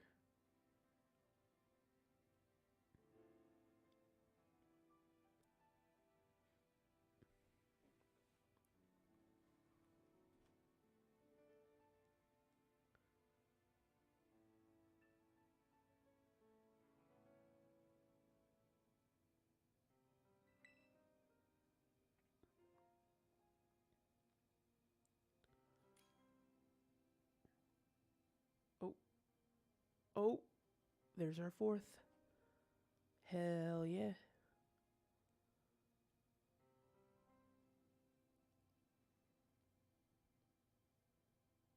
All right. Full muse. Let's go. Please don't crash. Okay, thank God. I was gonna say if I got a full party and then it fucking disconnects me. Ooh. Oof.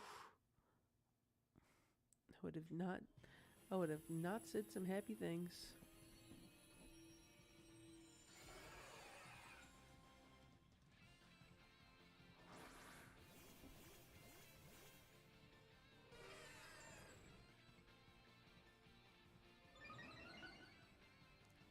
A formidable opponent.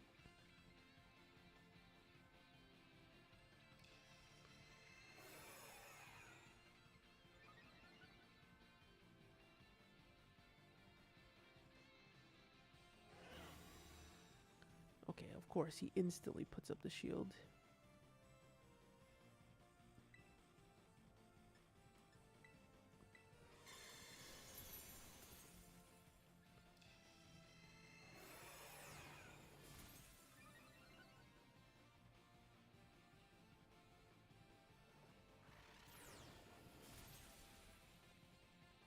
Yeah, I don't feel like we're doing any damage.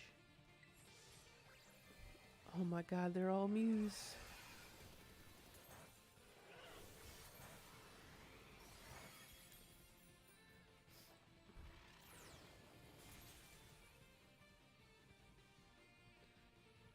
I legit don't feel like we are hurting him at all.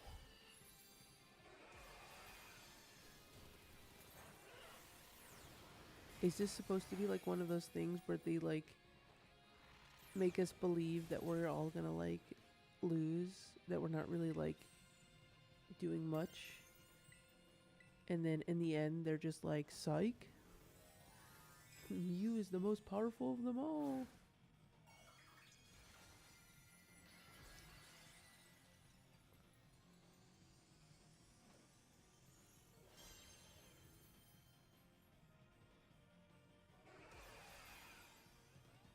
It's probably pointless for me to do that. I think I'm gonna die right here. Well, shit. Well, there goes my hat that I can't wear anymore.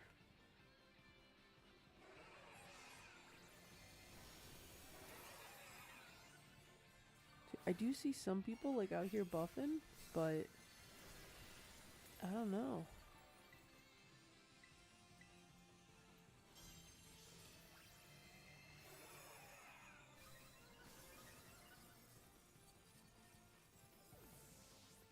Okay, it definitely feels like something that we need more of a strategy going into.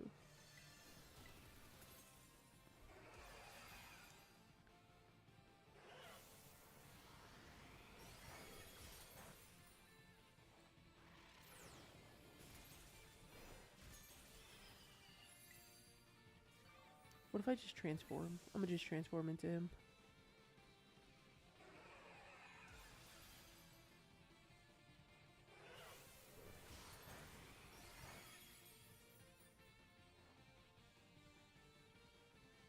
Oh, I can't transform? Oh my god. Are you serious?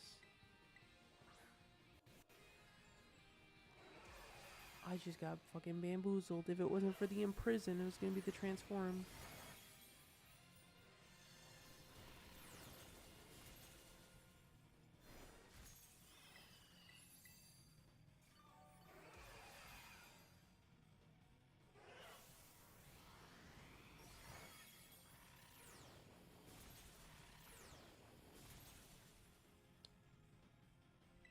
Okay, yeah, we are not doing anything here.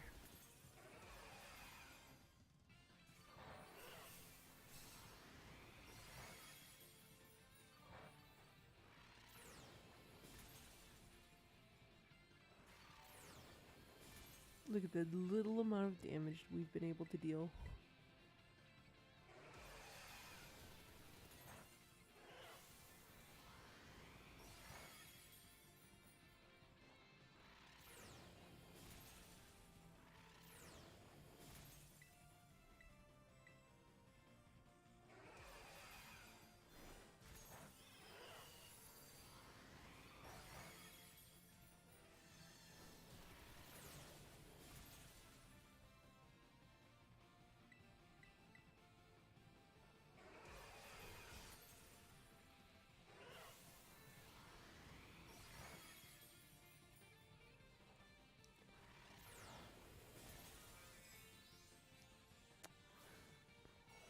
need some damage. Yeah, I know, right?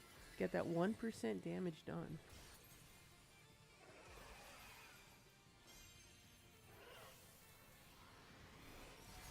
I guess there is always a way to change the Terra typing. And that might be able to help, but I don't know.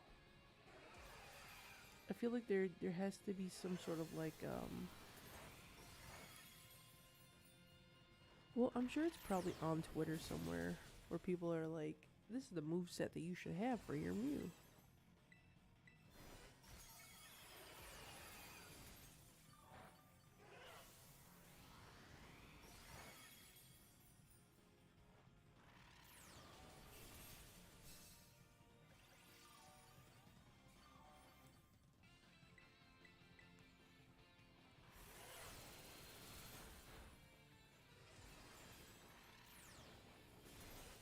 But also, I guess we get to see when the oh no, I ran out of PP for my move. Oh no. Fuck. I needed a second move. I'm also surprised that this has been lasting on, or this fight's been going on for as long as it has. I thought he would have obliterated all of us in like a second.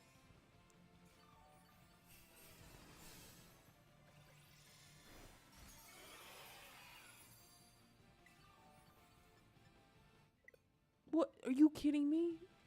In the middle, not like we were doing much, but I cannot believe it kicked me out during a battle. Dude, what if I was like dominating? Wait.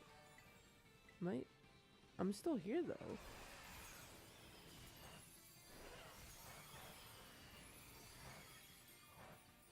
I'm confused. I disconnected, but it's still letting me go through. Maybe because they're like, dude, we feel sorry for you. Like, we're gonna disconnect you right now to save you from the embarrassment. Like, you're not gonna do this. You have no chance. You have no shot.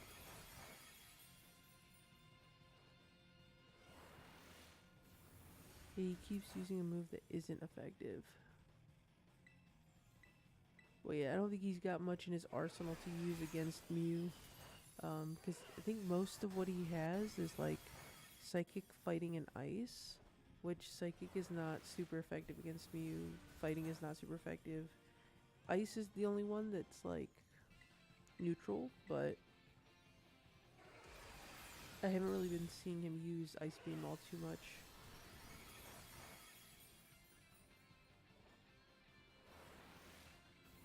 That's the positive attitude to have.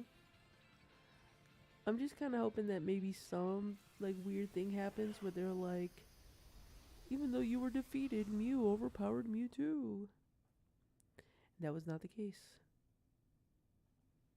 Alright, what does Twitter say?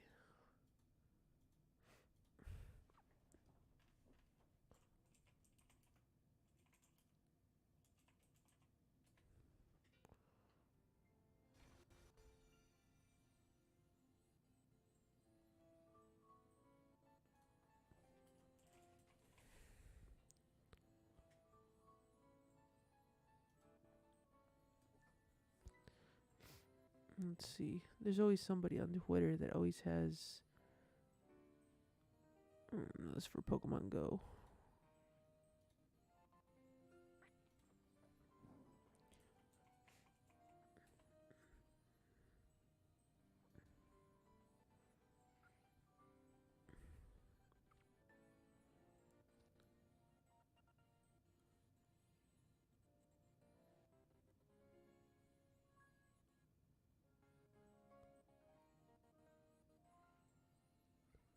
Okay, so it looks like definitely the bug Terra type is the way to go.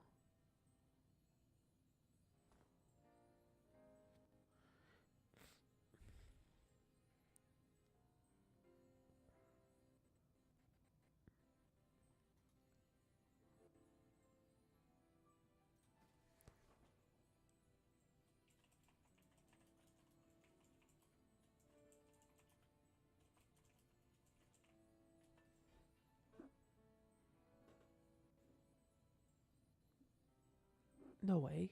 I looked up how to beat the Mewtwo raid, and the first article that shows up is Pokemon player does the impossible in solos Mewtwo Terror raid. How?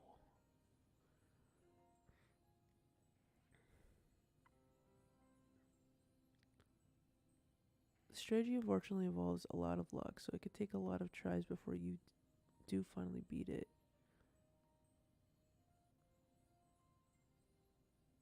Oh, so when the NPCs need to paralyze.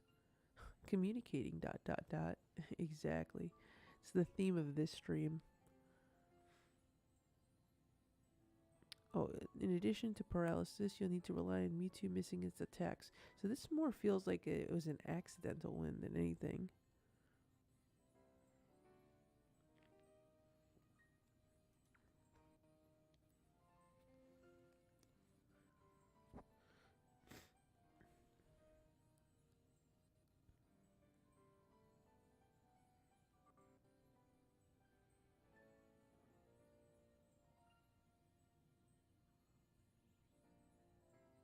When you bring a Mew to a 7-star Mewtwo raid, it will gain a 50% boost to its HP stat and 20% boost to all other stats. This effectively gives Mewtwo a base stat total 750, making it theoretically one of the strongest Pokemon in the game.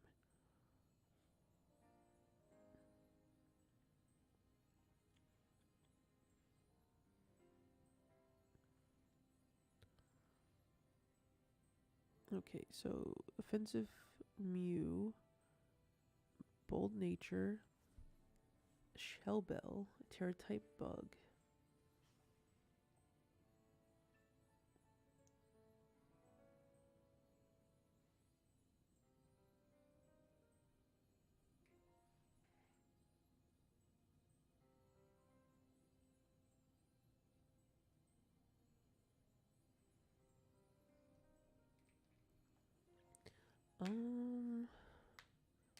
I'm wondering if it'd be better to go offensive or defensive.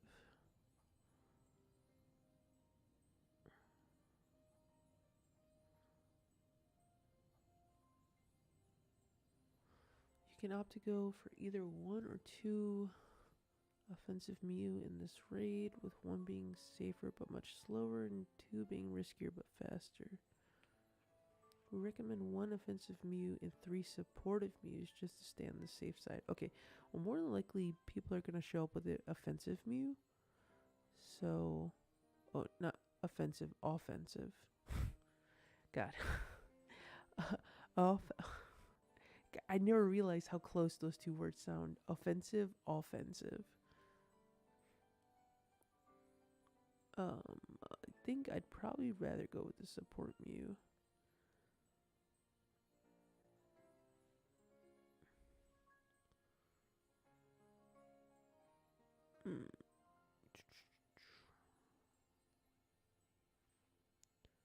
Okay.